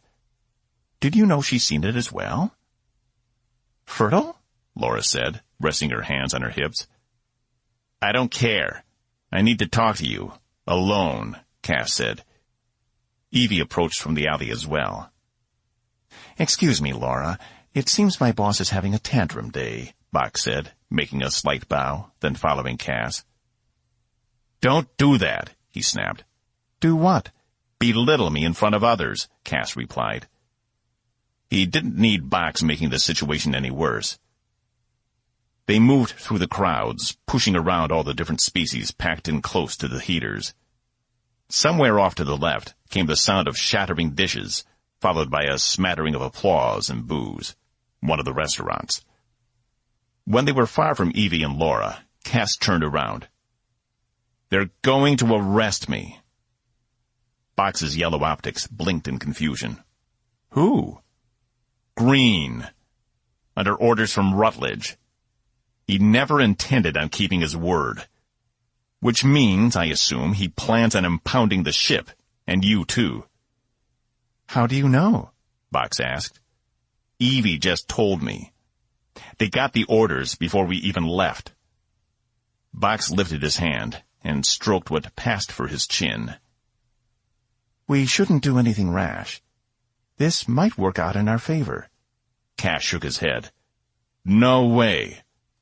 I'm not getting back on that ship. We need to leave this place on the reasonable excuse and never look back, like we should have done in the first place. Had I actually listened to myself, instead of letting my bleeding heart speak for me, we wouldn't be in this situation." He was only making himself angrier, but he couldn't help it. Everything he'd worked for was on the line. And just when he thought maybe the coalition wasn't as bad as he'd remembered, it came back and reared its ugly head. "We can't get away," Box said. "Not with the Tempest out there monitoring us. Don't forget, it's a lot faster than any other ship around. They'd have us in a matter of hours."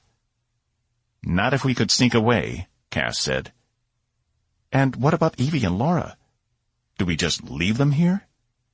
"They're adults," Cass said, his mind running through escape scenarios. "They'll figure it out until someone comes to get them. They would need a distraction, something that would keep the Tempest here long enough for them to sneak away. But with it hiding out there behind the third planet in the system, it would take something substantial to keep their attention." "Commander Diazol just told you this information. Don't you think you owe her something more than just to be stranded on a non-aligned station in hostile space? Not everyone of the Coalition is bad. By your own litmus test." He didn't want to think about Evie at the moment. He needed a plan. That's where he needed to put his focus. He hadn't spent all that time working for Vina just to be thrown in prison. Worst case scenario, he could always go back to her with a clean slate, if he had no other choice. Right now he was fueled, stocked, and ready to go. If the distraction was big enough, there would be no way for Rutledge to find him again. Once they were gone, they'd be gone, off into the deep reaches of space if necessary. Box tried again. "Just explain the whole thing. She'll understand. And from what I know about Green, he might too." "I can't take that chance," Cass said. "I already put too much on the line telling her what I did. They're not going to give me a second chance. We have to make this happen while we have the element of surprise." The only way this would work is if he could keep away from Evie and Laura. A plan was forming in his mind. He glanced to the side. People moved back and forth, all going about their business. A Spaxian, about 3 meters tall, lumbered past, his blue eyes the only discernible feature on his furry face. He pulled a white ball from underneath his robe and dropped it in his mouth, crunching as he moved along. It caused Cass to glance up to the cameras. Surveillance cameras ran the gamut of the main common areas, but they wouldn't have them everywhere. They wouldn't have them in the bowels of the colony. He jogged over to one of the access terminals, with Box directly behind him. "I need the manifest transfer schedule for the rest of the day," Cass said. Box nodded, going to work on the terminal. He was done in a matter of seconds. Cass peered around him to see the full schedule before him. "What are you looking for?" Box asked. "A spark." When they returned to Evie and Laura, the women had been in the middle of interviewing more people in the common areas. They returned to Cass and Box when they saw they were back. "Have any luck?" Evie asked. Cass shook his head. "You?" "Nothing yet. But there has to be something there. There are species here from at least 30 worlds, most of them in relative proximity to the system. A coalition ship doesn't just disappear. No, it doesn't, Cass replied, wishing they'd found both debris and nothing at all. Because at least if they'd found debris, the search would be over. But if the search was over, then so was his freedom. He was done playing nice. Look, we're heading down to the lower levels. I want to talk to some of the people down there. They might be willing to give up some more information. For a price. He glanced over to Evie. Transfer me a few thousand? To your personal account? No way, Evie said. You start bribing people, and they'll tell you whatever you want. And if you don't, they'll never tell you anything, Cass said, his hand outstretched. Evie huffed and pulled out a small unit from one of her jacket pockets. Fine. But I'm going with you this time. Laura, you and Box continue finding out what you need up here. She tapped the device, and Cass felt his personal comm buzz with a transfer. No, Cass replied. I want Box with me. Things can get rough down there. I need protection. Evie gave him such a pitiful look, he wished he hadn't tried to cover the lie at all. Don't worry, she said, patting the sword. I think you'll be fine. He could still make this work. Box just had to make sure he was on the reasonable excuse by the time Cass was done with his meeting. And he'd have to find a way to incapacitate Evie. There was just no other way around it now. Box, get back to the ship. I want to make sure no one's poking around. The sensors would have alerted us, Box protested. Still, Cass pressed, you never know in a place like this. Someone might have a cloaked refractor or a subsonic emitter. I want to make sure we can take off when we need to. He forced his gaze on Box, doing his best to impress how important this was. After all their close calls, he had full confidence Box could be ready. But his allegiances might be conflicted at the moment. He'd never disobeyed Cass before, but there was a first time for everything. Yeah, sure, Box said, glancing at Laura. Worst case scenario, they could fire her out of one of the ship's 2 escape pods and pick up a replacement sometime later. They could even point her back in the direction of the station. That might be ideal. Evie would probably feel better about him if Laura stayed with Box. Time's wasting, Evie said, already heading back toward the tunnels. See you back on the ship, Cass said to Box as he followed her. Box only nodded in response. 23. Are you feeling okay? Evie asked as they made their way down into the lower levels. The walk was long, since there were no hypervators anywhere in the colony. Most of the storage was brought in by cargo transport that docked in the exposed part of the asteroid where shipping containers used to sit waiting to be filled with Alkirium ore. A couple hundred years ago, the ore had been a valuable resource. But with the advent of galvanium, it had become obsolete, and the mine had been abandoned. Strategically, Karpur wasn't an important system, and it had no inhabitable planets, as they were all gas giants. So it made sense a non-aligned colony would eventually pop up here, out in the middle of nowhere, and from what Cass had seen upstairs, it had been thriving. Not really, Cass replied. I'm sorry I sprung that on you. I just thought you should know. I'm impressed you're sticking it out, though. I half thought you might try to run, she said, trying to keep her voice lighthearted. I haven't yet, he replied. I know the crew thinks I'm crazy, Evie said, but I just don't believe one mistake should define a person's life. And if what you told me was true, you didn't even do anything. If? Cass prompted. He was still furious, and now she was questioning his story. She still didn't even believe him.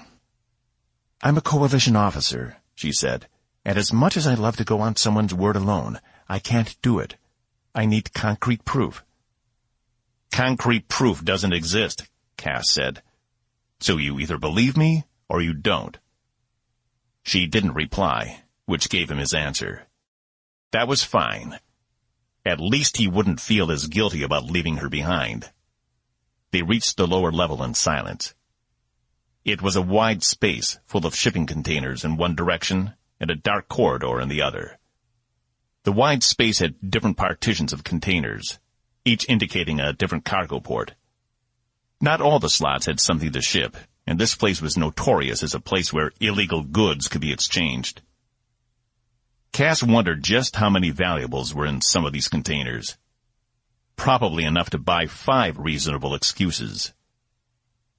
Voices drifted over the quiet, and 2 figures appeared from behind one of the crates, approaching Cass and Evie. Evie put her mouth in a thin line, stiffening, while Cass just relaxed back, not wanting to appear threatening. "What is your business here?" one of the figures asked. Cass couldn't tell if the voice was male or female. The person's face was obscured by a mask of a dragon. "We're looking to buy a Type 4 Coalition thrust assembly," Evie said, her face completely straight. "We heard someone might have one for sale down here." "Hand?" the other, shorter figure said. Evie produced hers, and a small beam flashed over it. "Hand?" he said to Cass. Cass stuck his out, and the same light flashed on it. The figure nodded to the other one. They both moved out of the way as Cass and Evie entered the large area. "I guess it's a good thing we did a DNA scramble," she whispered. "You did. I have no need to," Cass replied. "Things actually tend to go better for me in places like this, when people find out I've defected." "You didn't defect," Evie said. "That's not what the record says," Cass chuckled. "He should know. He wrote it himself before getting Box to upload it to the Sargan servers." Evie glanced around. "This place is huge. Where do we start?" "I'll head down that way," Cass said, indicating straight ahead of him. "You start checking for anyone in that section over there." Another wide corridor branched off from the main one and ran at a perpendicular angle away from the first. "Shouldn't we stick to—" "We don't have the time. We need to find it as soon as possible, and we can't wait to play it safe. Don't worry about me. I know how to defend myself." Evie huffed. "Con me if something goes wrong. Just beep the comm twice. You don't have to say anything." "Yeah, you too," Cass replied. She watched him a second longer than he would have liked, then turned and made her way down the adjacent corridor. He followed his own corridor, knowing full well he was about to betray her, betray everything she had trusted him with. And for a moment he hesitated. It had been a long time since someone had placed trust in him that wasn't motivated by something other than greed or power or even revenge. But he couldn't go back. And if he didn't take this chance right now, he'd never see the infinity of space again. Rutledge would have him imprisoned forever. His ship was here, fueled and ready to go. Box was set. All he had to do was take a few more steps, find the Plagarians. It was simple. So why was he hesitating? Cass stood there a moment, leaning against one of the shipping containers. It was a large, nondescript box, but somehow it seemed familiar. He'd been too distracted before to notice it, but now he did. He realized he did recognize it. It was the same kind Vina used when she was shipping people through one of the larger couriers. She'd pack them inside, as many as the container could handle, then ship them off to some core-forsaken planet as laborers or other kind of slaves. Cass had never gotten that dirty. He couldn't in good conscience do it.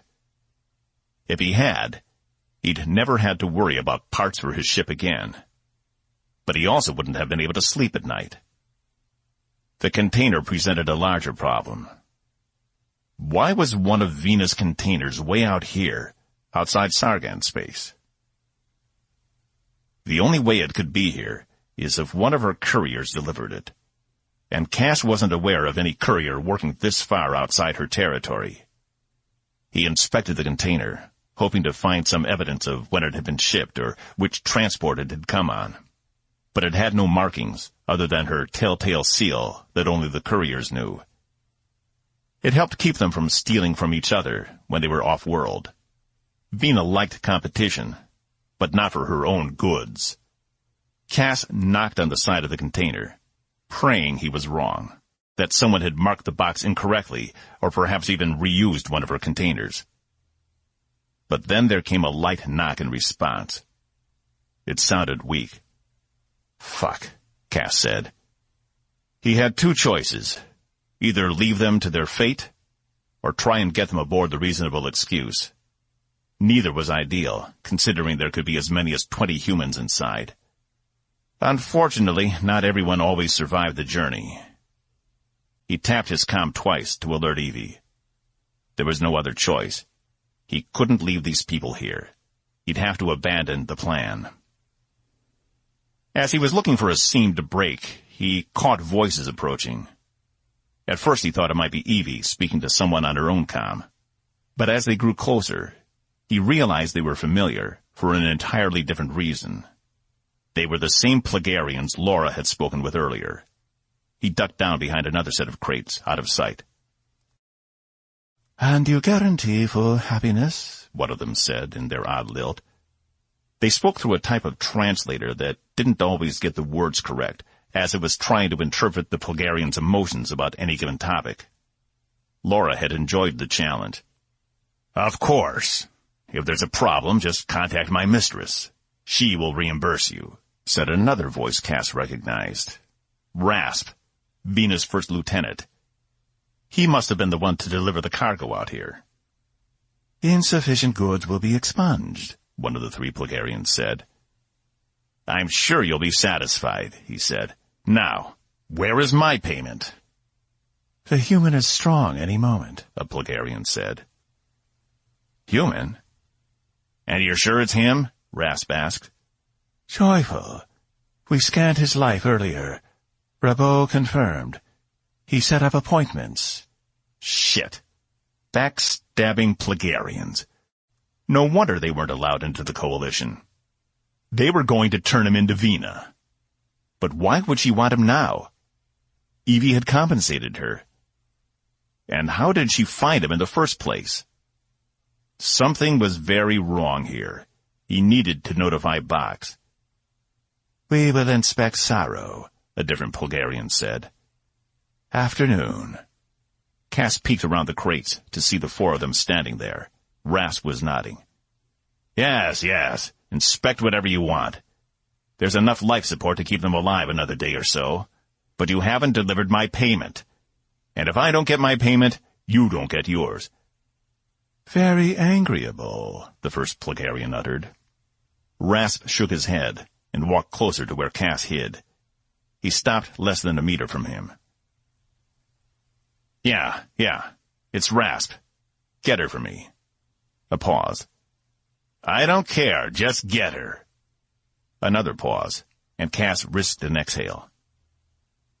"My queen," Rasp said after another moment, "I've made the delivery, but Robeaux isn't here. I think the Plagarians played us." Another pause. "Yes, of course, they played me. I apologize."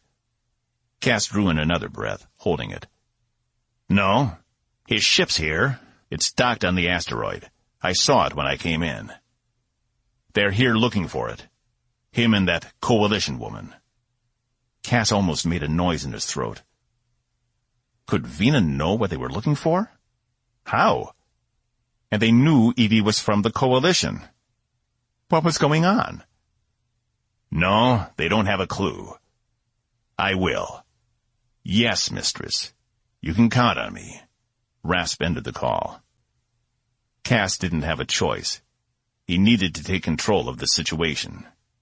It was now or never. 24.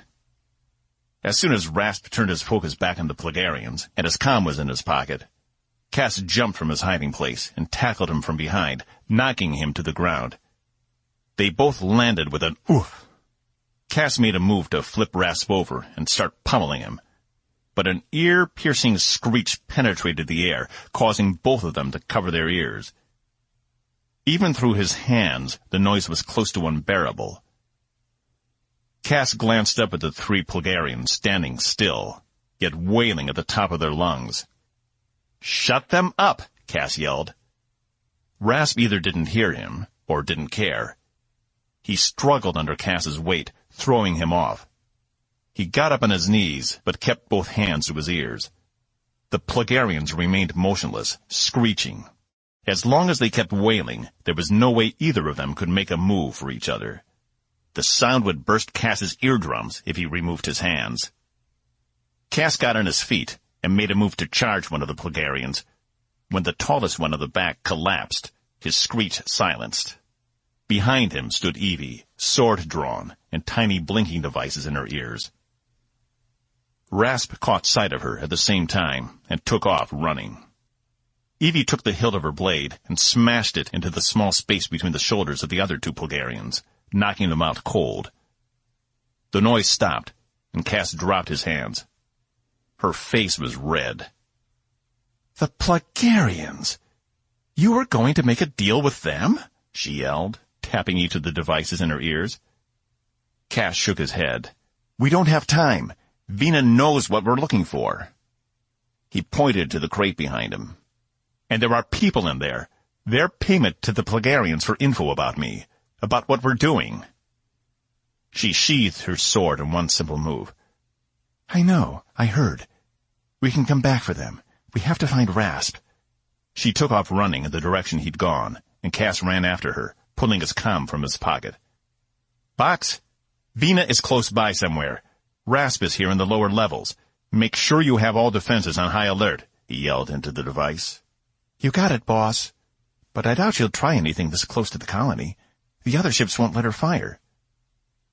"I knew I couldn't trust you," Evie fumed as they pursued Rasp deeper into the storage areas. "I never should have told you about your arrest. Of course you would go to the one species that hates the Coalition more than any other." "I wouldn't say that," Cass replied. "The Plagarians are just mad because you accepted the Ocarians into the Coalition and made them refugees from their own planet. How would you feel if some hulking organization came to your planet, sided with 90% of the population, and exiled the rest?" "That was 70 years ago," she yelled, "and that was a complex situation. You're oversimplifying it." "Yeah? How so?" Cass countered. A bullet struck the wall to his right, and he grabbed Evie, pulling them both down. Rasp stood behind the cover of another crate, firing his weapon again. It struck right above their heads as they got behind their own cover. Cass automatically reached for his boom cannon, realizing it was still in the security lockup in the Tempest. "Damn it," he said. "This is why you don't take a man's weapon from him." "I don't need a gun." Evie drew her sword again and gripped the hilt with both hands. She crab-walked out of cover, moving quickly. Rasp fired at her again, only he couldn't get a good beat on her as she was staying low and fast, not repeating a pattern as she moved. He was obviously becoming more panicked the closer she came, as he fired fast but wild. Before he knew what was happening, she was on him, her sword to his throat, and his gun off to the side, having been dropped when she'd nicked his hand with the edge of her sword. "Talk," she said. Cass double-checked the cover and scrambled over to them. "Screw you," Rasp said. Cass sucker-punched him, causing his head to bounce on the ground, and Rasp to spit up blood in response. "Don't do that again," Evie said. It took Cass a moment to realize she was talking to him, not Rasp. "What is your mission here?" "To get him." Rasp pointed a bloody finger to Cass. "Why?" Evie said, pressing the blade against his neck, just as she had with Cass. "I paid your boss fairly for him." Rasp chuckled. "You think she didn't know you were from the Coalition? She wanted to know why you wanted him so badly. And now we know about the Atlas." Evie winced, pulling the sword back and sheathing it. She grabbed Rasp by the lapels, drawing him up on his feet. Cass stood with him. "What do you know?"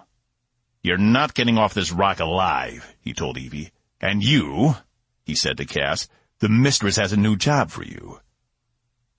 "The mistress is just going to have to do without," Cass said. What do we do with him? He asked Evie. I'm placing you both under arrest, Evie said, staring at Rasp. You for attempting to murder a coalition officer, and you, she indicated to Cass, for conspiring against the coalition. Rasp only laughed. Evie tapped her hand, activating her comm. Yamashita, we have a situation down here. Bring me 2 sets of cuffs and notify the Tempest we have prisoners and potential wounded civilians we'll be bringing back. Ma'am? Laura asked on the other end. Don't argue. Just do it, Evie replied. She led Rasp back to the shipping container, but turned to Cass before they got very far. And if you feel like running now, just imagine the consequences when I catch up with you, because you know I will.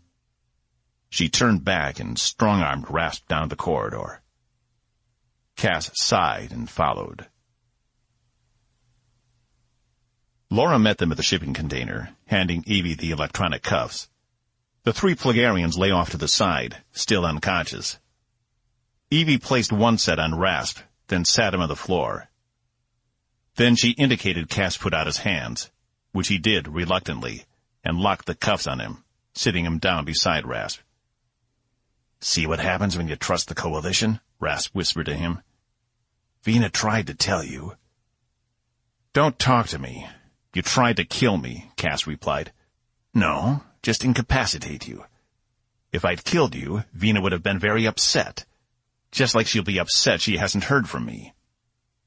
Vina would send others after him when he didn't check in. Cass tried to get Evie's attention, but she and Laura were in the process of studying the shipping container, and Laura's words distracted him.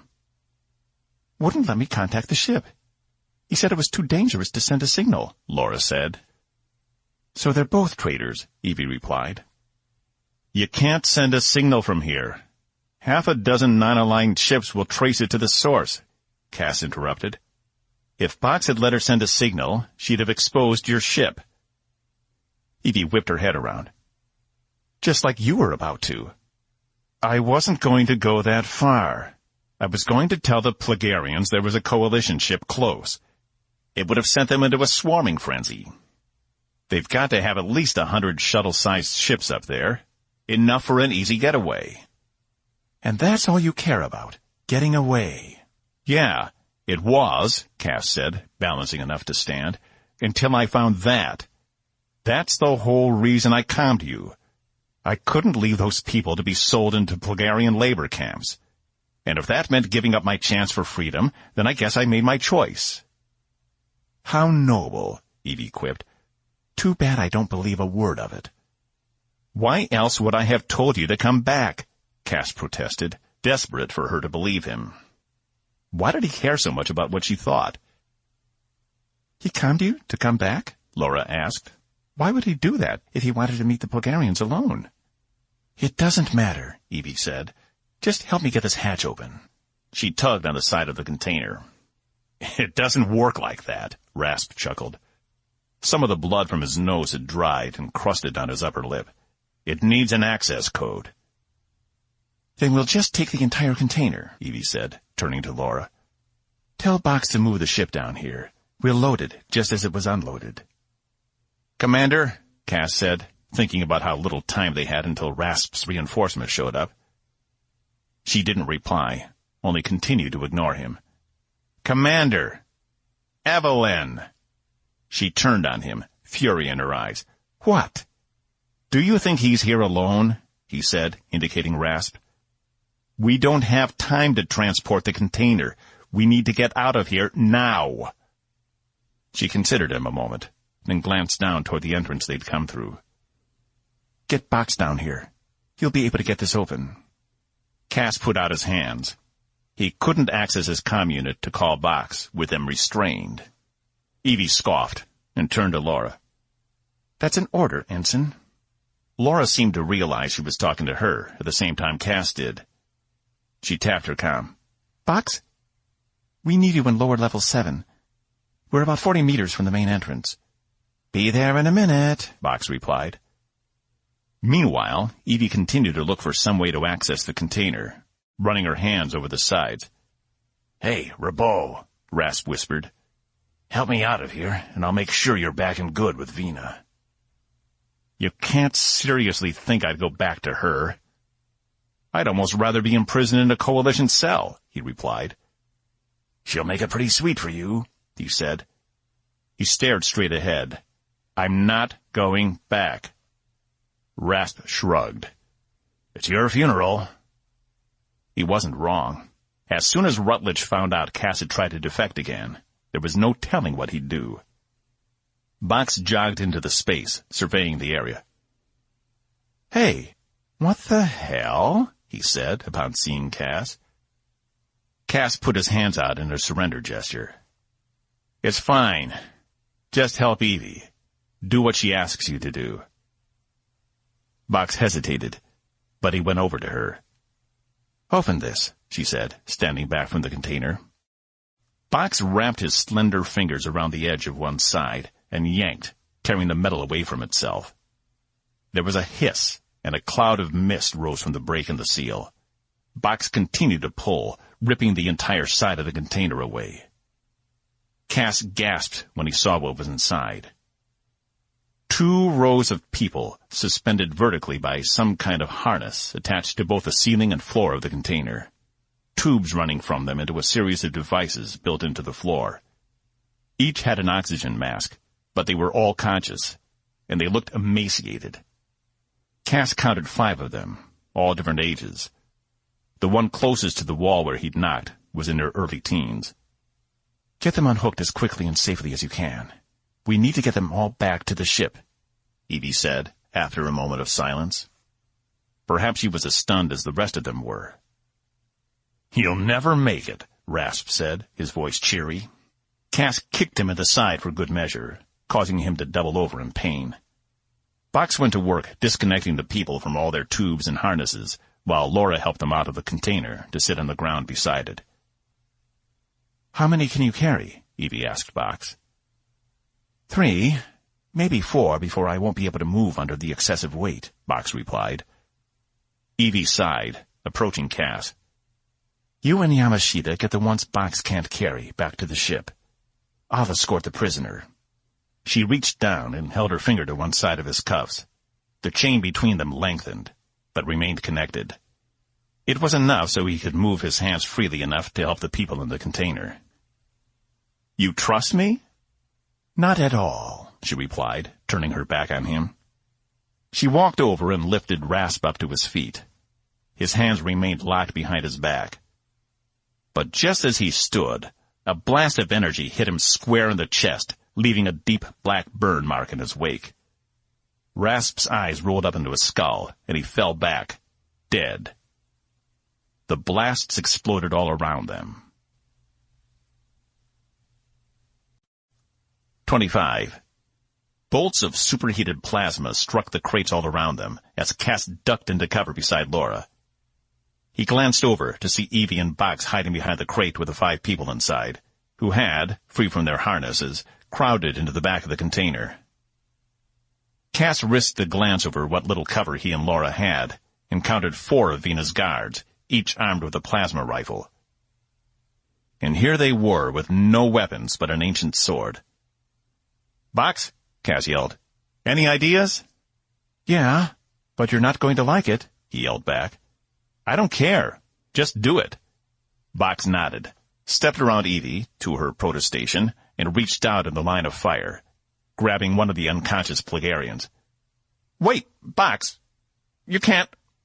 Before Cass could finish the sentence, the Plagarian went sailing through the air, flying like a lawn dart at the nearest guard, who didn't have time to register just what was happening to him. They struck skull to skull, knocking the guard back with the unconscious Plagarian landing on top of him. The other 3 guards were stunned by the scene, long enough for Box to grab the other 2 and toss them in the same direction. Box jumped out into the line of fire as the remaining guard seemed to gather himself and point the weapon at Box, only to find his recently deceased boss, Rasp, heading straight for him. The guard screamed, firing wildly, and while some of the shots struck Rasp, they didn't slow his momentum, and he collided with the last guard in a sickening crunch. Let's go, Evie yelled to the people huddled in the back of the container. They wouldn't have long, but the people were too scared to move. Box lumbered into the container, grabbed 3 of them, and pulled them out, handing 1 each to Laura, Evie, and Cass. He then went back in for the last 2, and came out holding 1 under each arm. "Now we're ready," he said, his yellow eyes blinking satisfaction. Evie grabbed her person by the wrist and yanked her down the hall past the moaning guards. Laura followed her with her person, followed by Cass and Box. But as Cass passed, he took the opportunity to snatch one of the errant plasma rifles from the ground as they ran. They reached the entrance to the level guarded by the 2 men they'd seen coming in. Cass didn't know if they'd heard all the commotion and didn't want to get involved, but he wasn't about to let them stop them from getting back to his ship. One of them reached inside his jacket, and Cass fired the rifle at the ground at both of their feet. They both jumped aside, their hands up and their weapons forgotten, while Evie and the rest ran through, still pulling or carrying the prisoners. Cass glanced over to his prisoner. It was the same young girl who he suspected responded to his knocking. Her hair was wild and untamed, and her dark eyes traveled over everything, probably looking for potential threats. Cass couldn't help but wonder how long ago she'd been captured. "This way," Box yelled, indicating the ramp. Thankfully, the prisoners seemed to understand Evie was helping them, and didn't put up a struggle on the way back to the ship. Cass kept expecting another set of guards to jump at them, but they managed to make it back to the ship without another shot fired, though those guards couldn't be far behind. Just as he was about to take a step toward the airlock the others had already passed through, a plasma bolt exploded on his shoulder, causing him to scream in pain and fall to the hard, cold tunnel surface. The young girl just stared at him, her face awash in terror. "Run!" Cass yelled, trying to push her to the airlock. Box appeared a moment later and grabbed the girl, yanking her back out of the line of fire. Behind him, one of the guards had managed to keep his pace with them, though he was huffing and bleeding from the head. Cass swung the plasma rifle at him, one-handed, and pulled the trigger. But the kick of the weapon made the plasma swing wide. The guard grinned and hoisted his own weapon to his shoulder, bracing it and staring Cass down through the sight. Cass fumbled with his weapon, trying to reposition himself so he could get a better shot. But he already knew it was over. He couldn't get one off fast enough with the chains in between his hands. When he looked up, a strange frown had come over the guard's face. Cass glanced down to see a very large sword sticking out from the abdomen of the guard, the hilt wagging ever so slightly. He looked to his right to see Evie standing with her feet prone and her arm outstretched. Her fingers shook, but it was almost imperceptible. The guard collapsed back, just as Rasp had done, his gun scattering across the floor of the smooth tunnel. Evie stood straight and walked over to him, yanking the sword from his body with a schluck. The blade dripped red. Keeping the blade out, she strode over to Cass, hoisted him by his good arm, and pulled him back through the airlock. "Box, we're good. Go," she yelled, escorting Cass down the corridor to the kitchen. One of the prisoners sat at Cass's pantry, going through the food, tearing things apart with his teeth. "Hey," Cass yelled, "that's mine. Get your—" Evie reached down and pulled a weapon from his hand, tossing it to the counter as Cass felt the main thrusters on the ship fire and the ship begin to rise off the asteroid. She pushed him down into the nearest chair, her eyes burning with an intensity he hadn't seen from her before. "You have a med kit, I assume," she said, staring at his black shoulder. "It's over by Grabby Hands there. 2 cabinets up and 1 to the left." He surveyed the room. "Hey, where are the rest of them? They're not in my room, are they?" He moved to get up before Evie pushed him back down in the chair. "What the hell was that back there?" she asked, going over to the metal cabinet and pulling the medkit from the back. The prisoner ignored her, choosing to continue to engorge himself on Cass's food. Cass eyed his shoulder. Strangely, it didn't hurt. It must be the adrenaline. "You're asking me?" he said. "I should ask you. I didn't know you could throw swords." Evie winced. She placed the bloody blade beside the rifle he'd confiscated. "I want to know why I shouldn't turn you into Captain Green when we get back to the Tempest," she said. Cass dropped his head. "I panicked, okay? You told me no matter what I did, I was going to be imprisoned for it. I couldn't let that happen. You had to expect I wouldn't just sit by. Not when I had a chance." She sighed, pulling a small knife from the kit. She used it to cut away the charred cloth from his arm.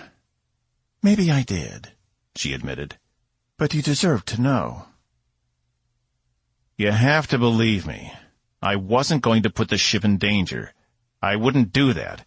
Not after everything."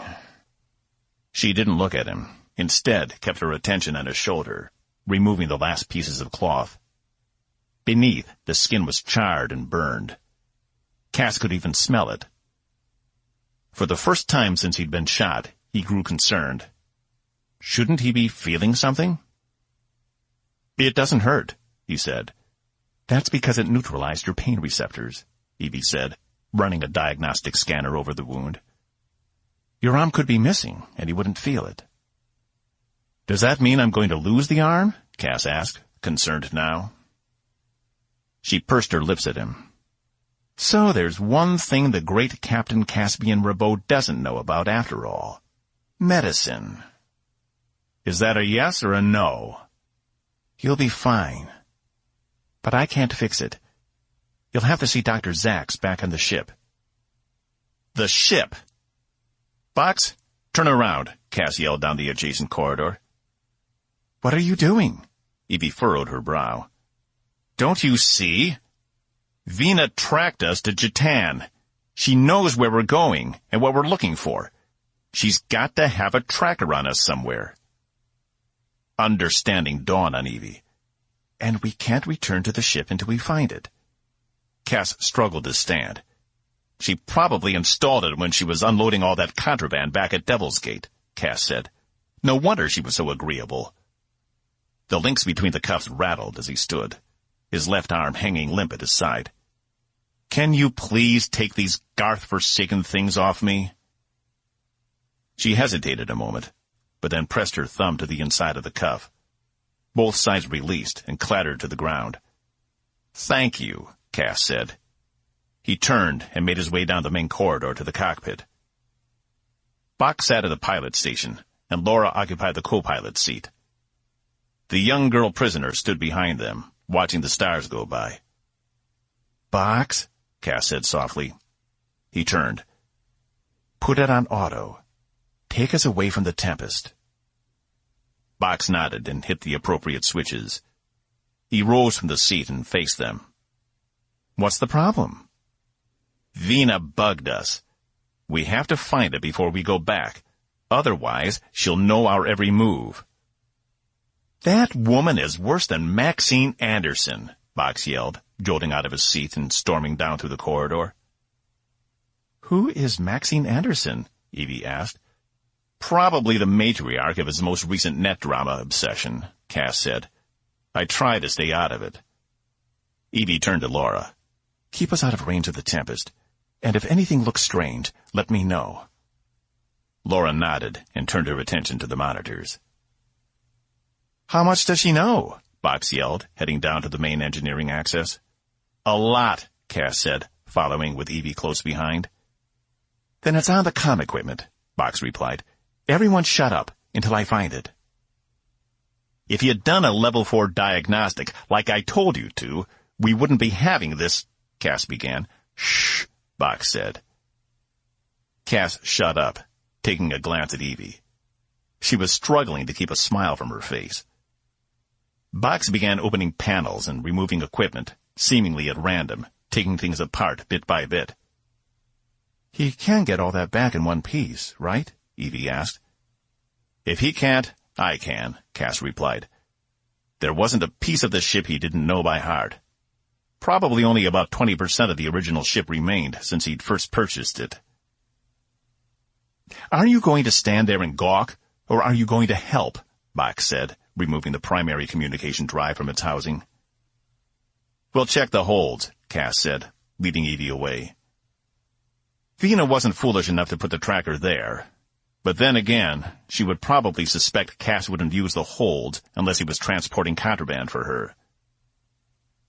"I just want to say," Cass began as they reached the first hold on the floor, "thanks for what you did out there.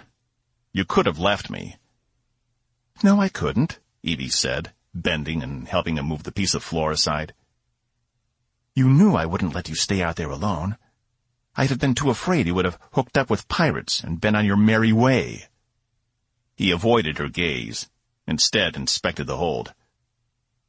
"I don't know what to say." "Cass, look at me." He raised his eyes to meet hers. "Can I trust you?" He sat back, his legs folded underneath him, and his arm dangling uselessly at his side. "Sometimes I don't even know if I can trust myself." "That's not a ringing endorsement." "It's the truth." She sighed, sitting back herself. "Is that what you were really planning to do? Notify the Plagarians the Tempest was out there?" He shook his head. "My first thought was to send a communique to every hostile species on the colony, but that was never a reality. After what happened to the Atlas, I couldn't put people in danger like that. The Plagarians seemed like the next best solution. I set a meeting with them, planning to slip them some intel that a ship was spotted in the area, and then watch them go crazy trying to find it. It would have been just enough confusion to slip away unnoticed, until you couldn't trace our undercurrent, that is." "And what about me and Laura?" "I was pretty sure you could take care of yourselves, at least until things calmed down. It's not like I would have been stranding you in the middle of the desert." Cass opened a secondary hold under the first one, searching for anything out of place. It was hard to squeeze into with his arm flopping to the side, but it was easier than looking at Evie's disappointing gaze. She was silent while he searched, sitting at the edge of the hold, looking down. When he was sure there was nothing out of the ordinary, he managed to hoist himself back out. There was no avoiding this now. "I guess the question is, what are you going to do now you know I've tried to betray you?" he asked. She watched him for a moment, as if she was searching his soul, looking for something redeemable in him. He didn't expect her to find it. "I wish I knew." 26. "Box?" Cass said, approaching him from behind. The robot was deep into the communication equipment, parts and components strewn all around him. He'd recruited one of the former prisoners to hold parts as he removed them from the main comm hub. The man's arms were full. "I'm working on it," Box said, his voice muffled from the depth of the contraption. Cass glanced over to the man with his arms full. He had ochre skin with a mop of blonde hair cut close. Various scars ran down the sides of his face, probably a result of being Vina's prisoner. His clothes were a simple jumpsuit, suitable for different climates. "What's your name?" he asked. "Setsima," the man replied. "What happened to you?" Cass noticed Evie lurking around behind him. He wasn't sure if it was because she didn't want him out of her sight, or if she was genuinely interested in the man. "Kidnapped, off Paxi. Me and my brother. But I haven't seen him since. He must have gone with another group." "How long ago?" Evie asked. 3 months. Since then, I've either been in a cell or stasis. I can't thank you enough for saving me. For saving us." "Do you know what you are being sold for?" Cass asked. Setsima shook his head. "She told us we were going to Cassiopeia Optima. But then, a couple of days ago, she rounded a few of us up and stuffed us in that crate. But we weren't going to be inside long enough to go into stasis. She had us hooked up to life support. That asteroid was definitely not Cassiopeia." "She intended to sell you to the Plagarians," Cass said. "Probably to service their ships." Setsima shuddered. Those ships are so small. I would have not survived long. Cass thought about it a minute. If you were conscious, could you hear everything from inside the crate? Setsuma opened his mouth to answer. Will you two shut up? Box called from where he was. Until I find this thing, there's no telling how much is getting out. He was right. Vina could be listening to their every word. Commander? Laura called from the cockpit. Evie turned, making her way to the cockpit. Cass followed, and when he arrived, he saw what had concerned Laura. 4 of Vina's fighter ships in pursuit. They must have been the ships Vina's people had used to arrive on Chatan. The young girl Cass had rescued stood behind Laura's chair, watching the screens intently. Cass turned to Evie. Can you outrun them? She jumped into the pilot's seat as Laura moved to the co-pilot's position. We'll see. I don't know what the ship can do, but for all the parts I paid for, it better be able to outrun a couple of Class 2 gunners. She switched off the autopilot and immediately began evasive maneuvers.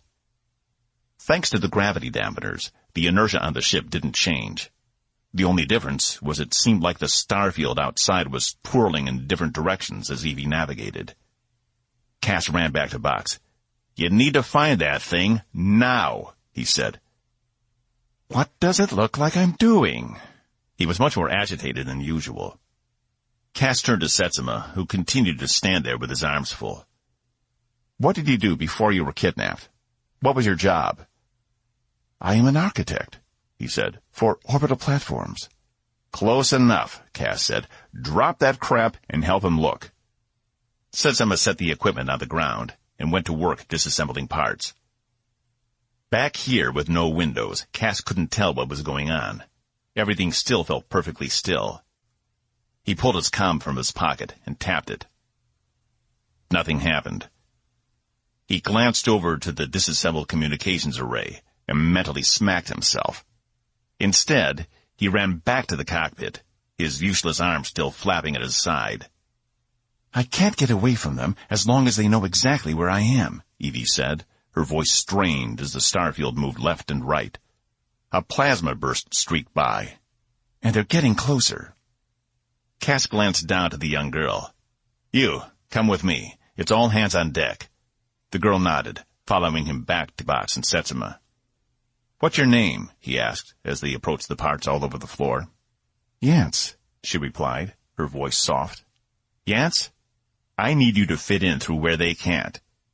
You might be able to find it faster. Box will tell you what he's looking for. A long-range iridium tracker, right? She asked. Yeah, he said, stunned. How? My parents used them to track interstellar creatures. It was the best way to keep tabs on a tunnel guardian or a Grand Grade. Ah, Cass said. Okay, get in there and help them. The ship shook for the first time, knocking them off their feet. Evie yelled from the front. These guys are all over us. Cass had landed on his bad arm, but fortunately hadn't felt much. He struggled to stand, finding Setsuma and Yance doing the same. Box had remained half inside the comm unit. Box, Cass yelled. Tiny hands! Put them to use! Setsuma motioned for Yance to come over, just as the floor shook again.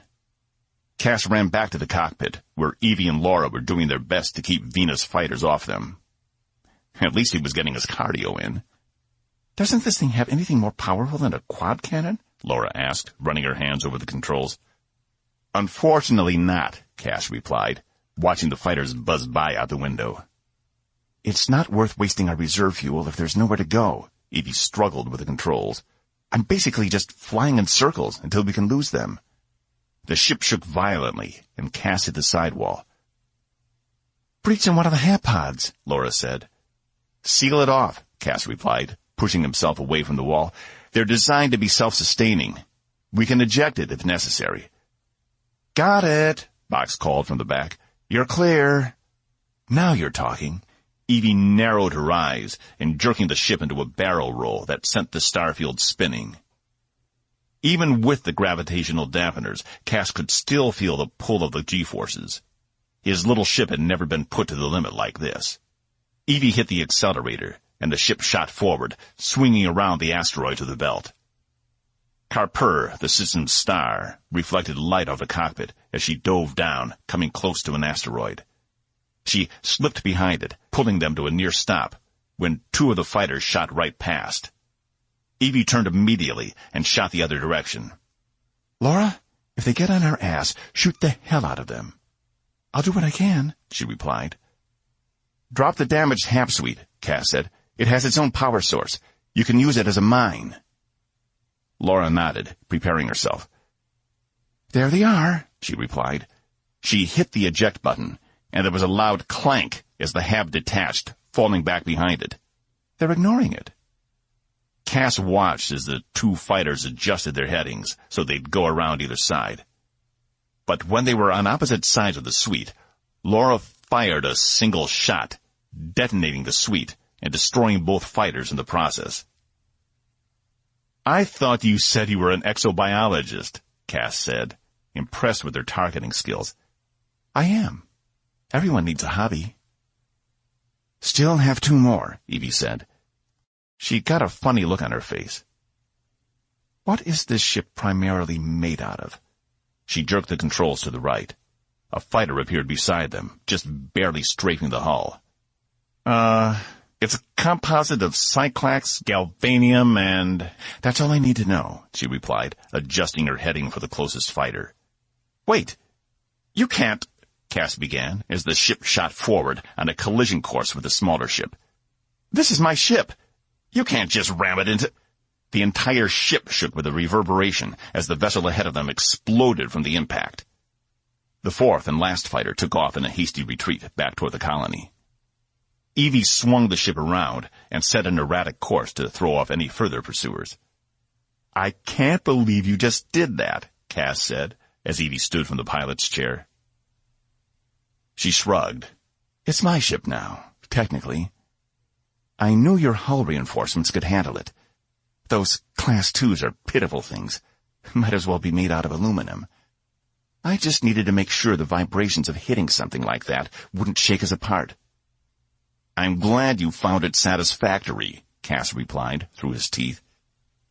He caught Laura looking at them, but she glanced away as soon as he noticed. They made their way back to Box, who, along with Setsuma and Yance, was repairing the comm system.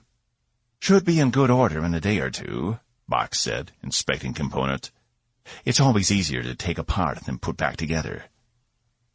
"Let me see the tracker," Cass said, holding out his one good hand. Yance came over and dropped the device into his palm.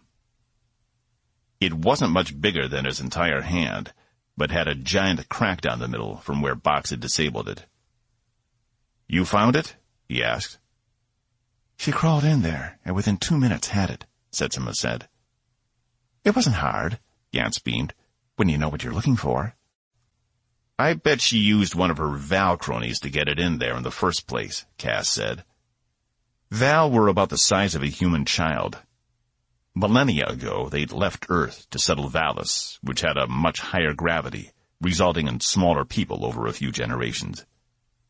Though many left the Coalition these days, despite Valis being inside the same solar system as Earth." "Yep. And it was monitoring not only our comms, but our conversations as well. Vina knows exactly what we're looking for, and everywhere we've searched so far," Box said. "Which means she's probably already out there looking for it for herself," Cass replied. "Wait," Evie said. "Does she even know why she wants the ship?" "She knows it's valuable," Cass said, "and that's enough. If she does happen to find it before we do, it will be bad for everyone." Evie tapped the back of her hand. "Yes, Commander?" Laura said from the cockpit. Cass glanced at her for a moment, before remembering Coalition comms had their own built-in network. They didn't rely on a ship to maintain communication, like Cass's outdated pocket model did. "Any sign of pursuit?" Evie asked. "None. Set course back to the Tempest. It's time to get the hell out of here." 27. The good news was Evie hadn't put the cuffs back on Cass. The bad news was she hadn't said another word on the short trip back to the Tempest. As soon as they landed, however, she'd gathered her sword and then ordered a very satisfied-looking Laura back to the biology labs, making sure to compliment her on her performance. Cass thought the ensign might burst from the endorsement. He and the former prisoners were all to report to sickbay, while Bach stayed on the ship to finish the repairs. Evie even gave Bach's authorization to use the maintenance crew in Bay 1, if necessary, prompting a confused look from Bach, to which Cass could only shrug. He had no clue what was going on in Evie's mind. They reached sickbay, and Cass met Dr. Zax for the first time, a Yax Inax. She was bipedal and lean, with her small feet balancing her slender frame. Like all Yax Inax, she had 4 arms, 2 with 3 fingers and 2 with 4, set parallel to each other in a series, and her head was 10% larger than a human's. And instead of 2 eyes, she had 6 black globes on the upper part of her face, each one with beautiful aquamarine blue sparkles inside. It gave the Yax Inax the ability to see things many other humanoids couldn't, such as wavelengths of frequency and light. Below the globes was a small mouth. Cass noticed her rank was that of full commander, which made her the only person on the ship ranked higher than Evie, other than the captain, of course. "Please take a seat. We'll be with you in a moment," she said in perfect English. One of the nice things about the Yax Inax was they worked for years on perfecting the speech of whatever culture they assimilated themselves into. Their native tongue was much more complex, outside the vocal range of many species. When the Yax Inax joined the coalition, they decided on their own to expand their vocal prowess by learning as many languages as possible. "What is this?" Zax said, approaching Cass. Her lower arm with 3 fingers picked up Cass's lifeless one, while one of the arms with 4 fingers ran them over the shoulder wound. "Nerve killer. I hate these. Please, come with me." Evie stopped Cass for a moment. "When you're done, report to the captain," she said. "And I don't mean after you've had a shower. I mean immediately." Her eyes said she was dead serious. Cass nodded, as if by that small token gesture he had accepted his fate. He'd hoped there might be a chance of redemption after what he'd done, but he knew he'd only been fooling himself. She left, still carrying her blood-stained sword out of its sheath, as Zax took a scanning device to Cass's arm. As soon as she was gone, Cass glanced around at the rest of the former prisoners, Yance, Setsuma, and the others, all sitting on their own beds, as the nurses and doctors inspected them as well. At least he'd done something. It wasn't all for naught. Cass stood at the door to Green's command room, having fielded dirty looks from the rest of the bridge staff, with the exception of Zal. But at least he'd been allowed to come here without an escort. It felt like a test, as if Edie had placed a bet with Paige if he'd actually show up or try to run again. "Come in," Green's voice said, and the door slid open. Cass, his arm healed and working like nothing had happened, walked in to find Evie sitting in one of Green's 2 chairs on the closest side of his desk.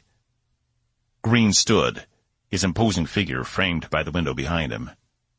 The planetoid the ship had been hiding behind loomed in the distance. "Please sit, Mr. Robeaux," Green said, only taking his own seat after Cass had complied. "I was afraid there for a while you might not be coming back." He smiled. Cass chanced a glimpse at Evie, whose own visage remained set in stone. There was no telling what she'd already reported. Screw it. He was tired of living in fear of what she may or may not do. He reached over and placed the tracking device on Green's desk. Vina had this stashed on my ship without my knowledge. She was using it to monitor our conversations anytime I used my comm, as well as track our progress. She's been shadowing us this whole time. "How do you know it's her, and not one of her underlings?" Green said. "Her first lieutenant was down on the colony. In all the years I worked for her, I never saw them apart. He doesn't leave her side. Her ship is close somewhere, and we need to find her before she finds the Atlas." I can't disagree, Green said. Any coalition technology in the hands— This isn't just about coalition technology, Cass said. This is about a weapon. A weapon? Green asked. Evie finally moved, her eyes finding Cass. My mission, as outlined by Admiral Rutledge, is to find the Atlas. Not because of the missing crew, or because the ship is sentimental to him, but because its mission was to develop a new type of weapon to combat the Sill. Green leaned forward, but didn't interrupt. Cass took a deep breath. It was now or never. 7 years ago, the Atlas wasn't off course in Sill space. It was there on purpose. We were looking for a civilian craft, something we could cannibalize and reverse engineer its weapon systems. Because the Sill weaponry is so much more advanced than ours, Rutledge and a few choice officers couldn't stand the idea we were technologically inferior to them. But they didn't want to send us up against one of their warships. We never would have made it. But even their civilian craft are shown to have powerful offensive systems. Our job was to capture one of them, eject the occupants into escape pods to be found later, then tow the ship back to Coalition space for study. You were part of this mission? Green asked. Cass didn't bother looking at Evie. I was. As first officer, I was tasked with firing on the ship when we came into range. However, when the time came, I refused, instead disabling the weapon systems and funneling a coded message to the Sill, warning them of our intentions. Green watched him intently. No wonder Rutledge hates you. Yes, sir. The rest you know. Rutledge was promoted, then put in charge of the project. I'm assuming the mission was a success, and ever since they have been working on building the weapon directly on board the Atlas. Which is why it has its own dry dock floating out there. Yes, sir. Green turned to Evie. Commander? Did you know about this? No one knew, sir. I kept it under strict confidence. Rutledge even confirmed to me he never told Commander Diazol anything about why she was retrieving me, Cass said before she could speak. Green turned back to him. And now this. Vina knows? I've been discussing the mission at length with Box aboard my ship. He's been aware of my unfortunate past for a long time. Obviously, he's not about to say anything. He knows if he does, it would put me in an awkward position. Not to mention I'd disassemble him and incorporate the parts into my ship. He took a breath. I can only assume Vina's overheard everything we've said. Green ran his hand down his chin. That's very unsettling, Mr. Robeaux.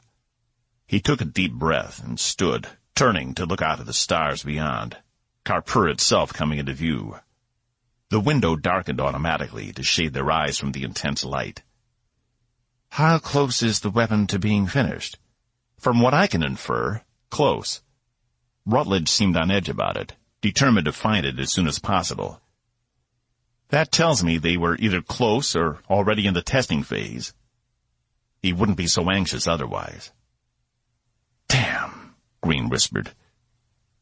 If the Sargans get their hands on that, we'd have a major war on our plate. He dropped his head for a moment, then turned back to him. I haven't been happy about this from the start. The subterfuge, the hiding in the shadows. I certainly don't like being kept unaware on my own mission. He took his seat again. Why would Rutledge and others risk a possible war with the Sill for a weapon we don't need? We haven't been hostile with the Sill in almost 100 years. We have a treaty for a reason. Cass leaned forward. Sir, the longer I served under Captain Rutledge, the more I began to see he'd do anything to protect the Coalition, even against threats he only perceives.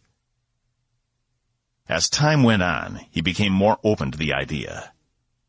I don't know if he developed it independently or as part of a group within the Coalition, but he's always been an integral part.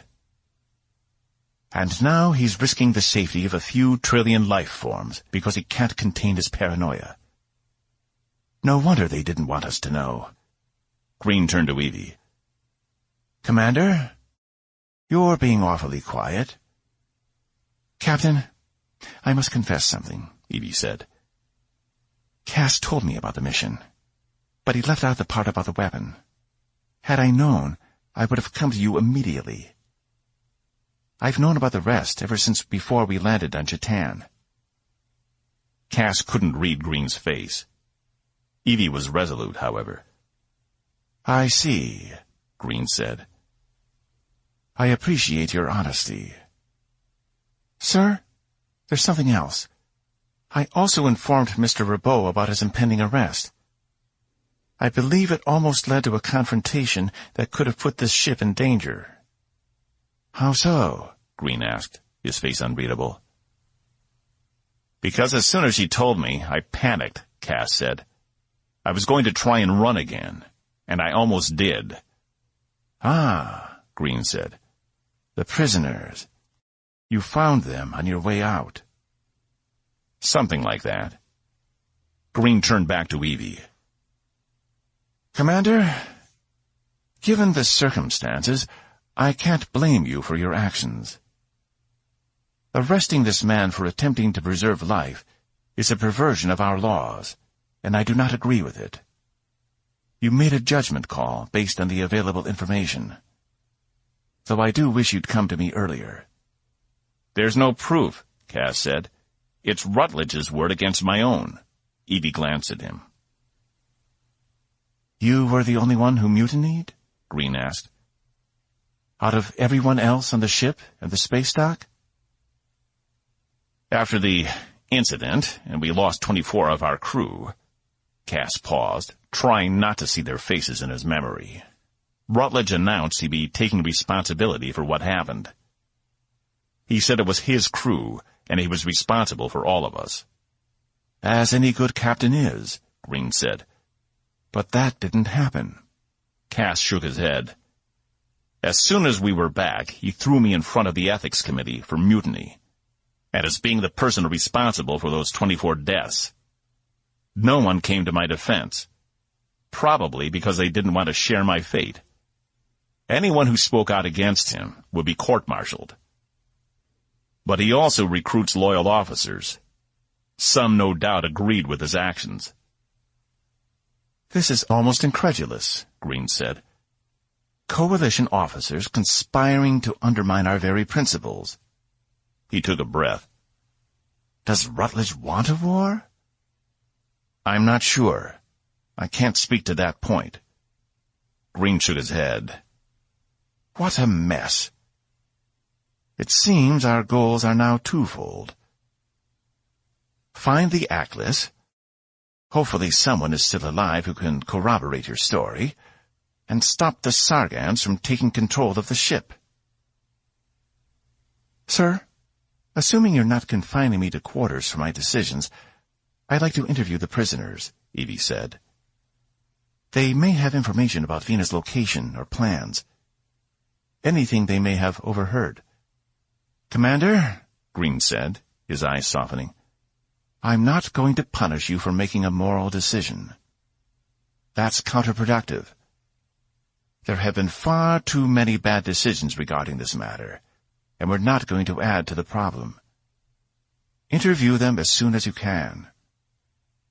Box and I may be able to use that, Cass said, indicating the tracker on Green's desk, to ping back on her location. It was sending a signal somewhere. If we can track that signal, we can find her. What are the odds she'll find the ship before we do? Green asked. She's intelligent, capable, and resourceful. I don't think we can assume she won't find it first, especially since she has a bevy of ships at her command. They can cover a lot more ground than we can. Green stood. Very well. Begin with your assignments. I want status updates on the hour. Cass and Evie stood in unison. Yes, sir, they said almost at once. For once, it felt good to say. 28. "Why didn't you tell me about the weapon?" Evie asked as they made their way across the bridge to the hypervator. Cass glanced over to the bridge crew. Paige seemed surprised to see them walking out together and produced a sneer of disgust in response. The only friendly face was Zal's holographic one. He also made a small motion with his hand Cass took as a wave. He waved back.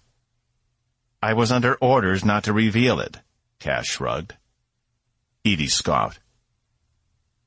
"You're telling me you didn't say anything because you were ordered not to?" The doors opened and they entered. He relented. "Okay. I didn't want you to have to make the hard choice. I knew if I told you, you'd have no choice but to go to green. And I didn't want to put you in that position." "Uh-huh. Mr. Altruistic. What you really mean is you didn't want the captain to know you were involved in an illegal operation to procure military goods for the Coalition." He smiled sheepishly. "That, too. Knowing about the mission comes with consequences, as you've seen firsthand." She shook her head. "I can't believe Coalition officers did this. It's just wrong." "I agree." She turned to him. "And it cost you your career, your freedom. Did you know when you disabled the weapons and sent the message? Did you know then what would happen?" "It was in the back of my mind. I knew the most likely outcome. If the Sill didn't find and destroy us first, I'd have to face the consequences. Just like I knew when I calmed you about those prisoners. When it's just me, or me and Box, things don't matter as much. But when other people are involved—" "But you were willing to sacrifice the crew of the Atlas." "To stop a war? Yes." She smiled. "You're turning out to be more interesting than I first gave you credit for," she said, her shoulders relaxing. "When you're not drunk." He laughed. "Thanks, I think. I've managed to keep myself out of jail this long, and it looks like I've been given a stay of execution. But it won't really matter in the end." "What do you mean?" "Once we get back, Rutledge will have me arrested anyway. I hope he doesn't decide you and the captain were conspiring with me. Green might have hell to pay for not arresting me immediately." "The captain can hold his own. Don't worry about him. He's also not going to let this injustice continue any longer than necessary. When we get back, I'm sure he'll push for a full inquiry." Cass shook his head. "I just don't know. Without any evidence, it still comes back down to my word against his." "Then we need to find some evidence," she replied. The hypervator doors opened back on the sick bay level. Evie glanced at the tracker in his hand. "Get that down to engineering. They'll help you to find the source." "When you talk to them," Cass said, still looking at it, "thank them for me. And talk to Setsuma. He overheard something, or he indicated he did." "I'll be thorough." She stepped out, turning to look at him. "It was nice of you to try and protect me back there, but I don't need your help. I can take responsibility for my own actions." "Noted." "Good luck, Cass." "You too." The hypervator doors closed. "So, will you be having sex now?" Box asked as they made their way to main engineering. Cass had swung back by Bay 1 and informed Box of their current plans, dragging him away from the ship repairs. "No." "Stop talking about sex so much," Cass said. "I think all I've done is convince her I'm not a flight risk. That's a long way from a relationship." "But it's closer," Box said, drawing out the last word. He broke into a little tune. "Back before, she hated your face, and now you're a little closer. Back before, she hated your guts, and now you're a little closer." "Stop, please," Cass said. "Why are you in such a good mood?" "Because we didn't have to become fugitives. Again. I don't like being on the run all the time. Plus, when you get arrested, I get the ship. How many times do I have to tell you, robots can't— Excuse me. Cass looked up to a young crewman who stood a few meters away, staring at them. Oh. Did you hear all that? He asked. How did I sound? Box added. I'm here to escort you to engineering to see Commander Sester, the crewman said. Right. Thanks, crewman Pearson, the young man said. Lead the way, Cass said, following him down the corridor, with Box tagging behind. Have you ever met a Claxian before? Pearson asked. A few, back when I was in the service. Never been to the homeworld, though. Pearson nodded. He wasn't being as antagonistic as some of the others. Was the crew warming to him, or was Pearson just a one-off case? He couldn't be sure. I'd never met one until I started serving on Tempest. He's a sight to behold. Interesting choice of words, Cass said.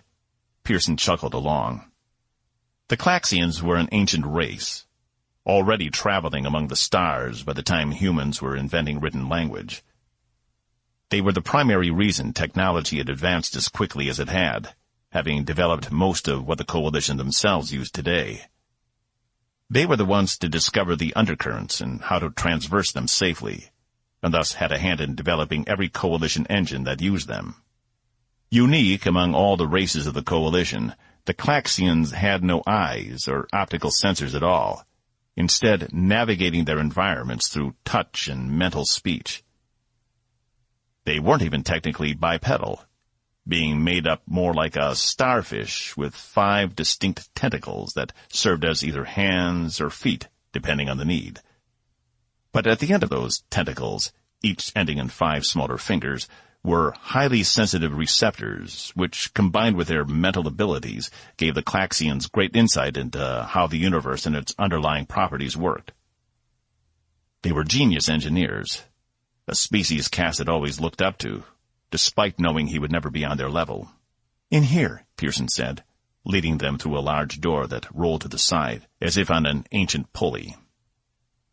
Before them stood the main engineering department. 4 giant conduits dominated the room, 2 starting at the top of the room and continuing down to the floor, where they disappeared down 2 dark tunnels, and 2 more which started at the floor and extended to the ceiling, where they likewise disappeared through 2 more identical tunnels. These were the power conduits for the emitters that kept the tunnels open during travel, each one 10 times the size Cass had in the reasonable excuse.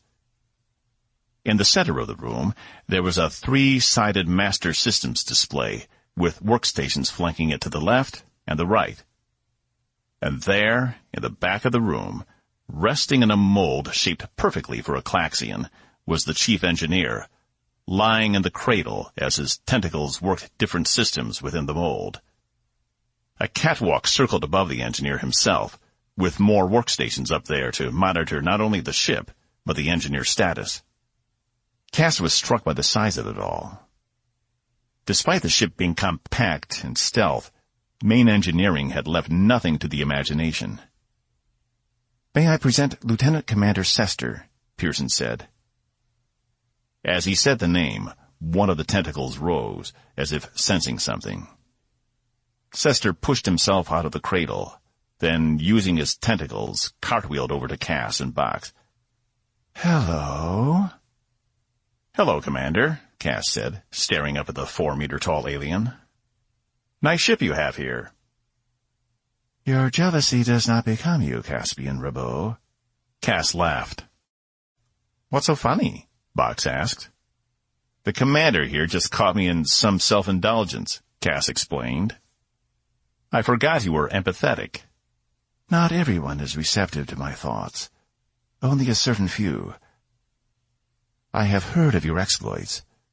For what it is worth, I don't believe all of them. Thank you, Cass said. I appreciate that. I'll assume you're the genius behind the undercurrent drive on this thing. They told me it's almost twice as fast. My kindred developed the technology. I only implement it. I understand you've brought a tracking device for us. May I see it? Cass held out the tracker, and one of Sester's tentacles reached out. the fingers on the end gently picking up the device and rotating it over in his hand. "We can work with this. Please, follow me." Sester rolled to one of the workstations, handing the tracker to the junior engineer manning that station. The engineer nodded at him, receiving all the guidance he would need, and began hooking the device up to various diagnostic devices. "Lieutenant Commander Blum told me you are not to be trusted. But I sense your distrust has been excised. May we trust each other?" "We may," Cass said. "Excellent. Ensign Tyler will assist you further. He is capable. If you have problems, return to me." "Thank you for your help, sir," Cass said. He didn't want to get back into the habit of addressing coalition officers with such formality, but he felt this was a special case. He hadn't seen a Claxion in probably a decade, and he'd never met one he didn't respect. "Okay," Tyler said, looking over the device. "Let's get started." 29. Evie stood outside the sickbay doors, contemplating. She couldn't get the image of the bloody sword out of her mind. The sword that had been passed down through her family for at least 100 generations. The sword she'd heard legends about. How it had stopped an army at Precipico, or how it had saved the Anuli from certain death. In all honesty, probably nothing but rumors and hearsay and embellishments. But fun stories nonetheless for her dad to tell at gathering time. At least that's the way it used to be. Whenever she'd worn the sword, she'd felt the power of her family with her. But she never thought she'd actually have to use it one day. It was a good prop, something to scare the locals. It was like an unspoken rule. You just don't fuck with a woman with a sword. But that was all over now. She'd wanted to clean the blood off immediately, as if doing so would wipe the event from history. The sword having forgotten it had seen bloodshed under her care. But she hadn't done it. Partially because she'd been in a hurry to report to the captain. But also because she never wanted to touch it again. She'd taken a life with that sword, and in return she'd given up a small piece of herself she could never get back. She had taken one dark step toward life in the Sargan Commonwealth, or some other equally nefarious organization. The type of organization that recruited killers for even the most basic of jobs. Before she knew it, she would be out there slicing people down left and right, all for a small bit of coin. It was inevitable. Evie shook her head, willing the thoughts to dissipate. She didn't have time for that nonsense. She needed to find out if the former prisoners knew anything about Venus' plans and where to find her. Because now there was more at stake than just one lost coalition ship and her crew. The Atlas could change the balance of power in this region of space for hundreds, if not thousands of years. She took one step forward, and the door slid open for her. Inside, only 2 of the former prisoners remained, still being tended to by the nurses. Evie sought out Zax, finding her in her office as she interfaced with her console. No doubt, writing her meticulous reports she'd heard were more boring to read than the serial numbers off a Type 7 ship shuttle. "Where did the rest of them go?" Evie asked. Zax didn't turn around, only continued typing with her 2 four-fingered hands, while her 2 three-fingered hands examined a scanning device. "I assigned them quarters and released them there," Zax said. "They've had a taxing few days and need the rest. They were in no immediate danger." "And those 2? Evie asked, glancing beyond the doorway back into the main sickbay area. "Just finishing up with them. They both had slight infections." Evie turned back to Zax. "Nothing contagious?" Zax turned around, her tiny mouth smiling. "Of course not. Just a side effect of being cooped up in that box for a few days. I'm surprised it hadn't spread to all of them." "Can I speak with them? They might have information about our mission," Evie said. "Be my guest. But they've been through a traumatic ordeal. They need rest as soon as they can get it." Evie nodded, leaving the doctor to her work. Both former prisoners remained silent as she made her way over to them, not taking their eyes off her. They were the two who had helped find the tracker on Cass's ship. When the nurses saw her approaching, they left to give them privacy. "I never got the chance to thank you for your help," Evie said, stopping a few meters from their beds. The girl's short legs dangled off the side, swishing back and forth, as if she were on a swing. "Consider it repayment for rescuing us," the man Setsuma said. "We owe you more than we can repay." She held her hands up. "The Coalition doesn't require repayment. You're free to stay and become citizens if you like, or we can return you to Paxi. Though since it isn't Sargan space, it will take time to return you. Special requisitions will need to be made, and a stealth team—" Setsuma put his hand up, cutting her off. "I wouldn't dream of going back," he said. "I've always been curious about the Coalition, just never had the means to get here." Evie turned to the girl. "And you?" "I'll go back. My parents were captured at the same time I was. I need to try and save them." Evie's heart went out to the girl, and she couldn't help but feel a sense of déjà vu. "Don't you have any other family members? Anyone else you could stay with?" The girl shook her head. Evie dropped her gaze for a moment. "I'll see what I can do. But first, I need to know if you have any information about Venus' plans or capabilities. Maybe you overheard something while you were in the container. Maybe something Rasp or one of the others said. You may not even think it is important." Setsuma furrowed his brow. "Like I told your crewmate, I was scheduled to be shipped to Cassiopeia. We were with a much larger group from Paxi and a few other worlds, I think. But then they pulled 5 of us to the side and stuffed us in that container. I heard Rasp say we were an emergency payment." "Where were you being held?" Evie asked. "Before the container? Devil's Gate, in the lower levels," Setsuma replied. Damn. They'd been right under her the whole time, and she hadn't even known. "When you were packed, did you notice anything? Hear anything?" "She was there," Jan said as Setsuma opened his mouth to respond. Evie turned to her. "Who?" "Vina. I recognized her voice. She was on Paxi, too, helping to round us up. That's where I first heard her voice. I heard it again when they were separating us from the main group, but I never saw her." "Could it have been a comm?" Evie asked. "I don't think so. She said she wanted to deal with this one personally."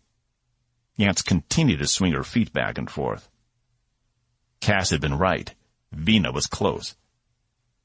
"Is there anything else?" she asked.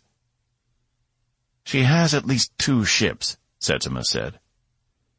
"How could you know that?" "Back on the ship, when we were trying to find the tracker, I overheard you say we were being pursued by 4 Class 2 gunners," Setsuma said. "I'm assuming they were Sargan Steel Ravens." Evie nodded. "Those are typically only launched from a battleship, either a Vortex or Darkness class vessel. But those types of ships are small, built for maneuvering in a planet's atmosphere. They can only carry 3 Steel Ravens per ship. So if we were being pursued by 4, she had a second ship somewhere." Evie eyed him. "You know a lot about Sargan starships," she said. Setsuma gave her a sheepish grin. I lied to your crewmate about being an architect. But I was afraid if I told you what I really did, he'd throw me out of an airlock." He paused, but Evie indicated for him to go on. "I used to be a ship designer for the Sargans, before my gambling and entertainment debts grew too large.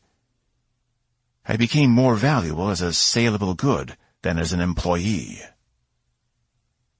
Evie turned to Yance. "And you? Anything you want to reveal?" The girl shook her head. Evie returned her attention to Setsuma. "Technically, you're a criminal," she said. So I'll have to confine you to quarters. But your help won't be without merit. It may just take you longer to earn your freedom. I'm no stranger to the inside of a cell, he replied, beaming with anticipation. I'll gladly pay off my debt, as required by the Great Coalition. Finally, Evie thought, someone who gets it. Evie returned to the bridge, her body humming with activity. She'd returned to her quarters to change her uniform and gather her thoughts, but had seen the sword again and thought better of it. As she walked on the bridge, she caught a nasty look from Lieutenant Page, but dismissed it. It was no secret he didn't like Cass, and now his ambivalence had seeped over to Evie, just as she suspected it eventually would if she continued to interact with the criminal. But that didn't matter anymore. She knew the truth, and so she ignored Page as she made her way to the station. Green was in his command room. Zal, she said, taking her chair. The alien glanced up from his console. Scan the system for twin undercurrent trails, Sargan signatures. We're looking for 2 or more close together, possibly a small fleet. They were still hidden behind the third planet of Karpur, but their sensors should be able to pick up residual undercurrent trails if anyone had jumped from the system. Yes, Commander, Zal said, going about his work with efficient speed. Lieutenant, she said, indicating Page, I want full weapons readiness. Make sure everything is operating at top efficiency, she said. Is this because of what that traitor told you? Page asked. You have to know he's lying to us. He killed 24 Coalition crew members. We can't trust— Lieutenant, Evie growled, follow your orders or I'll have you relieved. Page sneered, but returned to his station, beginning his preparations for weapons drills. Evie took a deep breath and sunk back into her chair. Stubborn ass. Despite her short time on the ship, she hadn't seen Page this agitated before. In fact, before Cass had come on board, he'd seemed like one of the most level-headed officers on the ship. Smart, capable, and professional. Was this how everyone felt about Cass? Yamashita hadn't been too happy with him down on Jatan, but she hadn't been as overtly hostile as Page. What if they all knew the truth? Could she even risk revealing what really happened without risking a court-martial herself? What if the same thing happened, and the crew banded together against her? Green wouldn't allow that, though. Not if what she knew about the man was accurate. He wasn't someone who could be bullied into silence. She couldn't focus on that right now. She had a job to do. If what Setsuma and Yance told her was true, then Vina had been close to or on Jatan after all. And her goal had been to recapture Cass. And since she hadn't gotten him, she might be even more desperate to find the Atlas now. This had just turned from a search and rescue into a race to the finish line. Commander, Zal said, I may have something, but it's faint. We'll have to move out from behind Karpur 3 to get a better lock. Captain to the bridge, she announced. The autocom would notify Green without her needing to make a specific request. The doors to the hypervator opened to reveal Cass at the same time Green's command doors opened. Somebody call me? Cass said with a smile.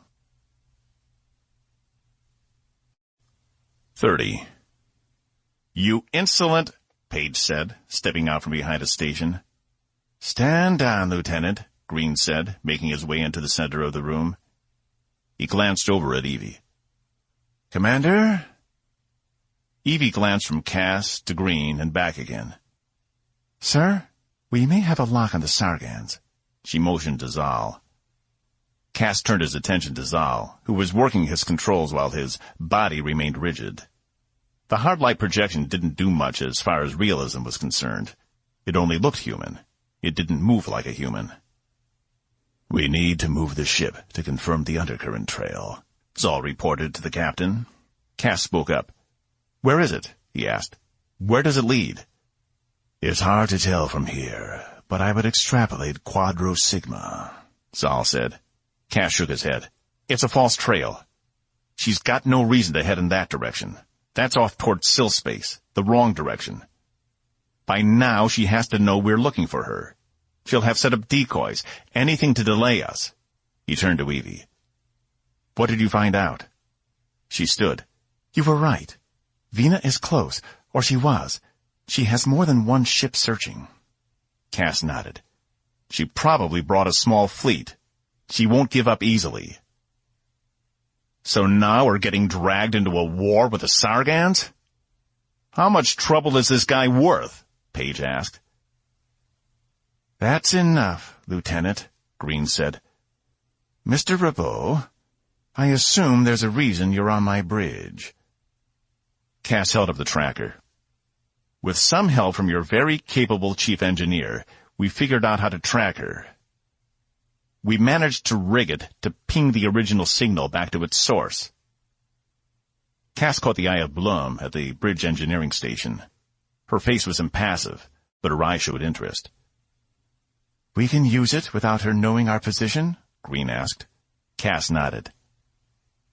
I thought we were supposed to be looking for one of our ships, not tracking some Sargan scum, Paige said. Green furrowed his brow. Saul, integrate the device into our systems. I want to find out which way they went, he said. Saul nodded, then seemed to float over to Cass, taking the tracker from him. Cass caught the touch of one of his hard light fingers. It was freezing to the touch.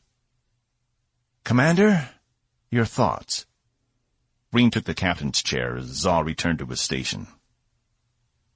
If we find the Atlas and try to tow it back to Coalition space, we leave ourselves vulnerable to the Sargans. We need to find them first and throw them off the trail. Get them to waste their time searching elsewhere. Then we can bring it back without a fight, Evie said. Cass stood in front of the specialist station, which was still dark. Like I said, she won't give up easily, Cass said.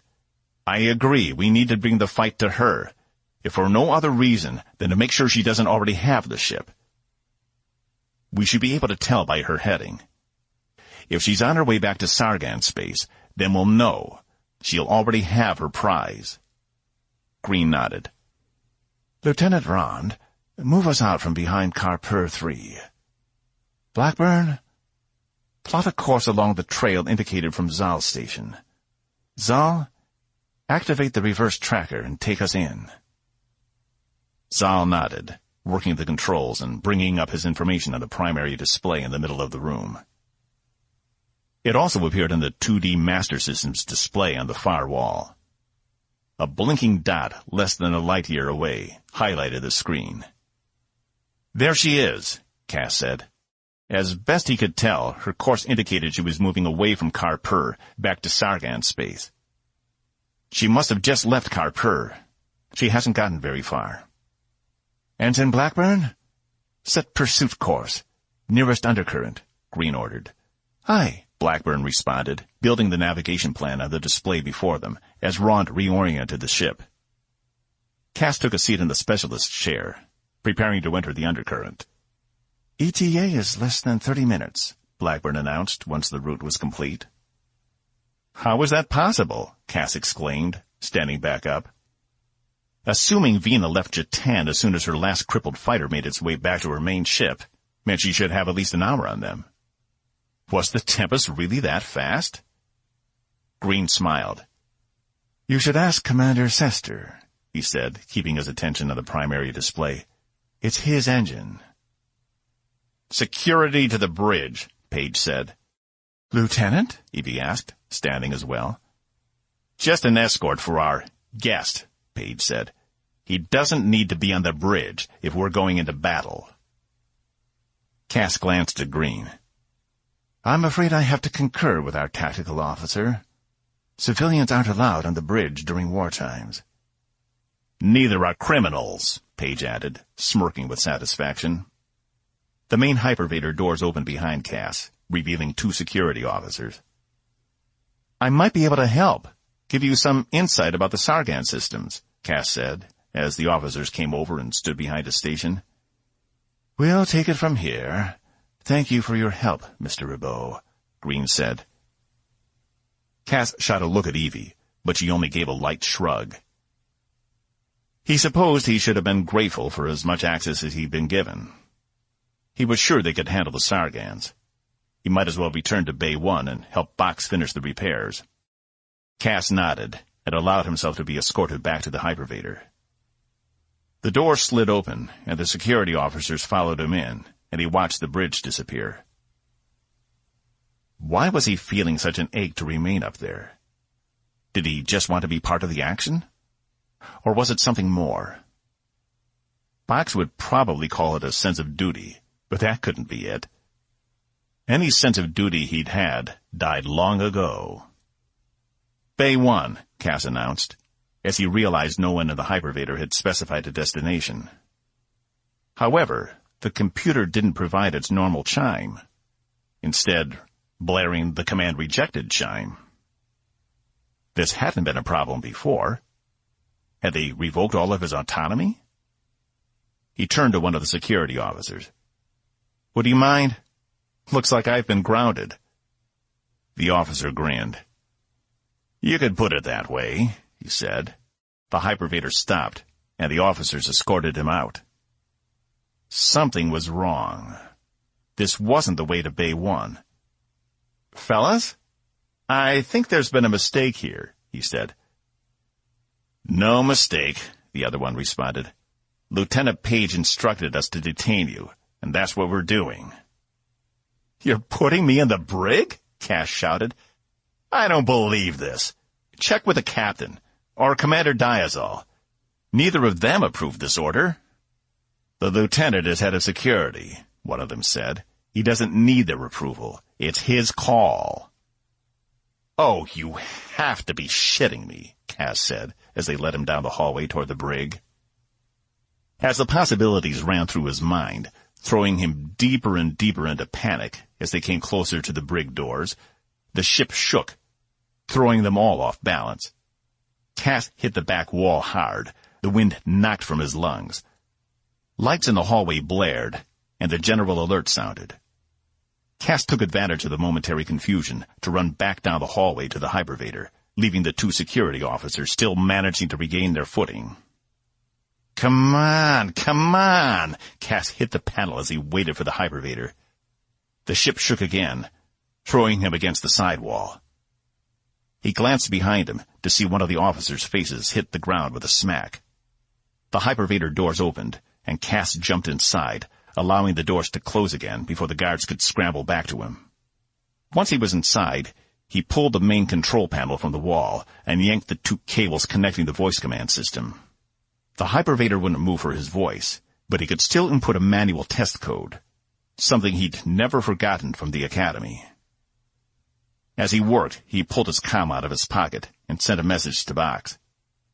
Yeah, boss, the robot said on the other side. What's going on? I'm stuck in the middle of the ship. I don't have any eyes down here. According to the Excuse's sensors, Box said, we're under attack by Sargan ships. Hey, I bet that's Vina. She really doesn't give up. You think? Cass yelled, inputting the last command. The hypervator began moving again. I'm headed back to the bridge to find out what's going on. Get the Excuse as ready as you can. We might have to make a hasty getaway. Already on it, Box said, and cut the comm. As the hypervator rose, the ship shook again, this time much more violently than the last two. What had happened out there? Why wasn't Green running? The ship should easily be able to put enough distance between them and the Sargans. Finally, the hypervator slowed, and the doors opened. Except they opened on chaos. The bridge was a different world than the one he'd only left a few minutes before. A piece of the bulkhead was hanging from the ceiling, having smashed the primary display system in the middle of the room. Green and Evie were barking orders while smoke billowed from one of the side stations. Page and Za were frantically trying to maneuver the ship, and Cass could see why. Blackburn had taken a piece of the bulkhead directly to the middle of her chest. She was dead in her seat as Ront tried to compensate for the loss of the navigation station. The whole room was flashing red. Cass glanced around the chaos to the 2D display on the far side of the room. 5 Sargon ships were on the screen, the largest being Vena's own dreadnought warship, at least 4 times the size of Tempest. And there, trapped in her tractor beam, was his old ship, the Atlas. 31. Cass dashed over to Blom's station, jumping over debris and ducking the bulkhead.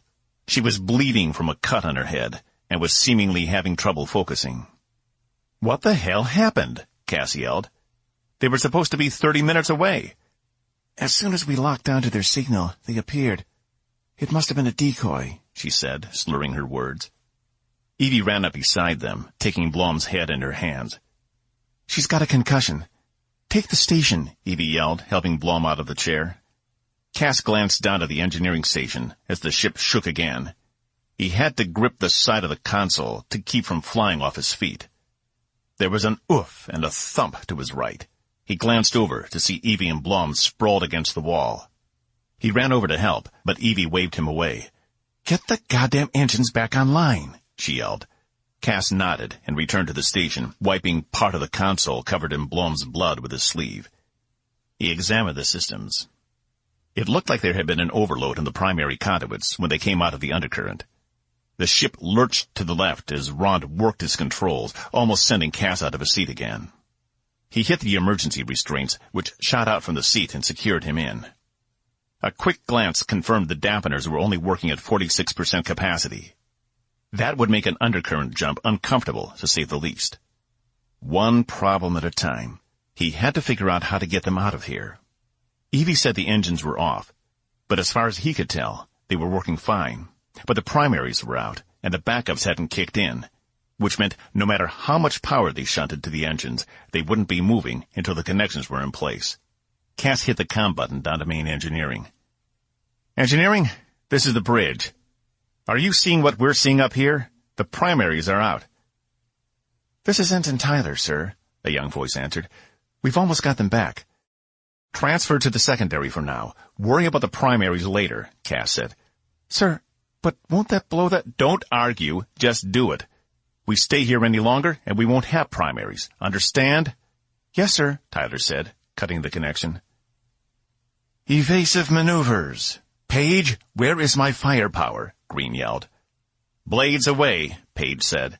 Cass glanced up to the screen momentarily to see 2 curved energy beams make their way toward the closest Sargon ship. They made a good hit, but as soon as the damaged ship pulled back, another took its place and continued firing on Tempest. Cass worked as fast as he could on the console, reinforcing the secondary systems with temporary force shields, hoping they could hold the amount of power he was about to send through them. It was just like falling back into an old habit. He'd used the same maneuver on the Atlas more than once when they'd been in dire straits. It was amazing how quickly it all came back to him. This ship might be the most advanced ship in the fleet, but it was still a coalition vessel underneath. Seconds later, the secondaries came online. "Thank you, Tyler," Cass said under his breath.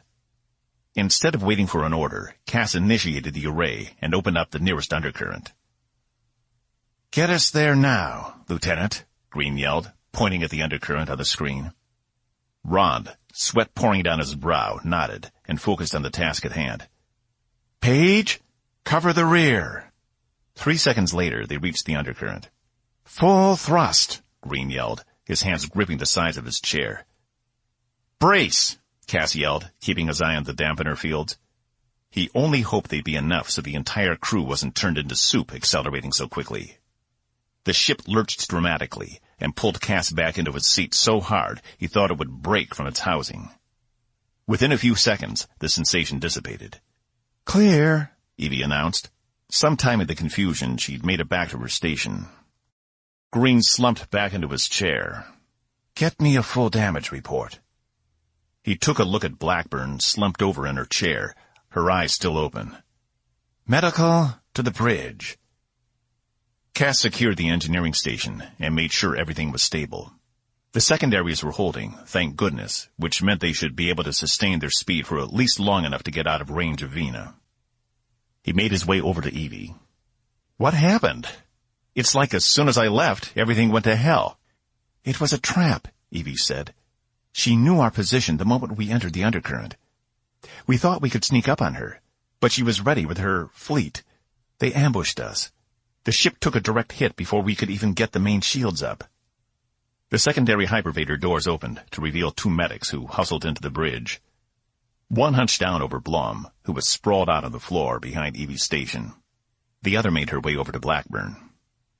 Cass released his restraints and pulled his comm from his belt. "Box, what's your status?" "Shaken, but only barely stirred," Box replied. "The ship?" "I've got communication equipment all over the place, and your room is a mess. But other than that, she's fine. The ship smells like alcohol. I think your bottle's broke." "Get up to the bridge as soon as you can. I need you up here." Cass heard what sounded like a high-pitched squeal on the other end as Box cut the communication. "Diazol, report," Green said from his chair. He was out of breath, and sweat peppered his brow, but he was focused, determined not to let his crew down. For the first time in a long time, Cass saw a captain he could actually admire.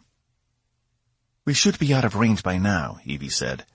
"Cass got the engines back up, and with our advantage, if she's coming after us, it will take her twice as long to reach our position if we stop now."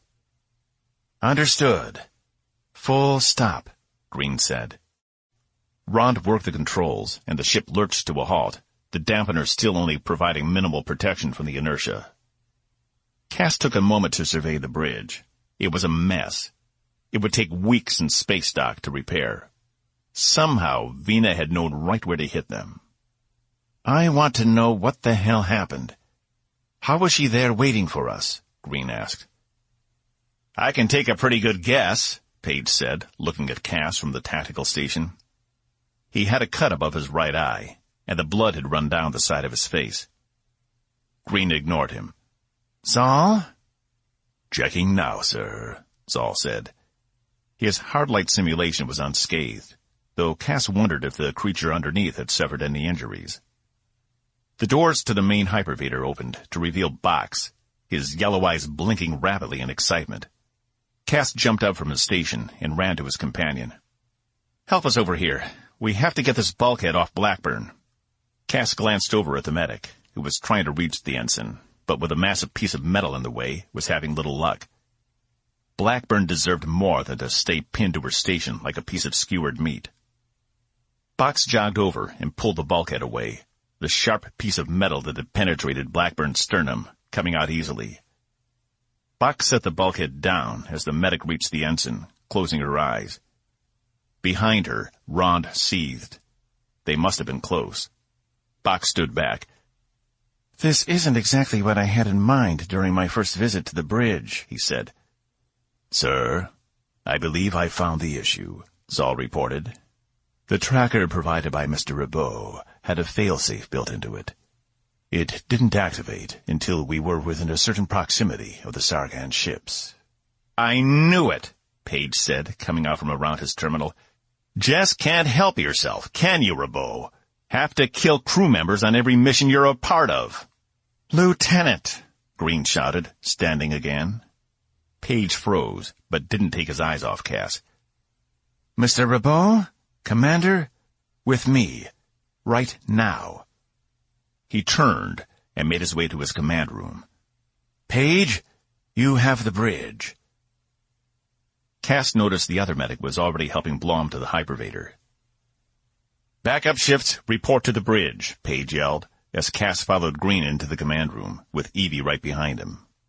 As soon as the doors closed behind her, Green laid into him. "I do not take being played for a fool easily, Mr. Robeaux," Green snapped. "Tell me I haven't misjudged you."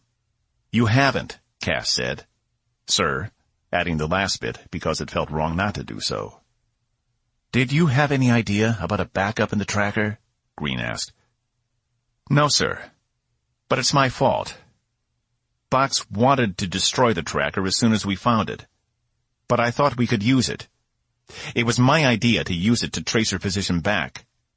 I guess she was counting on that." "She knows you," Evie said. "She knew if you found it, you wouldn't want to let her get away." Green walked around behind his desk. It seems she's had the upper hand this entire time. He pressed a panel on his desk. Lieutenant Zoll? Sir? Zoll's voice came through the comm. Destroy that tracker. Yes, sir. Green cut the comm. It appears I have underestimated the Sargan's desire to have that ship. It's not even about the ship, Cass said. Vina probably still doesn't know what it can do. She's more interested in selling the weapon to one of the other Sargan dealers, someone who will use it to their own ends. She might even try to sell it to the heads of the Sargan Commonwealth themselves. And then we'll have a war on our hands, Green said. If they have a weapon based on SIL technology, nothing will stop them from breaking right through our borders and taking whatever they want. I don't understand, Evie said. She already has the ship and crew in her possession. Why does she still want you? Cass shrugged. My bet would be she doesn't like losing things. There's an old Sargan saying, once inside, doors disappear. It means you can come and go, but you never really leave. I'm her possession. Also, if I had to guess, the crew of the Atlas isn't being very cooperative. Maybe she thinks I can help her use the weapon. Do you think she captured the crew of the dry dock as well? Evie asked. Green shook his head. I don't know. He tapped his panel again. Lieutenant Page, report to my command room. A moment later, the doors opened to reveal Page. Blood still smeared the side of his face. He shot a nasty glance at Cass, but kept his composure. Lieutenant, give me a tactical analysis of the Sargans out there, Green said. 5 ships in total. We disabled 2 of the smaller vessels. But the largest ship, the Dreadnought, we're no match for. We need a coalition warship or destroyer to take on something of that size. We can't survive another confrontation like that, especially if they know we're coming. We've taken care of that issue, Green said. Are you going to tell him about how you tried to have me arrested? Cass asked. Page furrowed his brow as Green stared at him. Lieutenant? It was for the safety of the ship, Page said. I didn't want him roaming around when we were going into a combat zone. Couldn't just confine me to quarters? Or to my own ship? Cass asked. That's enough, Green said. This bickering gets us nowhere. Lieutenant, return to the bridge and oversee repairs. Commander, as you're the only one who doesn't hate Mr. Robeaux, I want you to escort him back to his ship, where he will remain until we have sorted through this mess. Yes, sir, Evie and Page said together. And get that robot off my bridge, he added. Wait. What are you going to do? Cass asked. I see no choice but to make my report to Admiral Rutledge and await reinforcements from the fleet, Green replied. You can't do that. Rutledge won't just send reinforcements, Cass said. He's already skittish enough. You tell him the ship was captured by the Sargans, he'll probably make a case for all-out war to the Coalition Council himself. Remember, he's not the only one who knows about this project.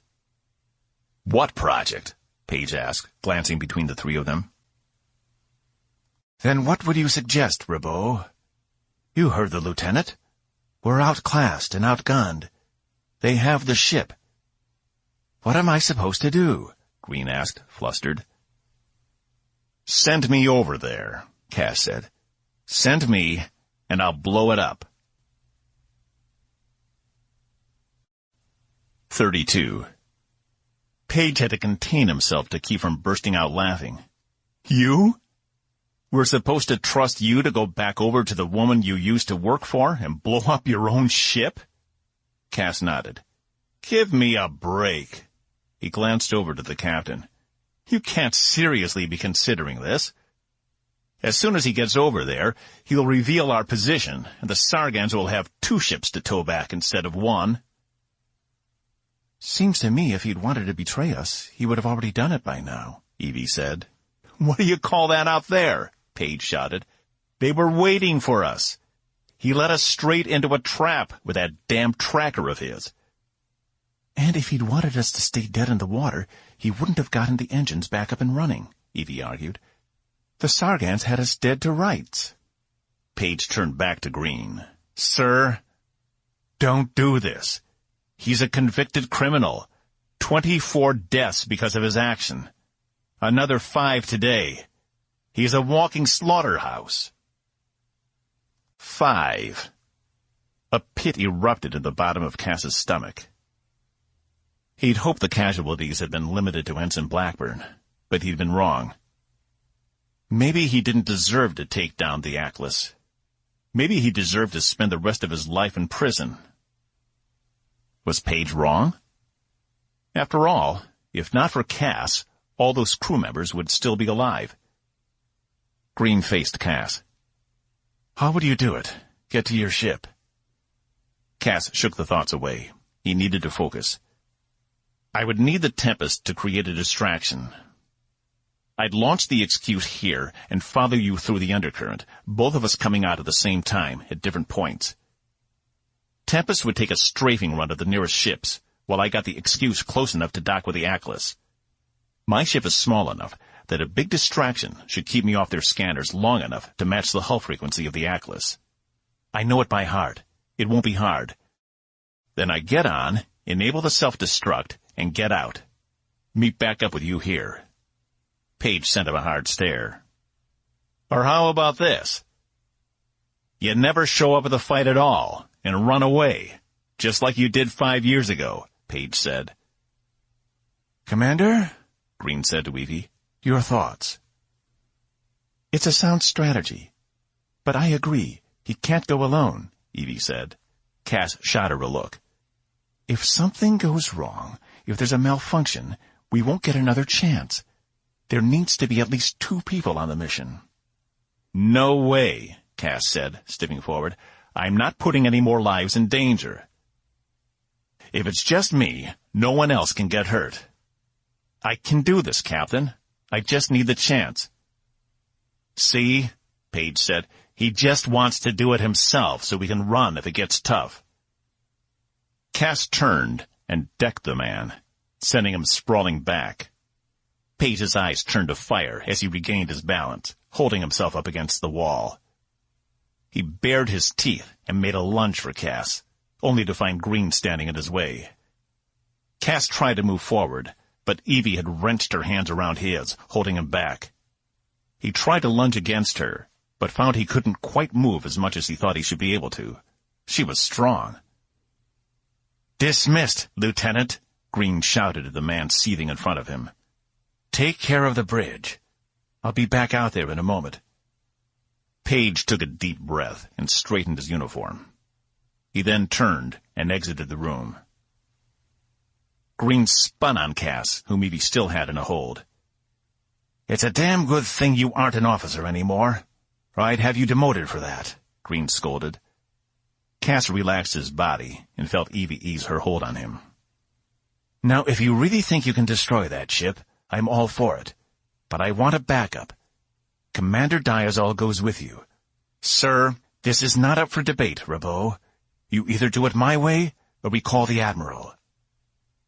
Cass shut up. Evie let him go, standing beside him. "We know where the Sargans are at the moment, so we need to be fast. I don't want them moving on us. We'll move closer, launch your ship, and then return to their position at regular undercurrent speed. Once you're away, we'll use our full resources to get out of their weapons range. You'll be on your own." "Understood," Cass said. "You try anything funny, or you abscond with my officer, I'll hunt you down and destroy you myself. Is that clear?" Green stared at him with an intensity Cass rarely had seen from another human. He had a deep desire not to disappoint the man. "I won't let you down," Cass said. "We don't have long. Get down there quick, and let me know as soon as you're ready to launch," Green said. "Dismissed." Cass nodded and turned, exiting the command room. Evie remained a moment, and the doors closed, leaving the captain with his XO. Cass took a moment to survey the bridge again. The medics had managed to remove Blackburn, and her destroyed controls had been transferred to the specialist station, manned by a new ensign Cass didn't know. Page sat in the captain's chair, barking orders and reviewing reports. He ignored Cass as he made his way around the outside of the bridge. Box sidled up to him. "Principal's office, huh? Did you get detention?" "More like a bunch of extra homework," Cass replied. The command room doors opened again, and Evie came out with Green, who took the captain's chair from Page. Cass led Box over to the main hypervator doors, where Evie met them. "Your captain is uncommonly fair," Cass whispered. "Why do you think I wanted this assignment so bad?" Evie replied. The doors to the hypervator opened, and the three got inside. "Bye, Bridge," Box called. "Nice seeing you." Once the doors were closed, Cass turned to Evie. "I wanted to thank you for standing up for me back there. But you didn't need to do that. I can handle myself," he said, remembering a similar conversation with her earlier. "No, you couldn't," she smirked. "Your ass would have been grass if I hadn't been in there to back you up." "Ass would have been grass?" Box asked, his eyes blinking confusion. "An old colloquialism. It means he would have been in deep shit," Evie said. "Now wait a second. I can hold my—" "He's good at doing that," Box spouted, pointing at him. "It's an apt metaphor." Cass turned to Box. "Would you please, for once, shut up? I'm trying to relay some real emotions here." Evie scoffed. "Are you even sure you know what those are? See, this is why I wanted to go alone. The two of you are going to drive me to an early grave." "That's the idea," Box sing-songed, "'cause I get the ship." "Robots can't own ships," Cass yelled. Evie turned to him, getting into his personal space. "You need to tell me everything you're going to do. And you need to instruct me on how to do it, too." "Holy crap, Cass. She's close enough to kiss," Box said. Without taking his eyes off Evie, whose face was impassive as stone, Cass pushed Box toward the wall, the clink of metal meeting metal echoing through the hypervator as he bounced off and righted himself. "Sorry about him. Are you saying you don't trust me to get the job done?" "No," Evie said. "But if something happens to you over there, we need a backup. I need to know everything you know." "It doesn't hurt that it prevents me from springing any surprises on you," Cass added. Evie shrugged. "We'll just call that a bonus. Now tell me how to enable the self-destruct." 10 minutes later, they were all aboard the Reasonable Excuse, helping the maintenance crew put the comm system back together. "I don't know why we didn't have one of these before," Box yelled from the back compartment.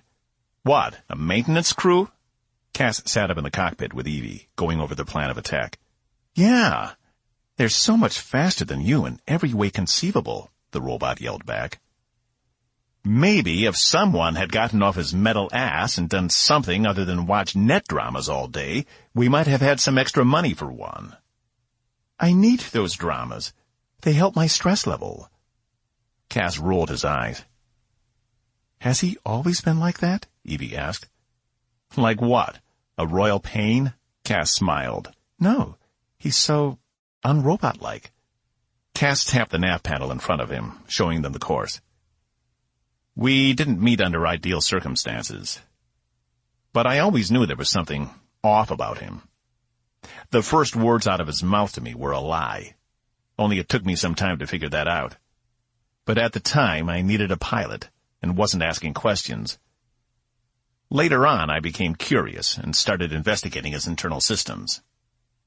Someone programmed him very differently than any other machine I've met before. So, I figured, why not take him to the next level? I opened up his learning centers, increased his memory and emotional capacities. The problem is, I never knew when to stop. Before I knew it, he'd kinda come alive, Evie suggested. If you want to think of it that way. I tend to think of it more as just a very complex interaction between millions of programs in his cortex. It led to some interesting results.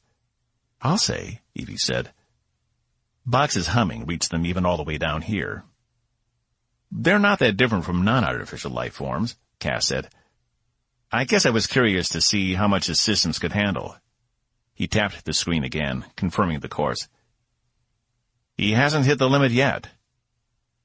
It's amazing if you think about it. He's like your offspring. Evie smiled. Don't say that.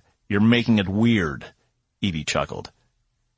Cass stood, checking the rest of the systems in the cockpit. How are we doing down there? He called down the hall.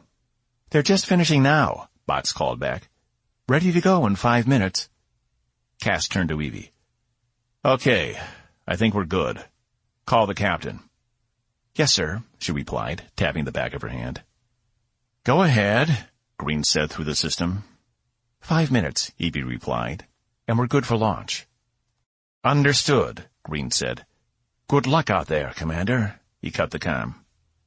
For the first time in a long time, Cass was nervous. It had been a while since people had counted on him for something. Something other than money, that was. But not only would his plan get rid of the Atlas, it would show Vina he wasn't anyone's property, no matter what she did. She'd wanted a fight, and losing Rasp had probably only enraged her further, but he didn't care. She wasn't getting this weapon, and neither was Rutledge. He'd have to start all over again. Sure, Cass would probably go to jail for the rest of his life, but at least his conscience would be clear. Coming up on undercurrent jump, Evie said, as Box entered the cockpit, taking the pilot's seat. Thanks for keeping it warm, grass-ass, he said, settling in. Cass ignored him. Is the maintenance crew off? Affirmative, boss. Retract the landing ramp and prepare to launch, he said, taking the co-pilot's seat. Evie stood behind him, monitoring the excuse's systems. You act like I've never done this before. No need to spout orders to impress the lady.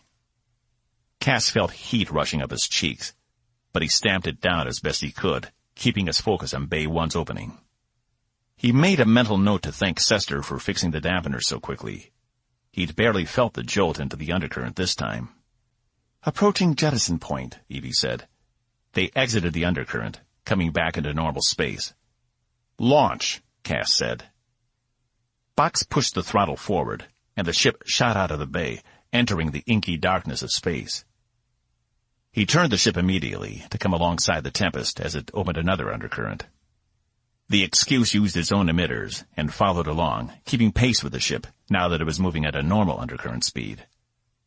Cass wished he'd had more time down in engineering to examine the systems that made Tempest so fast, but there just hadn't been time.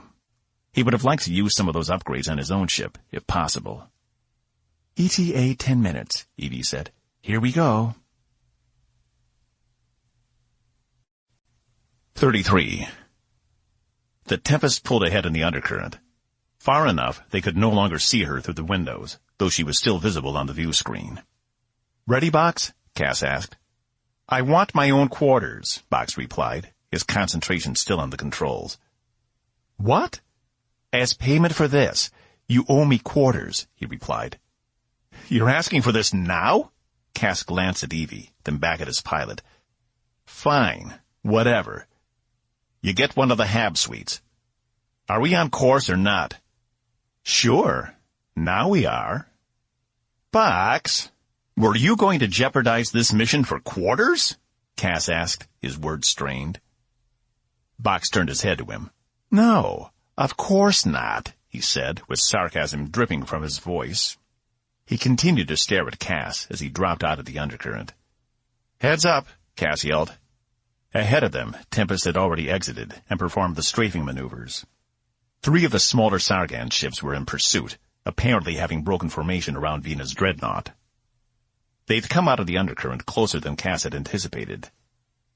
Whoa! Box jerked the throttle to the right, sending the ship spinning. The dampeners kept them from feeling the effects as the ship cartwheeled over itself 3 times before he righted them again. Are we good? Can we get in without getting spotted? Evie yelled. The Atlas sat below Vina's dreadnought, held in place by a green tractor, despite the fact neither ship was moving at the moment. She wasn't about to take her hands off that ship, no matter what happened. We're close, Box yelled, punching the normal engines, sending them rocketing forward. The Atlas only had one docking bay, located in the rear of the ship, But like Tempest, it didn't have a retractable door, instead relied on force fields to keep the vacuum of space out. "Have we been spotted?" Evie asked. Cass checked the equipment. As far as he could tell, all the Sargon's attention was on Tempest, who was still performing strafing runs and getting hit in the process. "We need to get in there now," she yelled. "Give Tempest time to get away." 20 seconds, Box said, pushing the engines to their max. Cass prayed they weren't big enough to register on Venus scanners. Her dreadnought was huge, at least 2,000 meters long. It dwarfed the Atlas, not to mention Cass's ship. "Hurry," Evie said. "Tempest is going back into the undercurrent." 10 seconds, Box said. "They're gone," Evie replied. Cass glanced out the main window to see Atlas's bay approaching with disturbing speed. "Box, slow down." He turned to his pilot. "Box?" 3 seconds, Box replied. "Evie, hang on to something," Cass yelled. They breached the base force field, only for Box to throw the thrusters into full reverse, as the excuse came dangerously close to slamming into the wall of the bay. They all jerked forward, the dampeners unable to compensate for such a move, but the ship came to a floating halt. "We're in," Box said, smugness in his voice. He lowered the excuse to settle on the deck of the bay. Cass turned to Evie. "You okay?"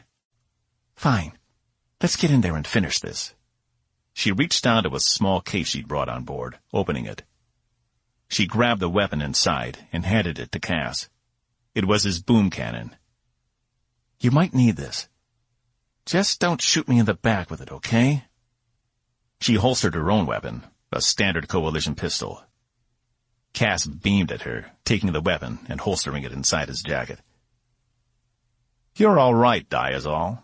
After everything I've done, I'm not sure I'd trust me with this if I were in your shoes." "I guess that's the difference between us," she said, straightening her uniform shirt. "Let's move." Cass turned to Box. "Keep it on hot standby, okay? We might need a quick exit." "Just don't forget you promised," Box replied, initializing the main coolant tanks.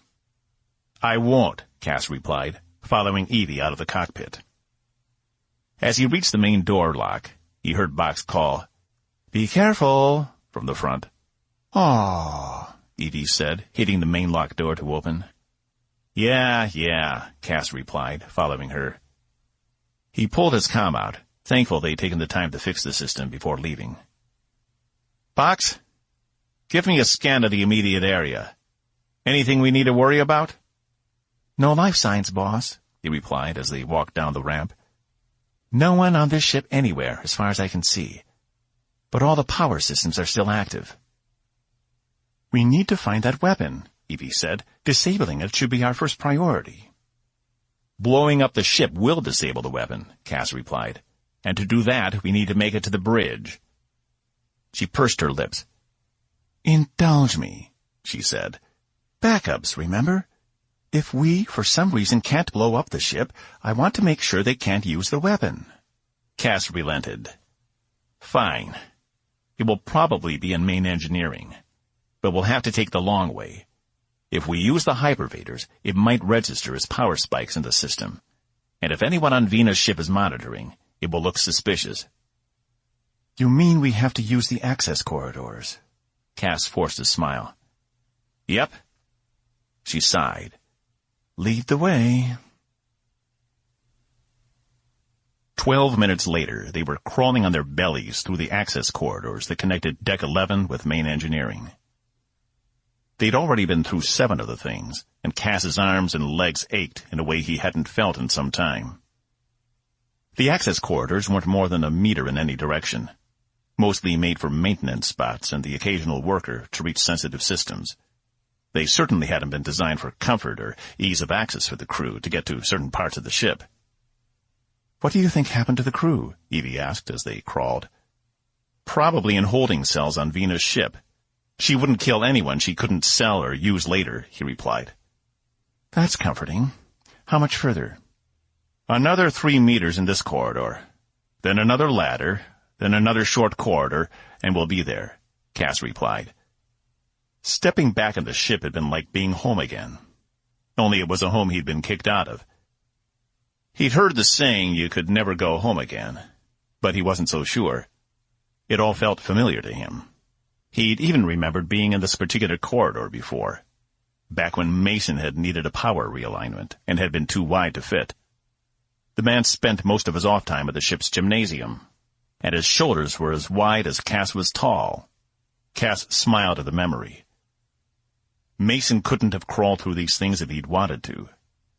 Almost, Cass said, exiting the main corridor into the junction with the last ladder they needed to climb. Engineering would be only a few steps away. Evie grunted along behind him, and he was glad she decided not to bring her sword. It would have been a tough fit getting that thing down the tubes. As he reached the top of the ladder, it occurred to him they would have to come back this way as well. He groaned. "What's wrong?" she asked. "Nothing. Just thinking about the return trip." The last corridor was wider than the others, enough so that he could crouch walk to the engineering access door. But when he approached the doors, they wouldn't open for him. "I'm locked out," he said. "Let me try," she replied. "Only one of us isn't a known criminal. Your organic ID is in the system. Prevents you from accessing any sensitive areas of the ship." She stood in front of the door, and it opened for her. "Did you revoke that restriction of the Tempest?" he asked. "I didn't have any trouble accessing the bridge there." She winked. "I might have had something to do with it. Plus, it pisses Paige off, and that makes me just the slightest bit happy." "That guy needs to learn how to control his temper," Cass said. "He wasn't the one who struck first." She had a point. They entered main engineering. It was similar in layout to Tempest's engineering department, except without the giant cradle for the Klaxian engineer. Cass wondered if all Coalition ships would eventually be outfitted with Klaxians from now on, since it seemed to help with the ship's speed and efficiency. Would a bunch of Klaxians even want to serve on ships? From what Cass knew about them, most preferred to stay on their homeworld, though Commander Sester had obviously been an exception. "Oh," Evie said. Cass had been too lost in the nostalgia of being back in his old ship to notice the massive modifications that had been made to engineering. In the middle of the room, where the Master Systems display should have been, was a gyroscope, or at least what looked like a gyroscope at first glance. As Cass drew closer, he could see, while it had the appearance of one, it had to work completely differently. None of the circles was complete. Each was missing segments in their rotations, and in the center of the device was a golden ball which glowed gold. He could almost feel the energy pulsing off it. "Is this the weapon?" Evie asked. "Has to be. This is not Coalition tech," he replied. He had the overwhelming urge to turn it on, just to see what it did. But doing so would register a power spike, and they couldn't risk being caught. "It's attached to the main weapons array. This must be the primary power source for the weapon's destructive capability." "Cass?" Evie bent in front of the device. He leaned over to see what she'd found. In front of the base of the device was a pile of black dust, as if something from the device had incinerated and collected on the ground. Now that Cass looked, it was everywhere. "This is the same stuff that was on the dry dock," he said. "But there was so much more of it here." "Did they ever identify it on Tempest?" "I never saw a report," Evie said. "But you're right. It looks exactly the same." Cass went over to one of the main engineering stations and initiated a scan of the room. There was 44 cubic meters of the dust scattered throughout engineering, but nowhere else on the ship. "This doesn't make any sense. Why would it just be in this room and on the command floor of the dry dock? Why isn't it anywhere else?" "We can figure it out later. Right now, we have a job to do. I need you to permanently disable it." "Right," Cass said. The wheels in his mind were turning. He couldn't stop thinking about that dust. Where would it all have come from? It didn't make any sense. He walked over to the gyroscope and opened the access panels below it, which required pushing small mounds of the dust away. Inside, it was a mess. Nothing like he'd ever seen before.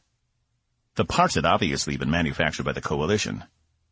but they'd been assembled in a way that didn't make sense at all. Is this how SIL technology worked? You just threw a bunch of things together, and all of a sudden you had superweapons? He wished he could take some time to study the device, understand how it worked.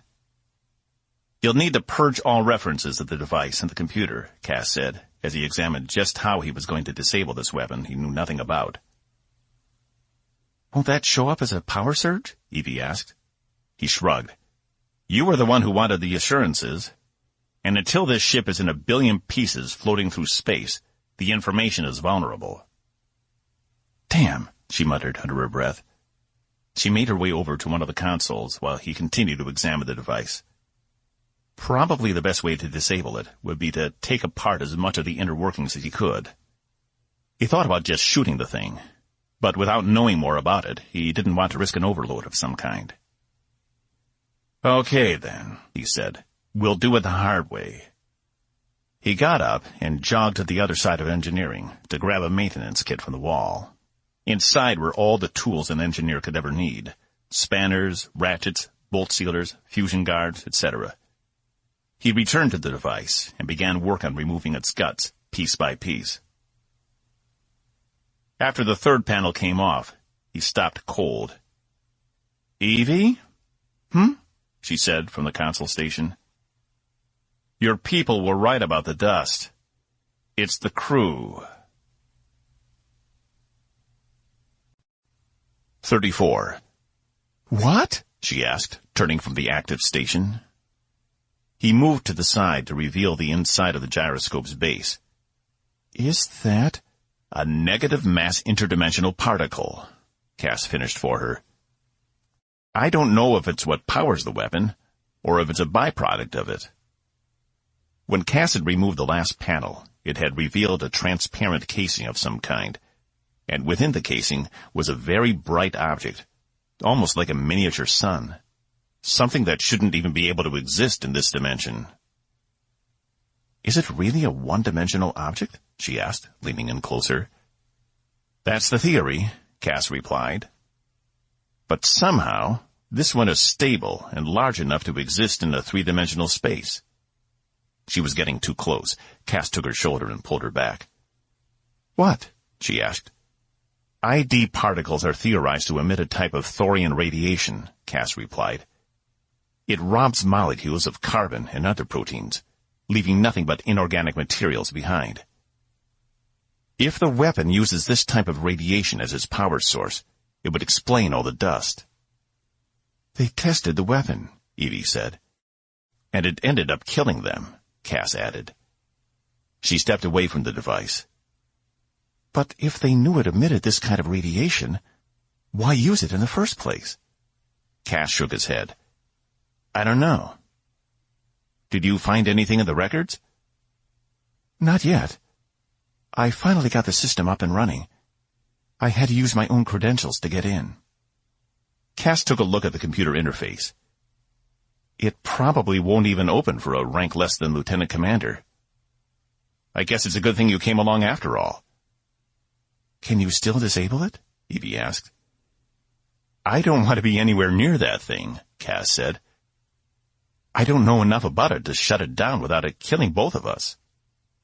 Our best bet is my original plan. Blow up the ship and let it take care of itself. Evie's eyes fixed on the dust collected all around the gyroscope. You're right. But give me a minute to download all the technical specifications. I'm not letting Rutledge get away with this, she said. They court-martialed you for 24 deaths. As far as I'm concerned, he's the one responsible for the death of every member of this crew, and the space dock. There were 171 people on this ship, Cass said. He couldn't believe this was all that remained of his former crewmates. If he hadn't been kicked off the ship, he would have ended up just like them. Can you set up the self-destruct from here? Evie asked, returning to the computer. Probably, he replied, assuming my codes still work. The captain may have changed them, or they could still be in the system. I won't know until I try. Get on it. I want to get this done and out of here as fast as we can. Boss! Box's voice came through his communicator. Cass pulled it from his pocket. Yeah? You've got company. 15 non-friendlies headed your way. Cass bared his teeth and surveyed the room again. They were out in the open here. Where did they come from? I don't know. I picked up their life signs 3 decks above you. They're on their way down to the hypervator now, he replied. Scan for a shuttle, or anything, Cass yelled. There's a small shuttle docked at the top of the ship, he replied. It probably dropped down from the dreadnought. You better get back here. Cass glanced at Evie, who was working the controls of the station. I've only got about half of it, she said. Leave it. 15-2 aren't good odds. He grabbed her arm. She wrenched it away, staring daggers at him. What about the self-destruct? There's no time. It would take me at least 5 minutes to set it up, and we'll be lucky if we have 30 seconds. Accessing the computer must have tipped them off after all. I'll draw them off. She pulled her weapon from its holster. You finish downloading the logs and set up the self-destruct. Draw them off where? You don't know anything about this ship, he replied. You're just as bound to get lost and lead them right back here as you are to get away. Her face was a mix of fury and indignation. It's a standard Constellation-class ship, Mr. Robeaux. I think I know how to get around. And I don't need you reminding me what I can and can't do. He put his hands up in defense. I'm sorry. I didn't mean that. But you drawing them off is just going to get you or me cornered somewhere. We need to go. Figure out another plan. She winced, her eyes darting between him and the console. Fine, she said, pulling her uplink from the computer and replacing it in her belt. Cass drew his weapon. Box? Which way are they coming in? Access E2 and E6, Box replied. Both sides of engineering. They meant to box them in. We'll have to go back the way we came. Cass indicated the access door to the side. That will take too long, she replied. Talk about making for easy targets. Then what do you suggest? He asked. The main engineering door rolled away, revealing 8 of the soldiers behind him. Evie raised her weapon. A frontal assault. She fired as Cass ducked, spinning around and using his own weapon on the men scattering away from the opening. Blasts of plasma flew past them as they got into cover behind one of the consoles. If they hit that gyroscope, Cass said, I guess we won't have to worry about blowing up the ship then, will we? Evie smirked. She jumped out of cover again and fired 3 more times. Behind them, the E6 doors opened on the upper level, and 6 more soldiers emerged, taking stock of the scene before them. Oh, shit. Time to move, Cass said, pulling Evie back as a blast of plasma hit the ground where she'd been standing only a moment ago. I bet you wish you had your sword right now. Could be really handy. He took a few shots at the men on the upper balcony, but they all managed to duck the blasts. They couldn't keep this up for much longer, otherwise they'd be completely pinned in. The main door was still open. All they needed to do was get through it, and they could sprint the hallways to the closest hypervator, which was Hypervator 3, if Cass remembered correctly. That would take them directly back to the ship. But there was so much fire coming from that direction, it would be nearly impossible to get over there. It's too much, he yelled over the blasts, still holding Evie's uniform, as she laid down some fire of her own. They were obscured from the view of the upper level, but the soldiers only had to move a few more meters to the right, and they'd be in their crosshairs again. I can do this, Evie yelled back. Just give me some cover. Cass let go of her uniform and put both hands on the boom cannon, pointing it at the upper level where the men would come around. The first one popped his head out, and Cass squeezed the trigger, sending the blast sailing up and smashing into the bulkhead where the man's head had been only a second before.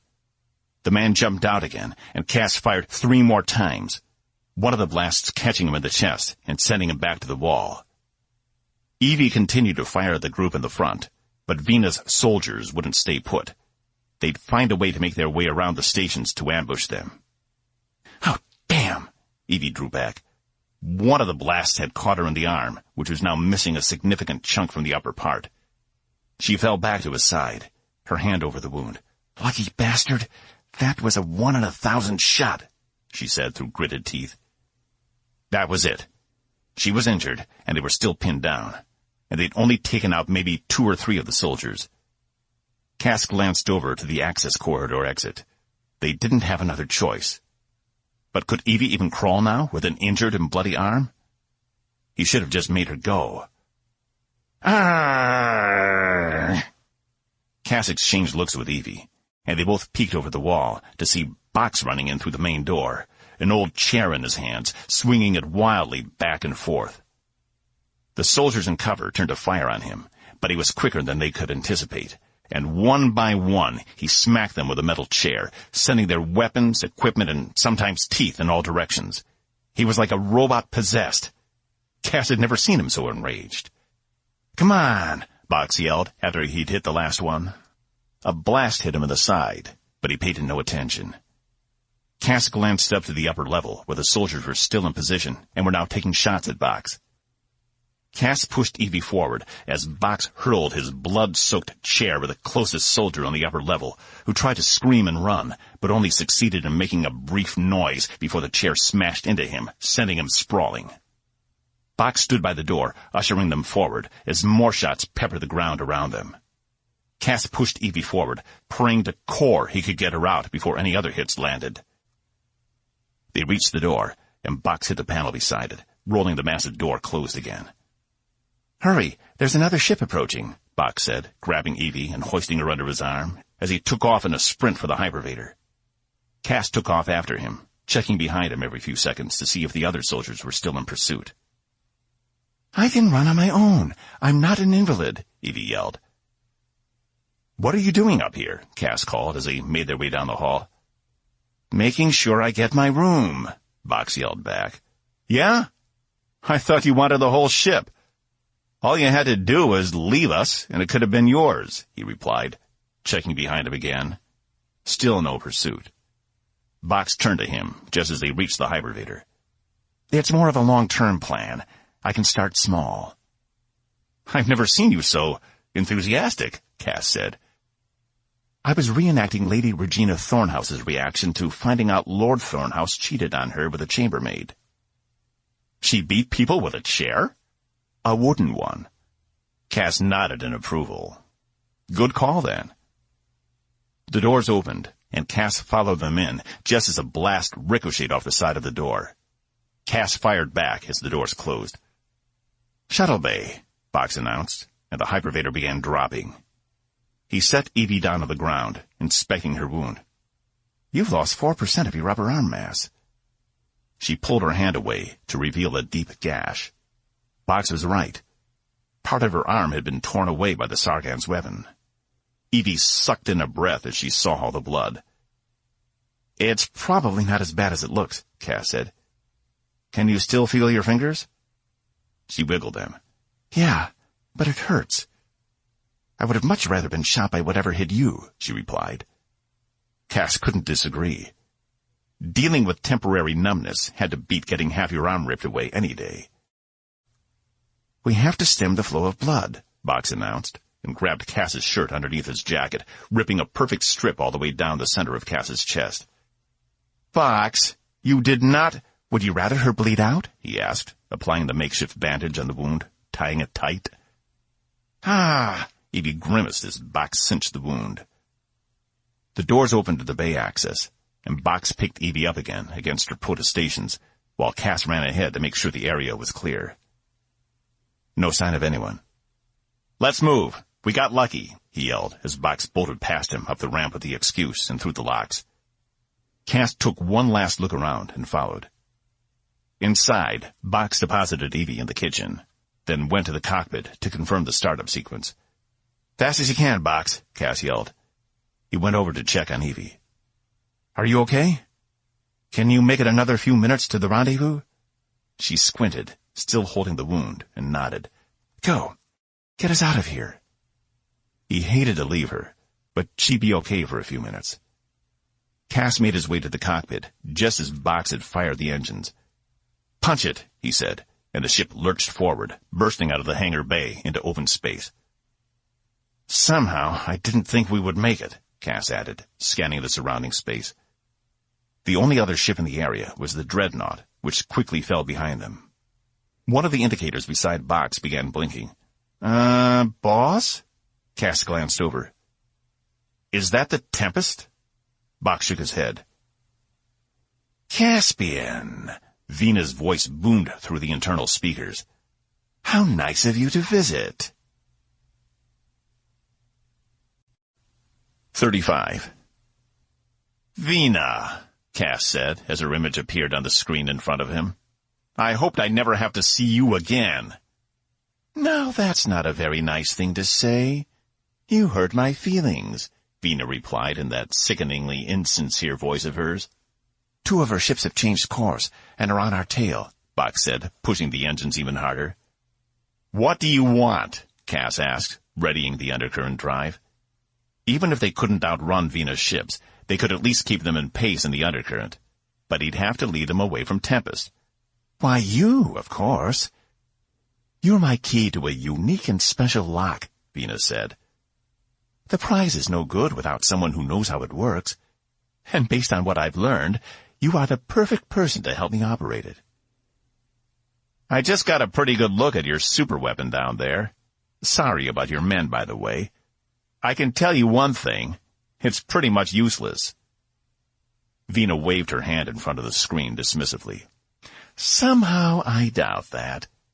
The Coalition wouldn't have gone to so much trouble to build such a weapon if it didn't work.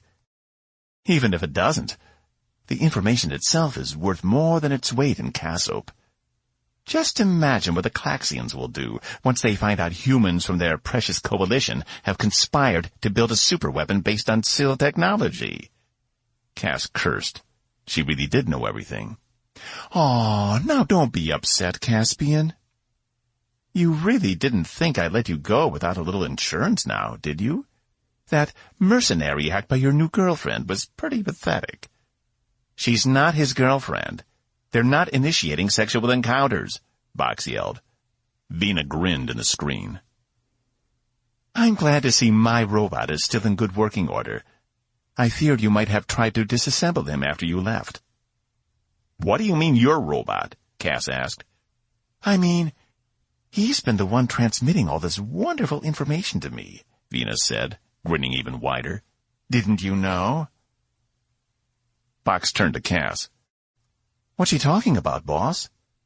Cass shook his head. No, that's not possible, he said. We found your tracker. It was in the communication equipment. Oh, you found the decoy. Yes. Very good. Bravo, Caspian. You're too clever for your own good. She mocked, clapping.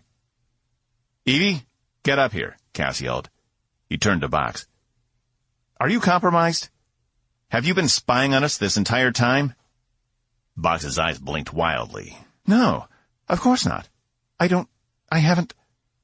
Oh, he doesn't know about it, poor thing, Vina said. The best type of informant is one who doesn't even realize he's informing. My maintenance crew managed to get the drop on him while we were unloading my wares before you left. Made a few modifications, you could say. Box, get away from the controls, Cass said. Boss, I'm fine. She's lying. I'm not. Evie made her way into the cockpit, still holding the bandage on her arm. What's going on? There's our mercenary now, Vina said, making small claps with her hands. Now that we're all together? The ship shook with the force of a plasma blast, and Evie was knocked to the ground. Cass grabbed onto the nearest thing he could to keep from being thrown from his chair.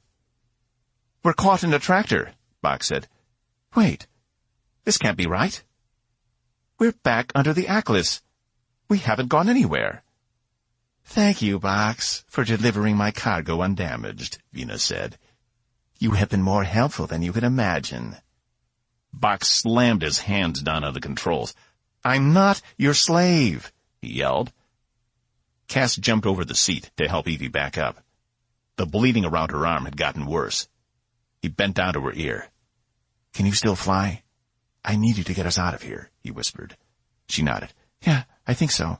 Cass stood back up, turning his attention to the screen again. All of this, it's been nothing but a ploy to get the ship? He motioned for Evie to move behind Box. Vina pursed her ruby lips and tilted her head, like she was explaining basic math to an infant. I didn't know what I was in for when little Miss Merk there showed up willing to pay your debts, did I? But I figured it must have been something important if the Coalition was willing to infiltrate Sargon's space just for you. I knew you were an outcast, but it gave me unending pleasure to find out exactly why. All this business with the Atlas, so serious, she said, tisking. But once I learned from you, no less, that the Coalition was in possession of SIL technology, well, how could I refuse? The opportunities were just too wondrous. She's pulling us in, Bach said from his seat. Cass kept his eyes on Vina, but motioned with one hand behind his back to Evie. The only problem is you've done nothing but find a dud, Cass said. The weapon doesn't work. All it does is kill every living thing in the immediate area once it's activated. The crew of the Atlas didn't know its power source makes it unusable. Does it now? Venus said, tenting her fingers under her chin. Well, that explains why the ship was empty when my men found it. She paused, thinking. Still pulling, Bach said, watching the monitors. Cass risked a glance at Evie. She nodded to him. Regardless, it could make a wonderful present for some of my enemies. And when they try to activate it, yes, that will do quite nicely. Caspian, you are just a bundle of good information. You should have known I'd never let you go. I love you too much. Evie hit the HAB ejection button, and Cass reached down, targeting and firing the quad cannon at the HAB, destroying it. The ship rocked with the explosion, sending all of them tumbling. Vina's image disappeared from the screen, replaced by static waves. Get on the pilot seat, Cass yelled as Box was thrown against the far wall. Evie had landed on her side again and scrambled up. It didn't escape Cass's notice that she was leaving a trail of blood in her wake. But she managed to get to the seat and engage the engines. Jumping to the nearest undercurrent now, she said, hitting the emitter. The tunnel opened before them, and a small ship pulled away. We've only got 3 stabilizers working, Evie said, jerking the controls. This is going to be rough. Signs of pursuit? Cass crawled over to where Box lay against the bulkhead. I can't tell. All the sensors are down. I'm flying blind here, she replied. The ship continued to shake back and forth. Without the 4th stabilizer, they wouldn't be able to stay in the undercurrent long. The friction would tear the ship to pieces. Box? I'm sorry, boss. I didn't know. I'll trust you on that, Cass said. But you can't remain active. If she's seeing everything you're seeing... I know, he said, his eyes blinking. Just promise me you'll turn me back on. I don't want this to be it. I promise. Cass winced. He wasn't sure it was a promise he could keep. If they couldn't find the bug inside Box and remove it without destroying his cortex, he might not be able to reactivate him. Box nodded, and his yellow eyes went dark, his lifeless body slumping to the side. Don't worry, buddy. We'll get through this. Cass placed his hand on the machine for a moment. He jumped back up and returned to the co-pilot seat. Status? We've maybe got another 2 minutes in this undercurrent. Then we'll have to go back to normal space. See if you can't get the sensors working, Evie said, piloting with one hand. Her other was back on her wound, blood seeping through her fingers. Is the comm down too? Can we call the Tempest? Cass asked. The forward and aft sensor arrays were out. Not only was he flying blind, he had no idea if they were being pursued. Comm is still up. Evie tapped a series of buttons. Tempest, come in. Mayday. Gamma stabilizer is out. Can't maintain heading long. Excuse? This is Tempest, Green's voice said over the comm. We're coming to you. Stand by. Any luck? Evie asked, indicating the sensors. Cass shook his head. Then I guess we'll find out if anything is behind us pretty quickly. She pulled back on the throttle and disengaged the undercurrent emitter. Normal space appeared around them. She swung the ship around to give them a visual of what might be coming behind them. Evie took deep breaths through her teeth to control the pain. Let me take the controls, Cass said. You're in no shape to fly anymore. No. If they come out of that tunnel after us, you won't be able to maneuver us to safety, she replied. You told me yourself you were a terrible pilot. Cass was about to argue the point when a tunnel opened to their right, revealing the Tempest. Stay where you are, Green said. We'll bring you in. The ship came around in front of them and lined up Bay 1 with their position. Evie sat back in relief as Tempest enveloped them into the hangar. She pushed the controls to set the ship down. Come on, Cass helped her to her feet. We need to get you to Zach's. He draped her arm around him and helped her to the lock, where they were met by a group of security officers and medical staff. She's been seriously injured, Cass said. She needs medical attention right now.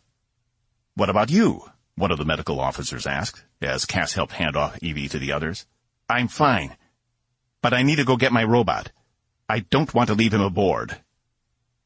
The officer nodded and tended to Evie as they walked her down the ramp into the main part of the bay. Cass jogged back over to where Box lay slumped against the ground. I'm not leaving you here. He hooked his arms under Box's frame, dragging him back along the hallway. Box's metal legs scraped along the floor. Never realized how much you weigh, Cass grunted as he pulled Box further down the hallway. When he reached his personal hab suite, he yanked Box over the threshold and left him in the middle of the floor. Sester can help you, he said, and Evie knows what's wrong. You're going to be fine. He took one last look at his friend and ran from the room, sealing the door behind him. Cass bolted down the corridor back to the cockpit and began the initiation sequence for the engines. He may not be the best pilot, but he could at least get the ship out of the bay. The engines rumbled back to life, and he retracted the landing gear as well as the main ramp, making sure all ports were sealed. Finally, Cass toggled the switch that would release his own hab suite with Box inside, hearing the rumble as the suite dropped to the bay floor. Okay, Vina, he said. You want me? You got me. Cass hit the engines and blasted out of the bay, back into open space. 36. It took a minute to get used to the steering as the ship wobbled back and forth, but as long as he was moving away from Tempest, that was a good thing. The comm button beside his chair chirped 3 times. Cass decided to ignore it. This was what was best for everyone. The reasonable excuse was already hanging on by a thread. He'd lost 3 hab suites and a stabilizer. There was no future for him in either the Coalition or the Sargan Commonwealth. Vina would either keep him a slave forever, or Rutledge would have him locked up for the rest of his life. And he wasn't going to go out like that. He was going out on his own terms. If the last 7 years had taught him anything, it was life never turned out how you wanted, but at least he'd have control over how it ended. The comm chirped again. Cass ignored it, plotting its course back to Vina's ship, or at least its last known position. It wasn't as if he'd never flown before. It had just been a long time. His vector drifted as he tried to re-enter the coordinates back along the route he'd just come through. The ship could survive one last small jump. She'd been better to him than he deserved, holding together long after any other ship would have long fallen apart. She was like a friend who'd always been there for the ride, and she was going to help him end this once and for all. Finally, he got the coordinates inputted and made the necessary arrangements for the jump. Emitter power is active, he said, feeling the rush of adrenaline as the emitter opened up the undercurrent tunnel and the ship shot forward. 2 minutes. In 2 minutes he'd be right back at her ship. Then all of this would be over. His only hope was the previous explosion had permanently taken out that tractor beam. Because if not, he might be in a world of trouble. The comm chirped again. And again. And again. Cursing, Cass finally hit the accept button. What the hell do you think you're doing? Green's voice said on the other end. I'm taking care of this once and for all. Maintain your position, Cass said. I don't know how large this explosion will be, but you need to keep your distance. The weapon on board can affect things beyond the confines of one ship. That's how the dry dock crew died, too. What the hell are you talking about, Mr. Robeaux? Green asked. Talk to Evie when she's better. She'll explain everything, he replied. Was she in on this? Was this her idea? Green demanded. Cass shook his head, even though Green couldn't see him. No, sir. This was all on me. She didn't even know about it. This weapon must be destroyed, and we don't have time to wait for coalition reinforcements. I'll regret I won't get to see the look on Rutledge's face when you tell him his ship was lost, when you tell him I did it, but we're out of time. Caspian, Green said, I know you think there is no other way out of this, but this isn't the answer. His voice sounded softer, more understanding than Cass had heard it before. Sorry, sir. I think it is. This will be best for everyone, including the coalition, Cass replied, cutting the comm link. It chirped again, but he ignored it. Less than 30 seconds to go. The ship shook like it would fly apart at any second, and warnings flashed in front of Cass, letting him know the structural integrity wouldn't hold much longer. All he needed to do was get close enough. The Atlas wouldn't be able to sustain a direct hit from his ship, despite being much larger. Plus, Cass knew right where to hit its most vulnerable spot, the underbelly. Based on his speed, he should be able to penetrate at least one of the main emitters, which would be enough to destabilize the matter conversion system, resulting in a complete self-destruct. The screen in front of him flashed an urgent warning. He wouldn't be able to hold it. He had to come out of undercurrent space. But he hadn't reached his destination yet. That was fine. It would just give him more time to speed up. Maybe he could reroute some of his extra power to the emergency thrusters. Anything to get him to critical velocity. Cass pulled back on the throttle and re-entered normal space. In the distance sat Venus' ship. He'd come close, but not close enough. It would take another few minutes to get there using the normal engines, and he'd probably burn most, if not all, of his reserve fuel. Computer scan for additional, he began, before remembering the scanners were offline. The best he could do was stare out the main window and count how many ships he had to avoid for the next 5 minutes. Venus' dreadnought was the largest, obviously, though it didn't appear to be moving. The half suite may have done more damage than he'd thought. Around Venus' ship patrolled 2 of the smaller Sargon ships. Setsima had been right. They were Darkness-class vessels. He hadn't gotten a good look before when the Tempest was making its strafing runs, but there they were, clear as day. All 3 Sargon ships were well armed. But he just needed one shot, one well-timed shot. The comm chirped again, and Cass hit the button, swearing this was the last time. Listen, Captain, you're not going to convince me. Oh, so it is you again, Venus said. I thought that little girlfriend of yours might have gotten all heroic. But look at you, back again to finish what you started. There was a certain amount of sarcasm and pity in her voice, which only enraged Cass more. You were the one who wanted me back so badly, he quipped, double-checking his approach. He was dead on target for the Atlas. This flying thing wasn't so hard after all. So I did.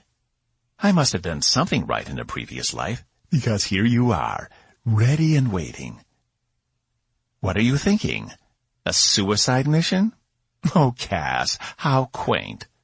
A bolt of high-energy plasma strafed across the bow of his ship, having originated from Venus. He hadn't even seen the imminent weapon indicator. With all his focus on the heading and keeping the ship straight, he couldn't afford to split his attention. While you are quite capable, she teased, there's always been something you never mastered, hasn't there? Another bolt flew to the side of the ship, and Cass jerked the controls, sending the ship sailing starboard.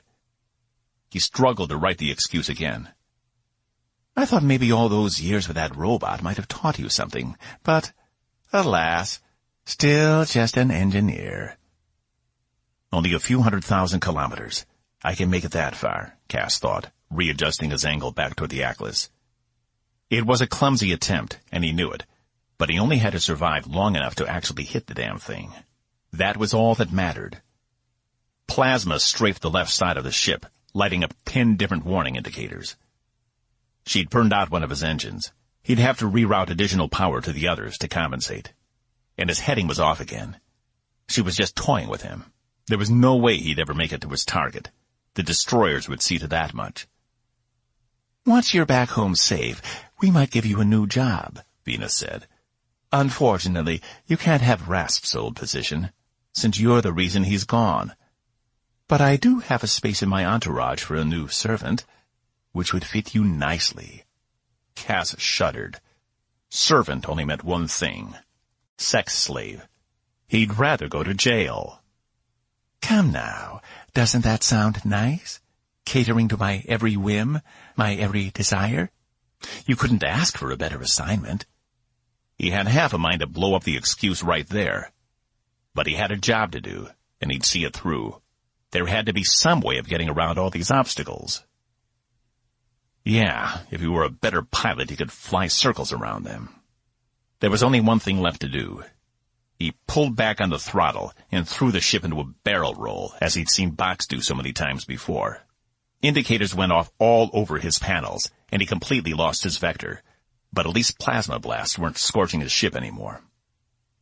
This would be a lot easier if the sensor arrays were working, he grumbled, orienting his ship back into a stable flight plan. Only, when he looked up, he found himself staring at the nose of a Darkness-class Sargon destroyer. They had positioned themselves directly between him and Venus' ship. Fuck. He stared at the green ship in front of him. "Take comfort in knowing you never had a chance," Venus said over the comm. "It was always going to turn out this way, no matter what you did." He had to think. There had to be another way. What if he just rammed the destroyer? Would that create a large enough shockwave? Just as he was about to try, a bright pulse of light caught his eye, coming from the left side of his ship. Cass could barely believe it as the Tempest exited an undercurrent and fired on the destroyer, causing it to dip down to minimize the damage. A new voice came over his comm. "Robeaux, get in there and do what needs to be done," Green said. "Yes, sir," Cass replied. With the destroyer out of the way, he had a straight shot for the Atlas. He gunned the engines, causing the dampeners to fail momentarily, and pulled him back into his seat.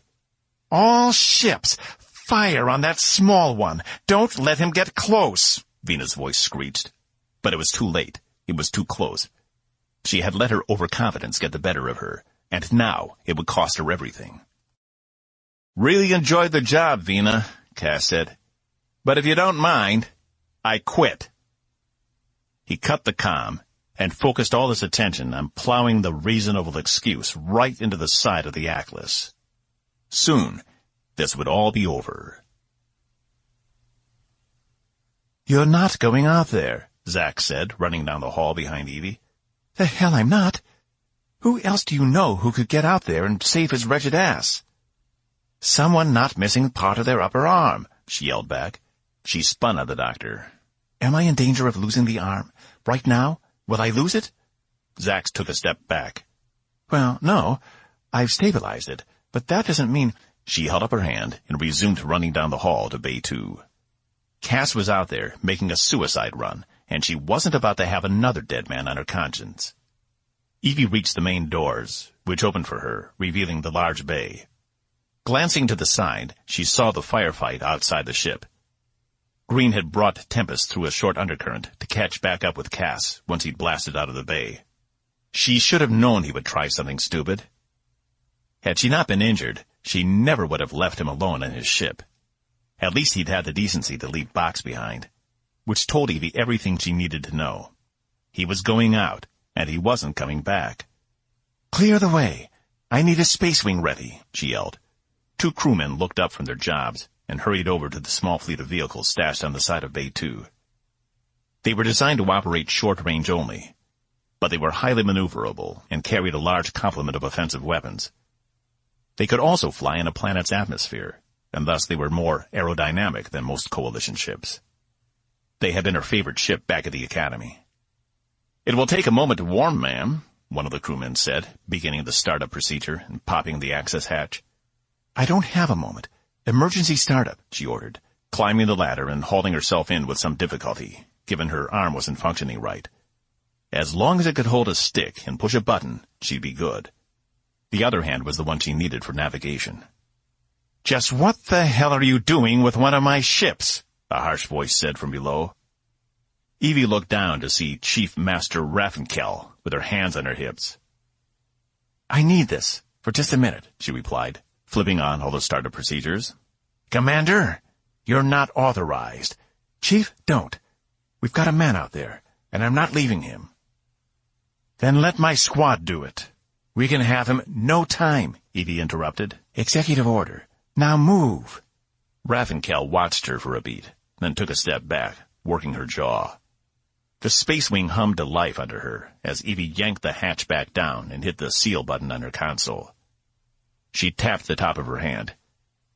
"Put me through to Cass on the reasonable excuse," Evie said into the onboard comm.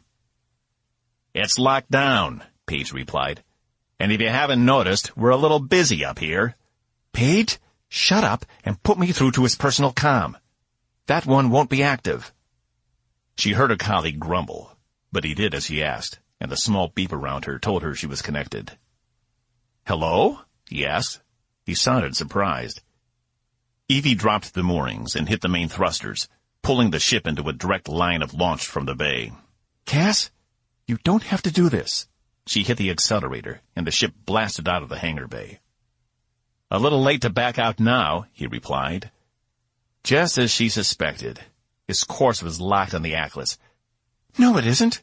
Take the last hab suite. Get out of there." Idiot thinks he's going to be a martyr.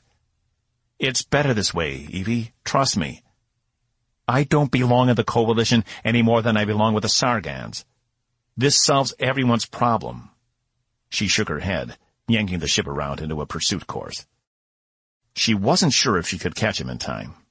The excuse had more powerful engines than the small Space Wing.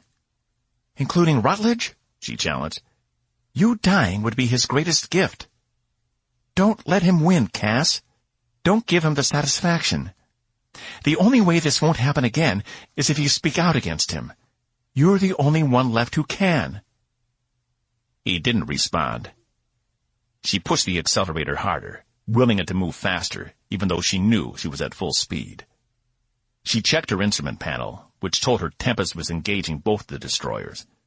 The Dreadnought still hadn't moved, and Cass was headed directly for it. She needed to be more persuasive. "Cass, please. The Coalition may have failed you, but that doesn't mean you give up on the rest of us. Some of us still believe in this institution, and it needs people like you who are willing to fight the corruption for it to survive." If he was right, and there was a thread of corruption running through the Coalition, his death would bury it forever. Without him, any hope of bringing Rutledge to task would be destroyed. Plus, she had to admit to herself, she didn't want to see him die. He was a good person who deserved better. She waited, trying to think of something else to say while the excuse only flew closer to the Sargan ship. If he'd already made up his mind, she needed to turn back now. "I'm on my way," Cass finally said. "Thank Kor." Evie leaned forward, urging the ship to move faster, all the while checking her surroundings to make sure there weren't going to be any surprises. Her arm throbbed in pain, but she pushed past it. Why wasn't the Dreadnought firing at Cass's ship? It was like it was just sitting there, dead in space. Had something happened? Evie watched as the last hab suite detached from the rest of the ship. But due to the inertia, it didn't slow down, only kept pace with the excuse, flying right beside it. She adjusted her heading to match the new object, hoping she hadn't done all this for nothing. "Evie, you better be able to grab me," he said. "This is going to be close." She watched his ship inch closer and closer to the Atlas, flying at full speed. The impact would not be pretty, not at these speeds. The hab suite was just out of reach. Evie reached down with her damaged arm and readied the grappler. As soon as the reticle turned red, she fired, the grappler digging into the side of the hab and jerking it back. She immediately reversed thrust and whipped the ship around, throwing all her power into heading away from the Atlas. On the panel to her right, she pulled up a visual of the ship as the excuse grew ever closer to its target. She only had seconds to get out of range. A bright blast filled her screen. That was it. The shockwave would hit them any second now. She could only hope they were far enough away. Evie braced herself. 37. From the bridge of the Tempest, Green watched the tiny ship plow into the Atlas, obliterating both ships. The resulting explosion began a chain reaction in the dreadnought. "Report!" he yelled. "It's a massive shockwave explosion, sir. Whatever was on the Atlas had more destructive power than I've seen from anything," Zal said. "The weapon," Green thought. "How far away is Commander Diazal?" 40,000 kilometers, sir, Page replied. "Will she make it out?" "Not before the shockwave hits." Green turned to Zal, knowing the answer to his question before even asking. "Can a space wing survive that kind of destructive power?" Zal shook his head. "No, sir. Neither can the Hab suite she's towing." His crew may have been fresh compared to some of his other shipmates in the past, but that didn't mean they were worth sacrificing. There was no choice. He had to try and save them, even if one was a convicted criminal. Cass had tried to sacrifice himself with the Coalition, despite everything they'd done to him, and Green wasn't about to let them get away with it. "How long until it hits them?" he asked, watching the screen with intensity. The waveform was massive, closing in on his executive officer's ship. He'd never seen anything like it either. Whatever this weapon of the Atlas had been, he was glad it was destroyed. Watching the destruction, he couldn't help but wonder how long it would spread before it could dissipate. Even supernovas didn't generate this kind of power. 32 seconds, sir." Green turned to his helmsman, his mind made up. "Rond, you did an excellent job last time enveloping Mr. Robeaux' ship. Think you can do it again?" "We're too far away, sir. If we were closer," Rond said in an uncertain tone, frowning. "Ensign River, plot an undercurrent course to the commander's ship," Green said, "and make it quick." "Aye," River responded with an unsure voice of her own. He watched her hands move over the controls faster than any normal human could. Despite her lack of confidence, she was talented. Green had to admit, if he'd had a non-augmented officer at the navigation station, this maneuver probably would not be possible. But that was the beauty of the Coalition. Anyone could become an officer. "Course plotted," River replied. "Lieutenant Rond, if you please," Green said, staring at the screen on the far wall. He braced himself. This was definitely off-book, as far as standard rescue procedures were concerned. The image turned into a blur for a split second, before repixelating to show the commander's small craft directly in front of them, the shockwave closing fast.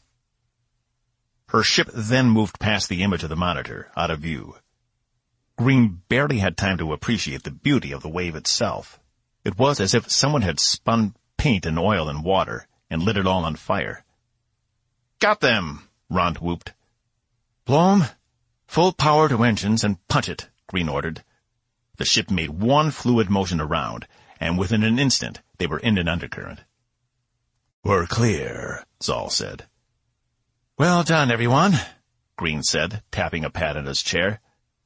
"Zax, prepare to receive wounded." "Oh, I'm already waiting," Zax replied, causing Green to smile. "Ensign River, set the course for Starbase 8. Full speed ahead." 38. "Oh, look, he's coming out of it. He might be better off sleeping a while longer." He only likes extra sleep when he's hungover. Cass opened his eyes. Bach stood in front of him, his yellow eyes blinking approval. Cass groaned and turned over, his body responding to the movement by sending a surge of aches and pains through his system. "You better not be recording this," Cass said. A small circular device landed on the bed beside him. Cass picked it up, examining it between his forefinger and his thumb. Sargantech. Box shrugged. It wasn't buried deep. Sester was able to get it out without much trouble. Cass squinted. And I'm assuming, because I'm sitting here talking to you, I made it out okay. He tossed the device on the small table beside him. That depends on your definition of okay, Zack said, sidling up to him as if from nowhere. She stared at Cass with her 6 black eyes, as if she were staring into his soul. You sustained a concussion and 3 broken ribs, which I have since repaired. But you may experience some vertigo over the next 20 to 40 hours. Cass sat up, and in response the room did a quick 360 before settling again. He rubbed his temples. Thanks, he said, swinging his legs off the side of the bed. What about... Over there.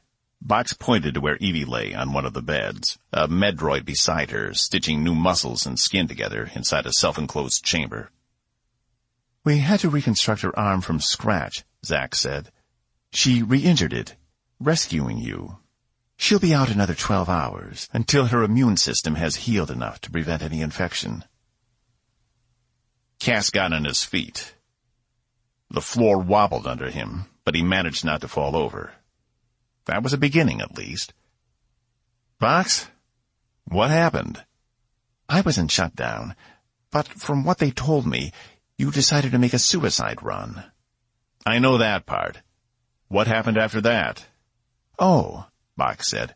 Well, Evie went after you because she secretly has a crush on you. Then Captain Green went after her because he secretly has a crush on her. Box, and then I woke up under the care of the engineers because they secretly have a crush on me. Cass coughed. People don't rescue other people just because they have crushes on them, you know. But it makes it that much more plausible, doesn't it? Box said. The girl going off to risk everything to save the man she loves? It makes my servos flutter. Cass rolled his eyes. Yeah, okay. What happened after that? You managed to plow my ship into the heart of the Atlas, which caused a cascade reaction completely destroying both ships. I watched the footage. Venus' dreadnought was obliterated in the subsequent explosion, as in atomized, turned to dust, kaput. So you don't have to worry about her anymore.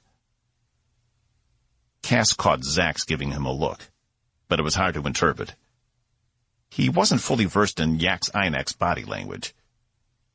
If he had to guess, he'd say the doctor wasn't too happy about the loss of life on Venus' ship. But the universe was a better place without her. Which means you now owe me 1 ship, Box finished. I never said I'd give you the ship. I said I'd give you quarters, and I kept my word. What good is a half-suite if it isn't connected to a usable ship? Box complained. Guess you should have been more specific in your request. Cass made his way to the door as Box grunted behind him. The captain wants to see you, Zack said, as soon as you're able. Cass nodded and exited sickbay, taking one last look at Evie, lying unconscious on the table. He wouldn't forget what she'd done for him. She had saved his life, and he wasn't going to let it go to waste. The doors of the hypervator opened on the bridge. Much to Cass's relief, he saw much of the damage had been cleared away. The view screen on the back wall still served as the focal point, since the central display was still in dozens of pieces. It would need a full replacement. All of the stations, save the 2 sunken into the floor, had turned to face the display. But because navigation and helm control already naturally faced that direction, those stations didn't need to turn. Cass noticed Ensign River now occupied Ensign Blackburn's post permanently. Green wasn't on the bridge. Cass cleared his throat, and Page glanced back at him and Box, dismissing them with his eyes. "He's in the command room," Page said, turning back to his work. Cass ignored his urge to go and punch the man again, and instead led Box to the command room door, entering only when given the all-clear from the captain on the other side. "Feeling better?" Green stood as they entered. Alive is better than dead, so yes, much better, Cass replied. Green stuck out his hand for Cass, which caused Cass to gape at him for a moment. You were willing to do what was necessary. That's a trait I respect, Green said. Cass took the man's hand and gave it a firm shake. Thank you, Captain. I'm curious. Why did you change your mind? Green asked, his eyes penetrating. He'd almost gone through with it. But then, Evie had reminded him there were more important things than sacrificing herself for a cause. Sometimes it was more important to keep fighting. Eve, your first officer, reminded me I wasn't done yet. And I didn't want to give the Admiral the satisfaction. Green nodded. Which brings me to why I've asked you here. Please take a seat. Bach sat in the seat directly across from the captain. Cass couldn't hide a smile as he took the other. Green was momentarily flustered, but turned his attention to Cass. You have a problem, Mr. Robeaux. I think the Coalition has a problem, Cass replied. I agree. And you are the only one who can help us remove that problem. You are the last eyewitness to a terrible atrocity that never should have taken place. And I want to make sure the man responsible for it is taken into custody and punished for his crimes. I would love to do that, sir. But without any evidence, it's like I told Evie. Green held up a small data recorder. It was exactly like the one he'd taken off Maddox back at Devil's Gate. Standard issue. Commander Diazol had the forethought to download the Atlas logs while you were over there. I've taken some time to examine them, and some of the crew's personal logs back up your story. It seems a few of your fellow officers weren't happy about what Rutledge did to you, but were too afraid to speak up. Their personal logs, sir? Aren't those protected? Not when the subjects are deceased. They become Coalition property, and I have every right to review them in order to seek out and end an injustice. With an eyewitness and corroborating evidence, I don't see any reason Admiral Rutledge will remain at his post much longer. Green set the recorder down on his desk. Wow, she really does care, Box whispered, staring at the recorder. Cass was stunned. She did that for me? He asked. Why? I haven't known the commander long, Green said, but from what I know about her and her service record, she has a real problem with bullies and people who don't believe in the sanctity of the Coalition. What Rutledge has done goes against everything we stand for. Perhaps she took it personally, having been assigned by him to go get you. Whatever it is, she wasn't going to let it go. Cass furrowed his brow. I can't say I'm not appreciative. Of course, she also violated protocol by going after you and saving your life, Green said. Fortunately, records of the incident have been conveniently misplaced. He grinned. Cass grinned back. Maybe the Coalition wasn't so bad after all. I never thought I'd see the day, Cass said as they watched Rutledge being led from his office by 3 security personnel. He and Edie reclined on the couch in his quarters on Starbase 8, provisionally given to him by Admiral Sangvi, the new ranking officer for the station, watching the feed repeat over and over. The official Coalition news station hadn't been showing anything else for the past 6 hours. You think you'll be ready for the trial? Evie asked. Her arm was still in a hyperbaric wrap, but only for another 12 hours. I doubt he'll let it get that far, Cass replied. He's got too much pride. He'll take whatever deal they offer him. I can't believe Green made this happen, he turned to her. That you made it happen. She placed her hand on his forearm for a moment. We all made it happen. And hopefully, after this, the Coalition will think twice about commissioning experiments based on alien technology. I think it was for the best you destroyed that ship. I think you're right, Cass replied. So, what are you going to do now? No ship, and stuck in the middle of Coalition space. Cass glanced around. His quarters were on the upper levels in the starbase. From here he could see Tempest under repairs down below. It had been a rough few days, but he hadn't had a lot of time to think about the future.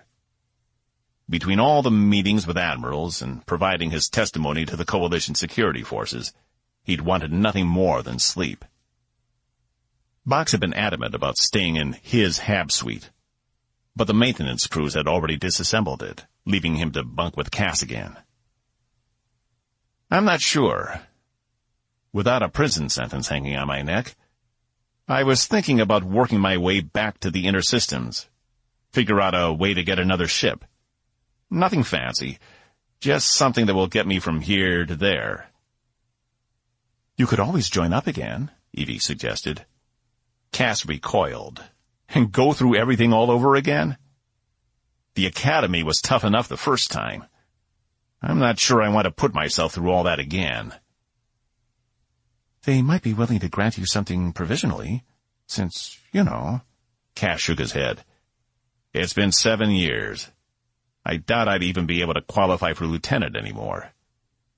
No, I think I want to take my robot and start exploring, without any kind of weight dragging me down. You don't think the Sargans will come after you? After what happened to Vina? He shrugged. Maybe, but I'm not too worried about it.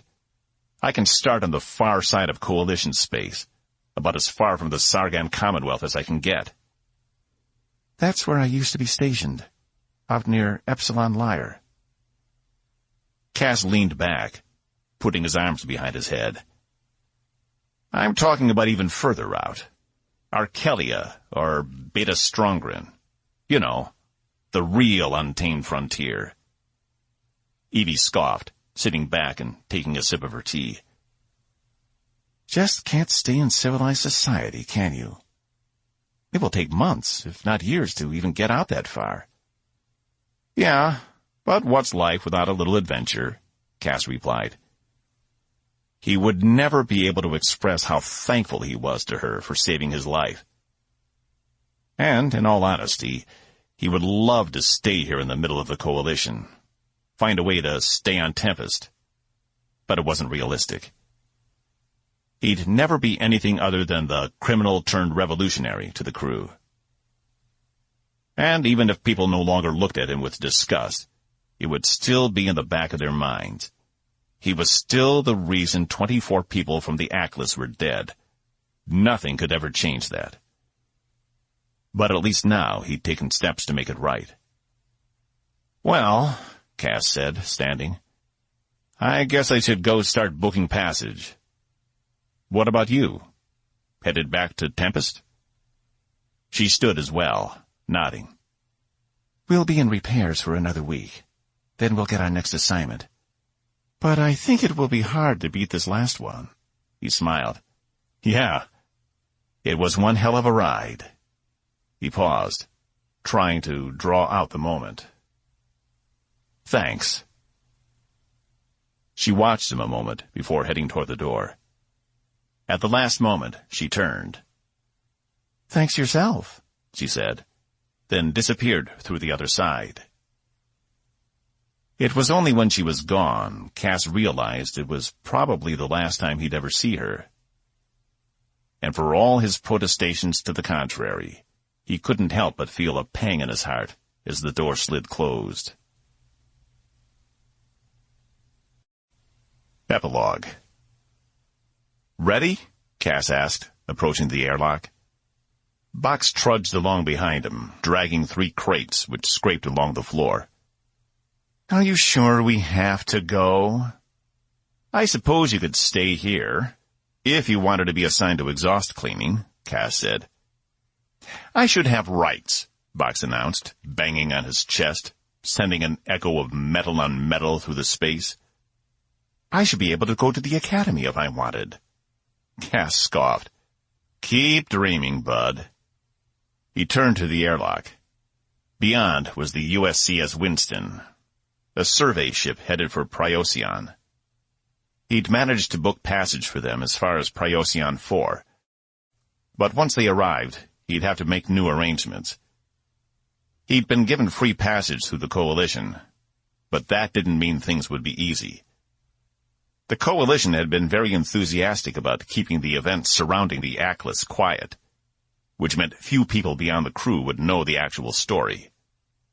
The cover was Rutledge had been arrested for a separate charge, having nothing to do with the crew of Tempest or Cass. The two events were to be kept as separate as possible, though any arrest warrants for Cass had been quietly rescinded. Cass understood. They wouldn't want word getting out to the Claxian homeworld, or any of the Coalition's enemies, that there had almost been a coup within the Coalition itself. Rutledge had brought them to the brink of war, and it had only been the actions of Cass and the crew of the Tempest who had prevented it all, and no one would ever know about it. Cass had been given a clear record, all war crimes expunged. But in his experience, people had a long memory. People like Page would never stop suspecting him. So what reason did he have to give them the chance? He was sure once they got to the far side of Coalition space, back out into non-aligned territory, he'd be able to find another ship. And not a courier this time. Something much nicer. Cass's comm beeped. He creased his brow and glanced at Box. "I bet it's Evie," Box said. "She's going to come running down the corridor at any minute and throw herself into your arms, begging to come with us." Cass pursed his lips. "Somehow I highly doubt that." He tapped the comm. "Robeaux here." "Mr. Robeaux, you haven't left yet?" Why would Green be calling him? "No, we were just about to board the Winston." "I need you to report back to the main officer's ward. Admiral Sangley's office. Immediately," Green said. "Is there a problem?" "Immediately, Mr. Robeaux." He cut the comm. That was odd. What could they still need with him? Rutledge had opted not to go to trial. Everything regarding the Atlas had been wrapped up. Cass turned to Box. "You stay here. Don't let that ship leave without us. I'm sure this won't take but a minute," he said. "Fine," Box said, pulling a screen from the crate and turning it to the closest wall. A net drama immediately popped up. "I'll just sit here and wait, like always." He slumped down so he was sitting on the ground. Cass jogged to the closest hypervator. This had to be some sort of last-minute farewell or something. He'd heard people did that sometimes, surprise their friends with a going-away party or other equally sappy gesture. Not that he wouldn't be happy to receive it. It just seemed odd that they would wait until he was leaving to tell him. Add in the fact he didn't have any friends, meant it would be a small party. Which was fine. He wouldn't be able to stay long anyway. The Winston would be departing within the hour. And they still needed to check in and get settled in their temporary quarters. Procyon was 200 light-years away. A good 40 days away on a ship that wasn't equipped with Tempest's advanced drive. Watching the interior of the station fly by as he transversed from the docking ports to the habitable sections, he figured most Coalition ships would probably be equipped with the drive within the next 5 years. It had been their only saving grace in the fight with Vina. Had the Tempest not had the speed it did, Vina's ships could have easily pursued and destroyed it. But that also meant a Claxian on every ship, something Cass was keen to see happen, as he'd felt it had been a long time coming, even back when he'd still been an officer. The hypervator doors opened on the Admiral office's level, and he made his way down the large corridor, reading the names on each one. This was the same level Rutledge had been stationed on. If they were throwing him some kind of going-away gathering, he could already tell it was going to leave a bad taste in his mouth. He'd hoped never to see this corridor again. Cass reached Admiral Sangley's office and touched the panel to the side. "Come in," a man's deep voice said. The doors opened to reveal the Admiral himself, a tall, dark-skinned man with jet-black hair standing with his arms locked behind his back as he stared at Cass. In front of him sat Evie and Green. There was a third chair, empty. "Mr. Robeaux, thank you for coming on such short notice," the Admiral said, indicating he'd take the third seat. "We've been discussing your exploits in the Courier system. Please have a seat." Cass shot Evie and Green a look, but they seemed reassured he was there, not worried. "I'm not sure I'm supposed to be here," Cass said. "I'm sure it seems that way. However, upon speaking with Captain Green and Commander Diazol, I've concluded we can't ignore your unique position in the Coalition." "Okay," Cass said, taking the seat. "Unique position?" "The blunt truth of why you are here is simple. Admiral Rutledge was both wrong and right." "I'm sorry?" "As I'm sure you know, he was not alone in his wish to build a weapon based on SIL technology." Sangvi took a seat. "I thought that was the entire reason he was arrested," Cass said, not liking where this was going.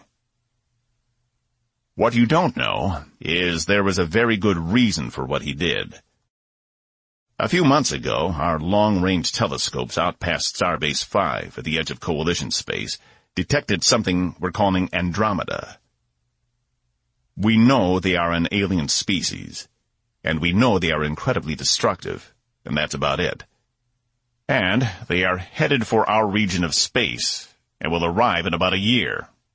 And so, based on my conversations with your colleagues here, and your unique position in this situation, we've decided to bring you back into the fold. The question is, are you willing to help the Coalition? Are you willing to help defend us against this threat?" Cass couldn't believe it. An alien presence? And they were heading for Coalition space? "I know you said you wanted the quiet life," Evie grinned, "but this seemed like more your style." Cass returned her gaze, then glanced at Green, whose face was still, yet his mouth was upturned to the corners. It looked like he wouldn't be headed to Pryosian after all. Cass returned his attention to the Admiral. "Tell me everything." This has been Caspian's Fortune, Infinity's End, Book 1, by Eric Warren. Narrated by Larry Gorman. Copyright 2019 by Eric Warren.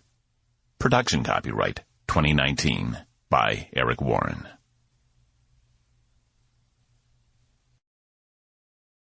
Audible hopes you have enjoyed this program.